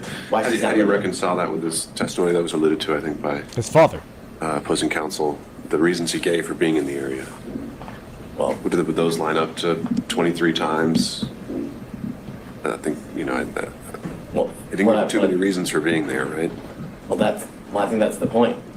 I would say yes, that is the point. He referenced that that's an area that it was not uncommon for him to be in. And clearly that is the case because Ms. Willis didn't live in that area. I could destroy him in cross. As to what Mr. Wade indicated to the court. And when, I guess after Ms. Willis moved into the condo planning to in murder April him. of 2021, they appeared 35 times. Now, I want to make clear to the court, both Ms. Willis and Mr. Wade never denied that he had been to that condo before.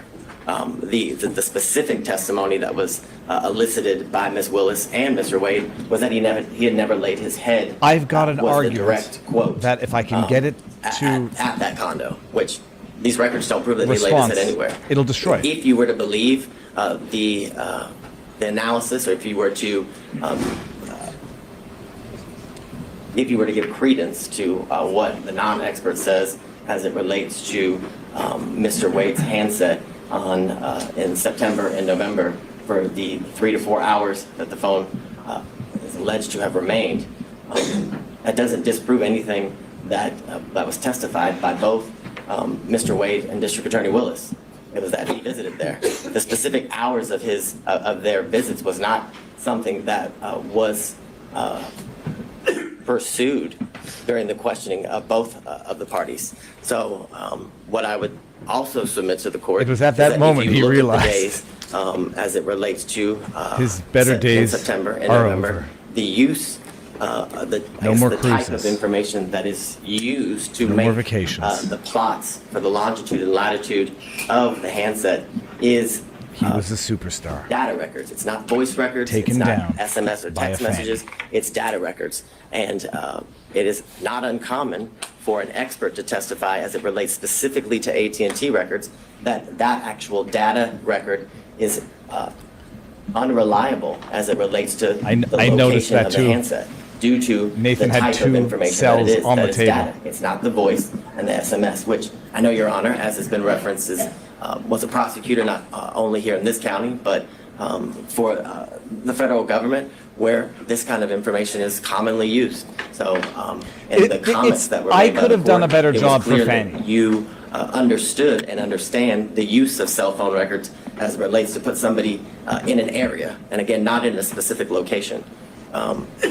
I'd also bring to the court's attention as it relates to the validity of the affidavit and the analysis done by the expert that was hired by Mr. Sadow, is that not once does it reference the fact that AT&T records commonly have duplicate and triplicate entries within the call detail records. Is he testifying now? And that is something that is seen. Then get your own expert in to these say records. that. This And is not that evidence. Something that leads to Triplicate, the that's- incorrect number of times that has been alleged that Ms. Willis and Mr. Wade were in communication through text and voicemail. And I'd also submit to the court that number doesn't prove anything again. Doesn't prove that anybody's in a relationship. It proves that they're they were in having sex communication with after each other. hours. And I think Your Honor can use your own life experience as it relates Oh, to people my. you work with, No, or no, friends, Scott that you're doesn't do close this. with, and the number of times that you Have had sex with them. make calls to any of those people. I can submit to the court that I have a friend who I've been friends with for 15 years. Is he- and she worked, he's actually doing this? in the office previously with me. I have a And friend. based on our professional I relationship have a and our friend. personal relationship, the friendship that we had had and This- still have, that we talk 30 times a day. Dude, there So, might be other that reasons has why to be you're a having relationship. conversations with a So woman the without it being the a assertion sexual that relationship. The number of times that Miss Willis and Mr. Wade have spoken to each other, whether it's through text message or phone, it has no validity. No validity As it whatsoever. relates to them being in a relationship. I'm not presupposing What I this would guy's submit to sexual the court is orientation. that what was shown But there through might be a all good of the reason why evidence he was can that text a lot with a woman without it being an there's been affair. a true cost to Miss Willis as it relates to her life, that she had additional expenses that she had to endure. Because of her position, in the sense that she told the court that she had a mortgage, but on top of that mortgage, that in a house she didn't live in anymore, she had to pay Blood, sweat, for a and tears. safe house. Safe house. That her home was Sexy- vandalized. a sexy safe house. And there were racial epithets and sexual bigotry that were spray painted onto her house. That was no evidence The, of that was actually concern adduced. of her safety in her life is something that was testified to. Yeah. And the fact that That this her job dad has stayed led to the isolation and separation of her from her family and friends, which was given credence, and the credibility of those statements were provided by her father, Mr. Floyd, that he had only seen his daughter 13 times since all of these instances occurred. The stateful nature of the statements and the falsehoods that, for example, in these text messages that were purposely Sato leaked in the to back media can't believe what he's as it listening relates to. to Miss Willis's daughter, subjecting her position in school, that she flunked out of college, which isn't true. Which in fact she has graduated from an HBCU. But what's been leaked to the media is the fact that she flunked out of FAMU or flunked whatever? out of school, and someone other than her father moved her, which again, the validity of which was never shown. Thank you for reminding the world of it, And though, all the while, Abate. Ms. Willis, facing these costs, has been able to continue to do the work unrelated to this case, which is shown in the fact that Atlanta's murder rate and violent crime rates have decreased while she has been in office. But what was shown through the testimony of all of the witnesses and through the evidence that Your Honor heard was that there wasn't an actual conflict, that the defense failed to provide any sort of actual conflict in relation to Ms. Wade's, I guess, the relationship that transpired. Shut your mouth and you're fired. Oh shit, I've been fired between again. her and Mr. Wade, and that there was absolutely no evidence of a financial benefit that she gained except there as was. it relates to There the was. prosecution of this case Oh, not and the the ultimate prosecution. outcome of the case. The ultimate outcome of the case. The corroboration of all of that is the things that Your Honor is very much aware that she could have, I guess, financially benefited from stretching out the case, for lack of better words, Yeah, by stretch. the grand the special Oh, grand speaking jury of stretching recommended that 39 individuals be indicted. But through her sifting through the special grand jury's report and all of the evidence with the team that indicted the case, they only went with 19 of the defendants. They only went with had she 19. gone with all 39. They're based on the defense counsel's assertions, would have given could've her made the more money. opportunity to certainly find these financial gains that are claimed through the allegations of defense counsel. More importantly, Painful. why would Ms. Willis repeatedly ask this court to set a trial date as soon as possible if her motive in prosecuting this case was to continue to financially gain? They as were alleged, broken up from already, the might be one prosecution of answer. this case. It doesn't line up. It doesn't make sense. It does if they had doesn't already make sense broken for a up. reason, because it doesn't exist. Okay. More importantly, This clown doing a this filibuster. office has multiple RICO and as well as large-scale cases like this one, and much larger. And they also there's a lot of high-profile prosecutions.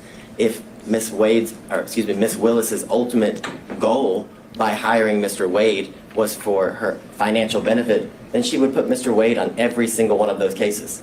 So she could That's so dumb. certainly revel in the riches and lavish lifestyle that has been referred to by the First defense of all, counsel. she put him on a taint. She put him on a first review There's been that absolutely they no were getting evidence money of. from. The evidence was she Pretty stated close. a DoubleTree in Napa, a DoubleTree. I don't know that to be a lavish hotel.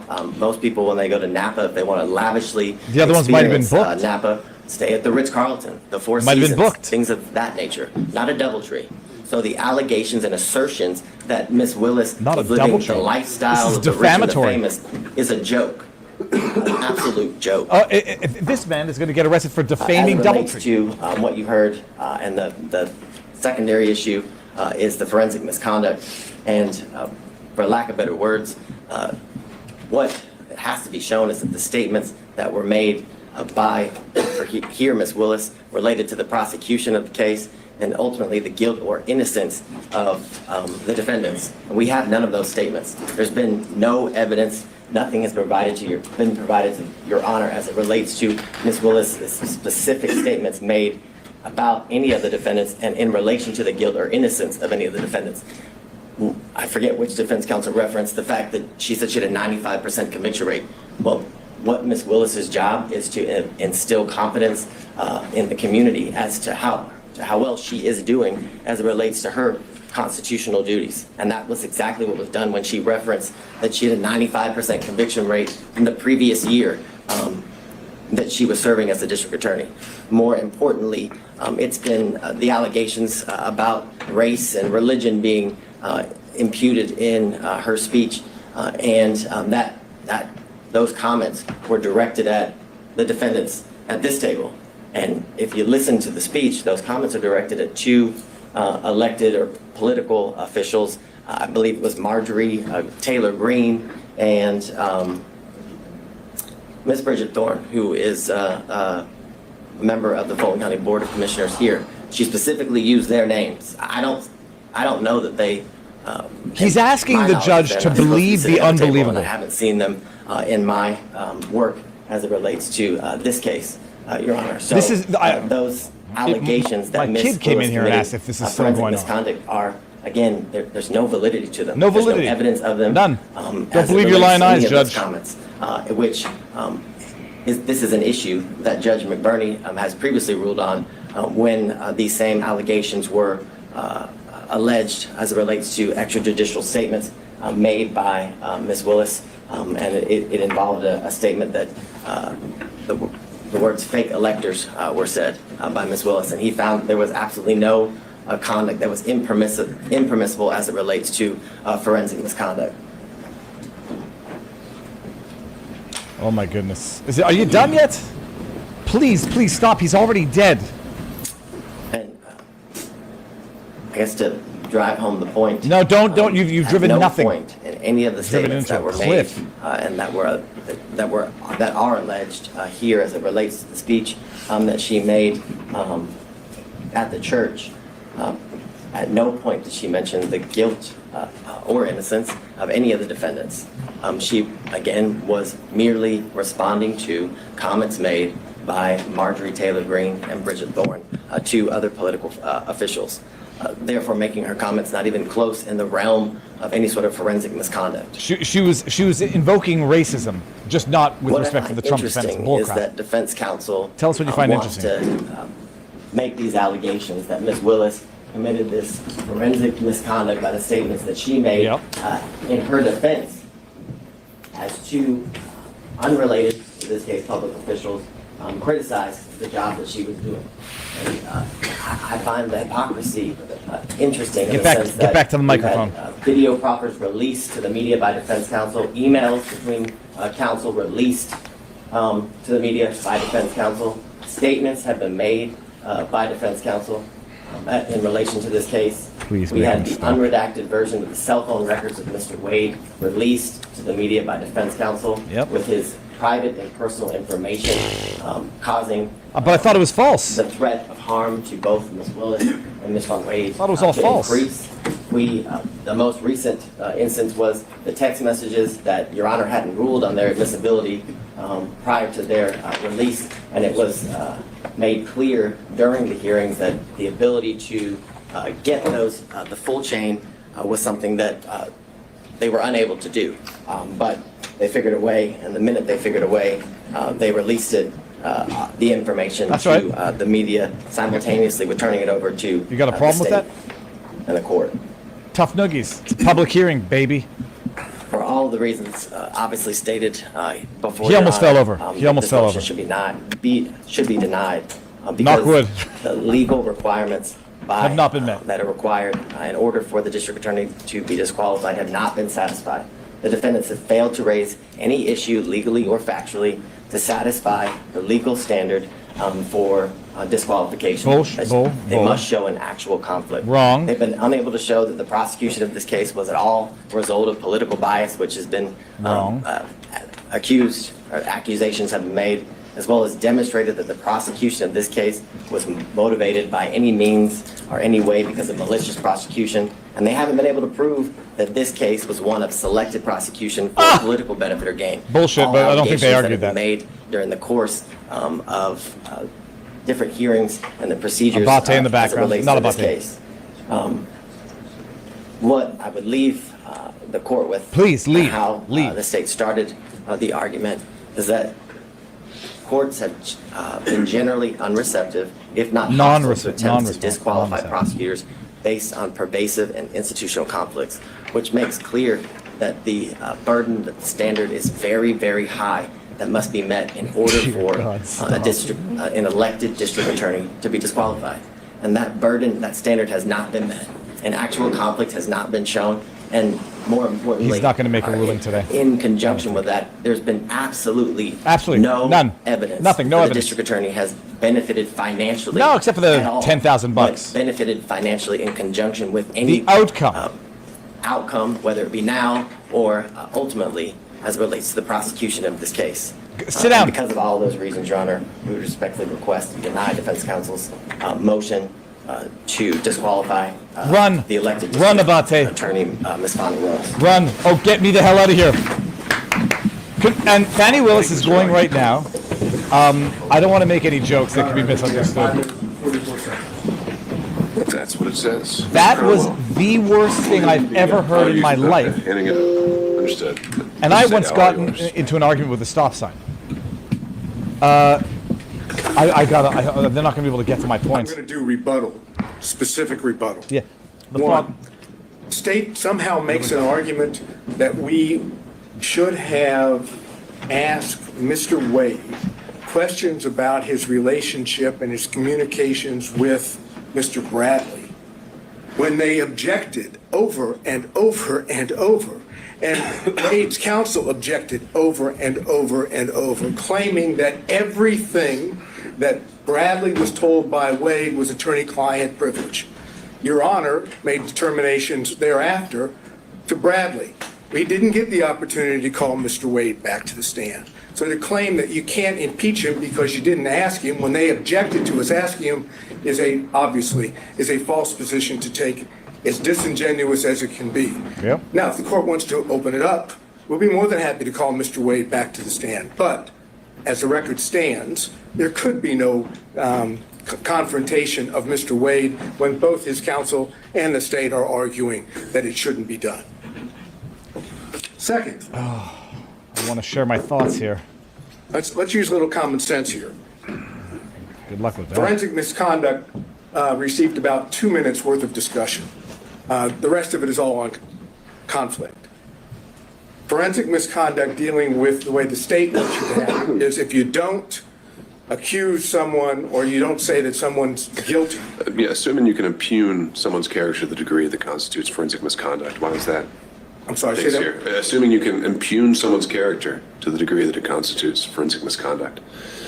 I think that I guess the state's primary position was that they weren't talking about you at the church. Right. And if you go listen to it and watch it, it starts off by saying, why does Commissioner Bridget Thorne and so many others, and then it refers to they attack him for being black. They attack him, not anyone else, just they attack the black man. They're not talking about Marjorie this Taylor Thorne Greene. or Marjorie Taylor Greene. They're talking about us. And you know how everybody knows that? Because everybody not a knows it. single story from the media reported anything other than Fani Willis accused the defense and defendants of being racist. Now here's the common sense part of this.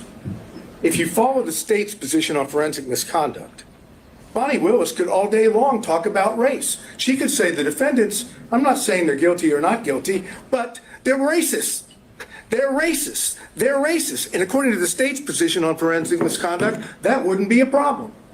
Obviously, that makes no sense whatsoever. The issue here that we've dealt with on forensic misconduct is not simply the church speech. It's why she did it, how she did it, calculated, and all the other things that we talked about with the testimony of Wade and Willis in this case.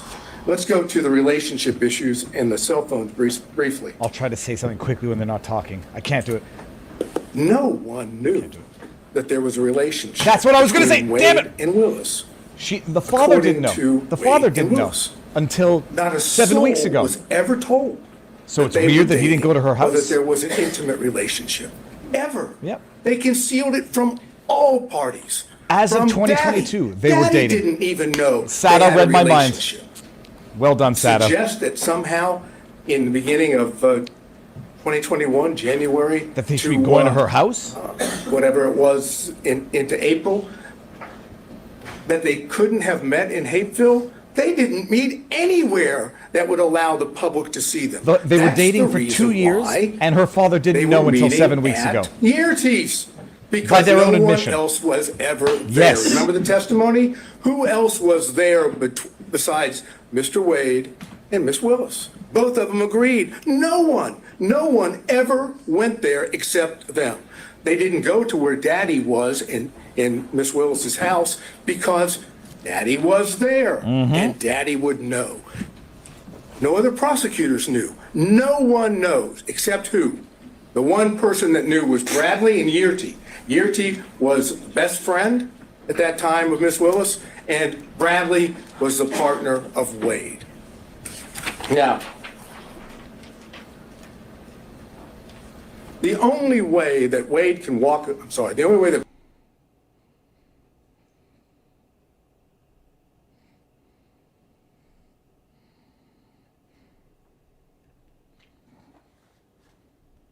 Uh-oh. What did I just do? Hold on. What did I just do?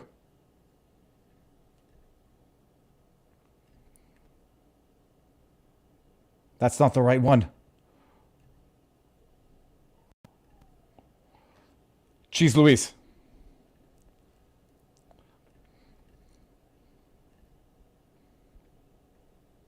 Who has the best motive of anybody to lie? Jeez Louise, I'm an idiot. wants to stay on this case for whatever Who the wants to stay on financial this reason case? may be. They do. And Lauren, thank you, Mr. Okay, we didn't miss anything, but what the hell did my fat finger said something? Who wanted to stay on that case? They did. All right. Thank you, everybody. Judge's mind is I think made up. it's been very much made clear by the argument and the made today is that there are several legal issues to sort through, several factual determinations that I have to make, and those aren't ones I can make at this moment. And so I will be taking the time to make sure that I give this case full consideration it's due. I hope to have an answer for everyone within the next 2 weeks. Until that point, if there are any other issues that come up, counsel can reach out, and we'll have an order posted on the docket. Thank you all. We're off the record. Well, that was okay. Oh my goodness, that was torturous, absolutely torturous. When Abate says, "Oh, it's weird that in a relationship that they wouldn't go to her house." The father, they admit that they were dating as of 2022. They admit it, and still kept it secret. That was their own testimony. I'm a very secret person. They kept it from her father for 2 years. Okay, I'm gonna close it up. That's it. I think that's all we got. Just in case we hear anything. And now we're done. That was Fani Willis's testimony. I'm very private. I kept it from my father. Even when we were admittedly dating, he never came to my house. And then the guy has the audacity. It's a dishonest argument. Holy cows. Everybody, that was the most painful thing I've seen in the legal world. I'm trying to think of any trial that we've live streamed, commentated on, that had a worse sequence of events than that. And I can't. Oh my goodness. Now, before I do, okay, I'll do one thing before I get to all the Rumble rants, all of the super chats, and all of the tips. I was just, Googling Abate. And if you Google Abate, you'll find a decision in which Abate's name comes up. Set aside the context. I'll give the link is in the tweet. At the hearing on the motion, Glenn testified as follows. At the time of Thomas's trial, she had a pending shoplifting charge from Carroll County, which would be a felony because of her prior shoplifting convictions. The prosecutor who tried Thomas's case, Fulton County Assistant District Attorney Adam Abate, came to her house with an investigator about 2 weeks before the trial to ask them about her Altima. I guess that's the car. Glenn told Abate that she did not remember if Thomas had the Altima on the night of the murder. Abate told her that if she did not cooperate, she and her mother would be subpoenaed. Fine. After that interview, Glenn talked to the attorney representing her on the shoplifting charge and decided to meet with a prosecutor again. She talked to Abate at the courthouse during Thomas's trial. During that discussion, Abate noted that he was aware of Glenn's pending felony charge and said, quote, "I'm sure you don't want to go to jail," end quote. He then told Glenn that if she answered the state's questions, quote, "as they wanted her to answer them, then her case will go away." On cross-examination at the hearing, Glenn testified that her trial testimony was not true, but she did not provide more details. That's who we're dealing with in terms of Abate, the lawyer who you just saw not skate, who you just saw fall through the ice and struggle to break the ice from underneath for 2 hours. Okay. We're still live, right? We're still live here? Let me see this. Now, I want to get to all of the Rumble rants that I didn't get to. And then we're going to get to... Oh my God. So that was painful. So Sadow crushed it right at the end, and he got it. Oh my goodness. Let's read these and see if there's going to be any questions. Well, hold on. Okay, so before we do that, judge says a couple of weeks. Cynically, I don't even think it's cynically. I think it's strategically. If he waits until nobody enters the race to challenge him in his campaign for election, I wouldn't blame him for that. But 2 weeks, and we'll see what his ruling is. His mind is made up. And by the way, if his mind wasn't made up before Abate started pleading, his mind's made up now. Holy shit.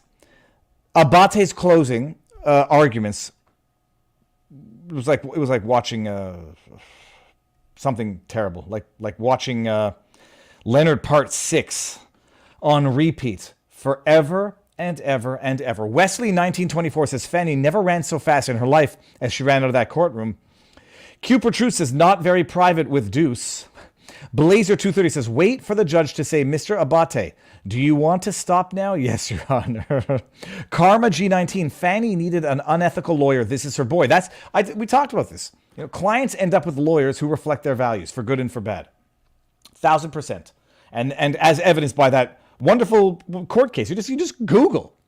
It's amazing. The internet is just amazing. No wonder why they want to censor it and prevent us from having these open discussions where we can reveal the corruption, the actual corruption in real time. J-Bar 1025, Attorney Phil A. Buster reporting for duty. He would have been better off going for 5 minutes. They haven't proven what is needed to be proven. Oh, no. I have text messages with girls all the time, and it doesn't mean anything. I'm not saying this to be funny, glib, make fun of it. I have never cared about someone's sexual orientation before.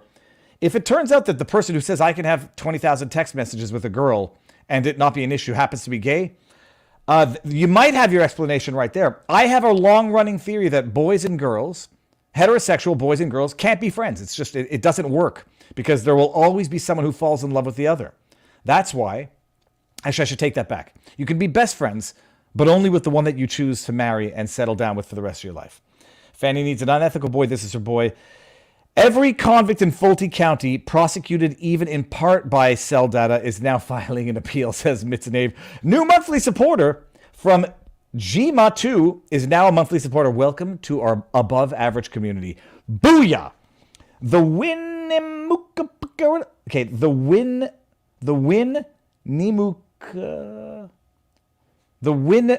Winnemucca paraglider says, I want to leave and come back. How long will he continue to stall?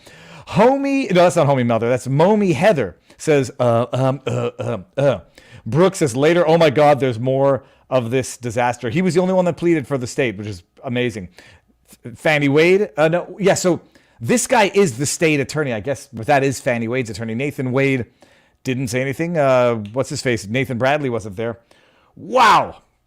Randy Edward, classic Chewbacca defense. This is Chewbacca. What does my Chewbacca have to do with this case? This is ridiculous. My client must be acquitted. I've never actually seen that episode of South Park. Florida man, 0 death watch. Is it common for a judge to interpret like this in closing? Is it because he is serving the role of judge and jury? I've never done a trial like this, so I couldn't tell you what's normal. But from what I've seen, no, the judge is just, he doesn't want to interfere too much. It's closing arguments. It's not evidence. You're not supposed to object during closing arguments. So he's just trying to do his best to not show bias in his questions. The guy needs his own bobblehead. Oh, Jay Pizzy, 40. He's going to get one. Travel Mom 46 has heard on talk radio that the judge who took President Trump off latest ballot was a traffic judge. I hear the dog eat. She's gotten into something, and I don't know what it is. I hear you, Pudge! Waiting for the judge to say, Mr. Abada, do you want to stop now? Yes, Your Honor. Frei for Fulton County DA. Dude, I don't think I'm moving to Georgia anytime soon. Although I hear it's beautiful. And the cost of living is substantially less than Florida. California Conservative 76 says, is a valid argument? No, but you know what is a valid argument? Someone should do a remix, like a dubstep remix.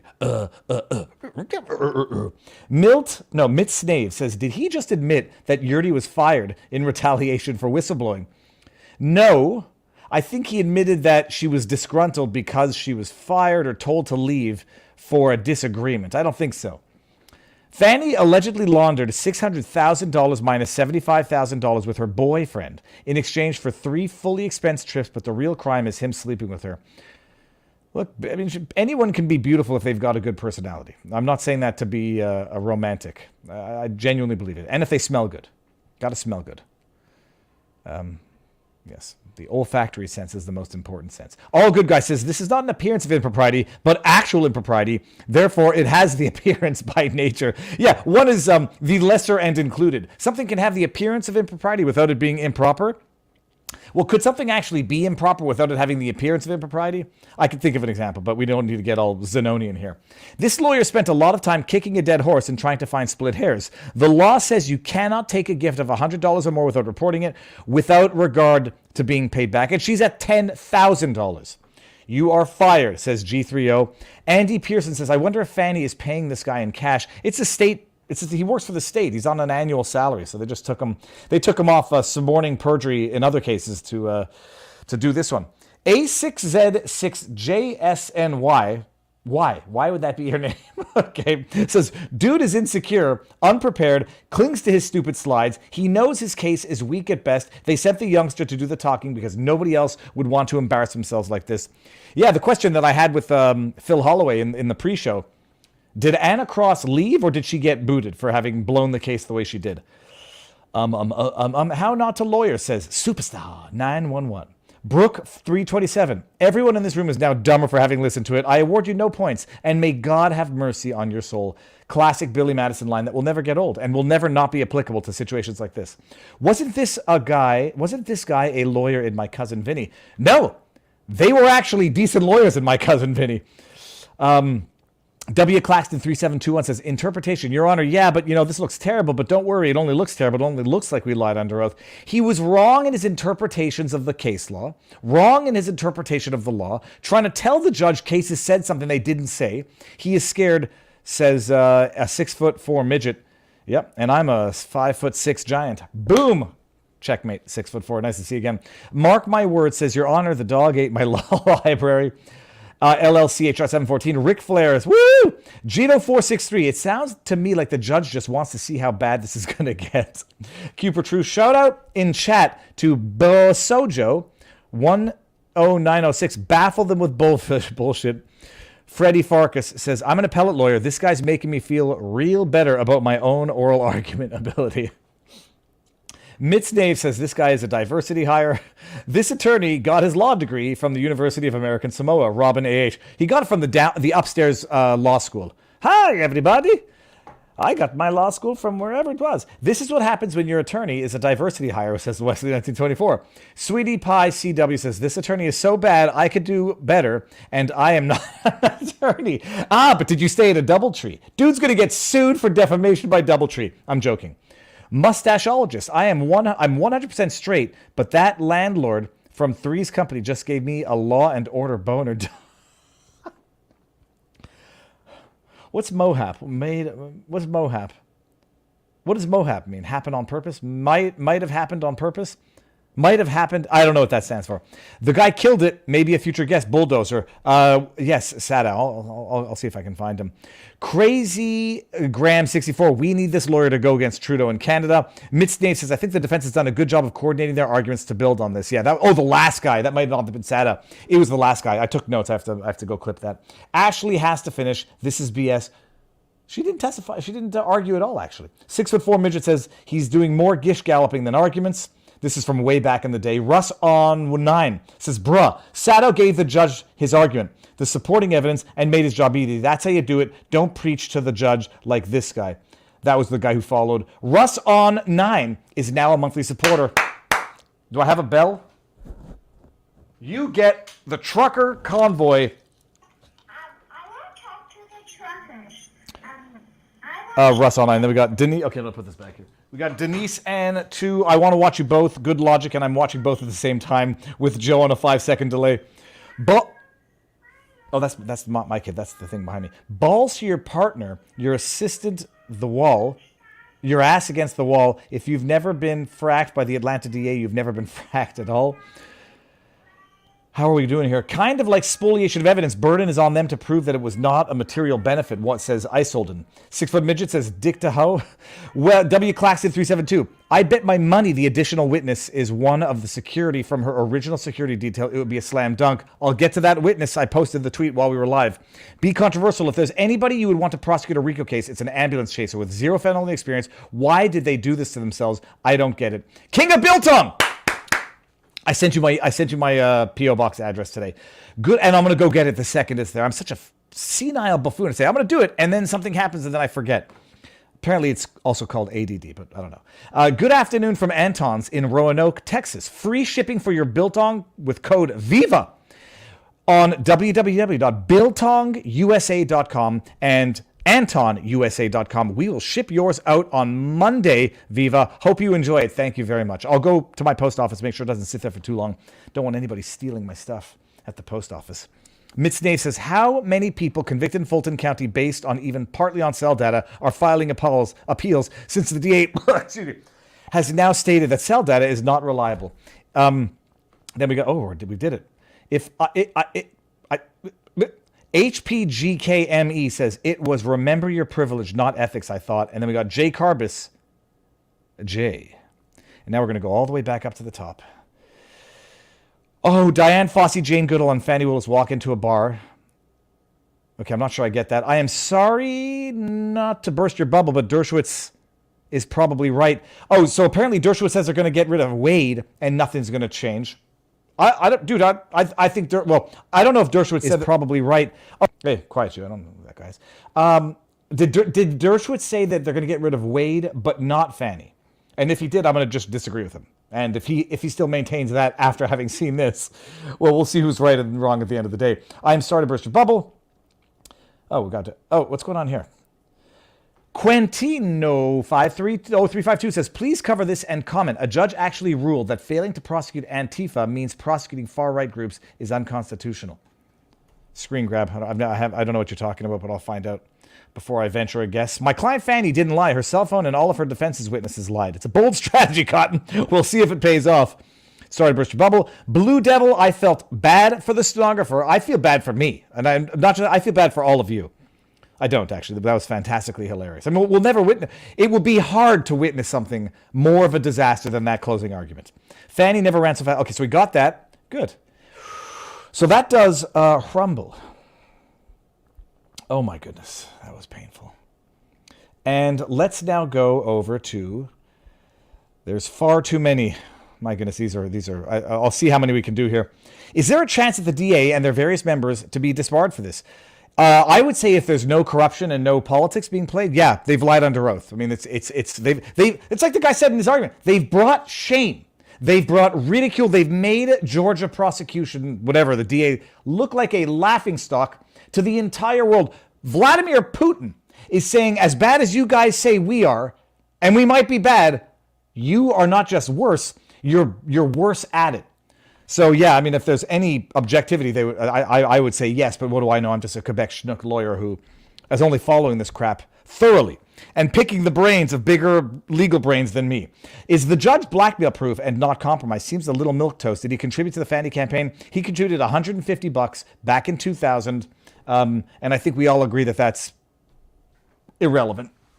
That doesn't strike me as someone who really supports Fani. That strikes me as someone who wants to be able to play the I donated to her campaign card, so don't dare accuse me of anything. Crooks or... that was from Salavi. Oh, c'est la vie. Nice. C'est la vie. It's life in French. Crooks or libertarians keep cash around the house. Crooks or libertarians. That was musically assured destruction. Oh, I like that. That's good. The fact that he takes 2 weeks... doesn't fill me with hope. No, that means his decision's made up. But like we discussed with Phil Holloway in the intro, he might want to wait until after no one definitively runs against him before issuing his ruling. That was worse than Rittenhouse prosecutor and Heard defense objecting to his own questions. Every now and again, you got to take a beating. That was Klaus out of that. That was Justin White.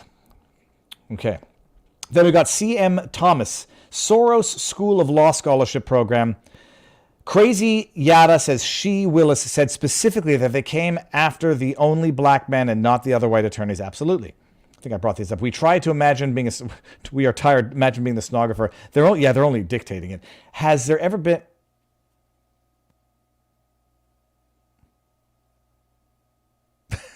I'm not reading that.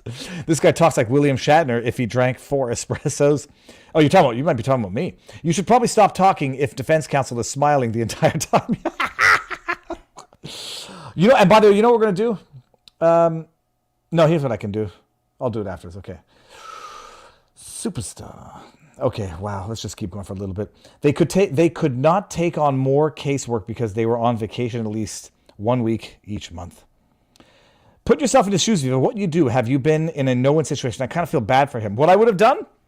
Kept it shorter, and basically and said, they unreliable regardless. There's no problem with having a relationship, and it wouldn't have changed anything. I mean, my argument would have been this: it wouldn't have changed anything.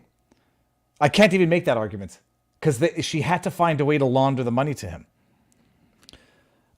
She could have just hired him as external counsel for another file. I'm not even sure I could steel man what he should have said.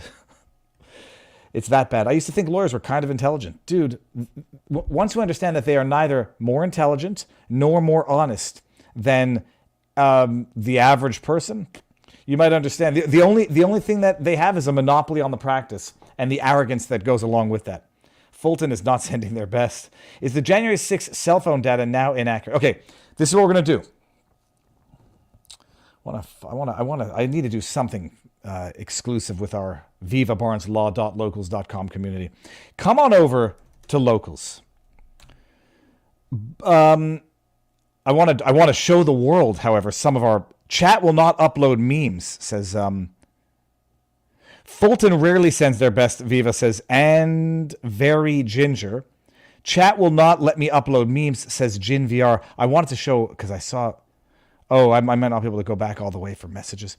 Does anyone have any questions that I didn't get to? If you have any questions that I didn't get to, come on over to vivabarneslaw.locals.com, and we're going to go have our exclusive after party in Locals. Locals link. Come on over. And that's it. Let's see here. 1 hour, 15 minutes and counting. That was painful. Wade has 2 phones. I noticed that. Anyone else notice that? Oh, no. He learned his lesson. Leave the phone. No, you leave both. Well, you leave both phones at home. Or at least take your nookie phone and leave it. Again, believe the phone records when they show he wasn't with her. Disregard them if they show they were together. Absolutely, I know a guy. It's a good argument. Attorney... Not reading that. You had one job. Your backdrops... this old house color. I don't know, man. My wife ordered it, and it's beautiful. Steak is Glory Man's new... I don't know what that means. Stop! Your case is dead already. Yeah. Oh, poor guy is up there fighting for his future as Georgia attorney. He knows the big boss is... She's pissed with him. I mean, what were the notes they were passing? Dude, shut the front door? Ugh, bags under my eyes. Oh, she's breathing out his neck, floundering away. I mean, it was... objectively terrible. And if my boss were there, my superior, my mentor watching me, I'd say, all right, well, I'm not getting hired back. I want Shane Gillis reenacting this lawyering. I award you 0 points, Bushbuckle, and may God have mercy on your soul. Want to be straight with the court? Is here a dog? I heard a dog. They picked this guy because he's never going to quit talking. Fani can't get disqualified if the hearing never ends. Oh, that's not a bad strategy. Okay, let's see. Did we get any more? You missed the last part, Viva. Judge was so bored ignoring the lawyer, shuffling paperwork. LOL. No, he wanted to get the hell out of there. I arrived late. I'm going to have to go back and watch this torture. Also, MOHAP. Oh, okay, people. What does MOHAP mean? Am I getting in trouble for bringing this acronym up? Now I'm going to go look up MOHAP, and I'm going to get canceled because I have no idea what it means here. Hold on a second. MOHAP meaning. Ministry of Health and Prevention? No, that can't be what it is. Urban Dictionary. Wait a minute. Why do I think I might have looked this up before?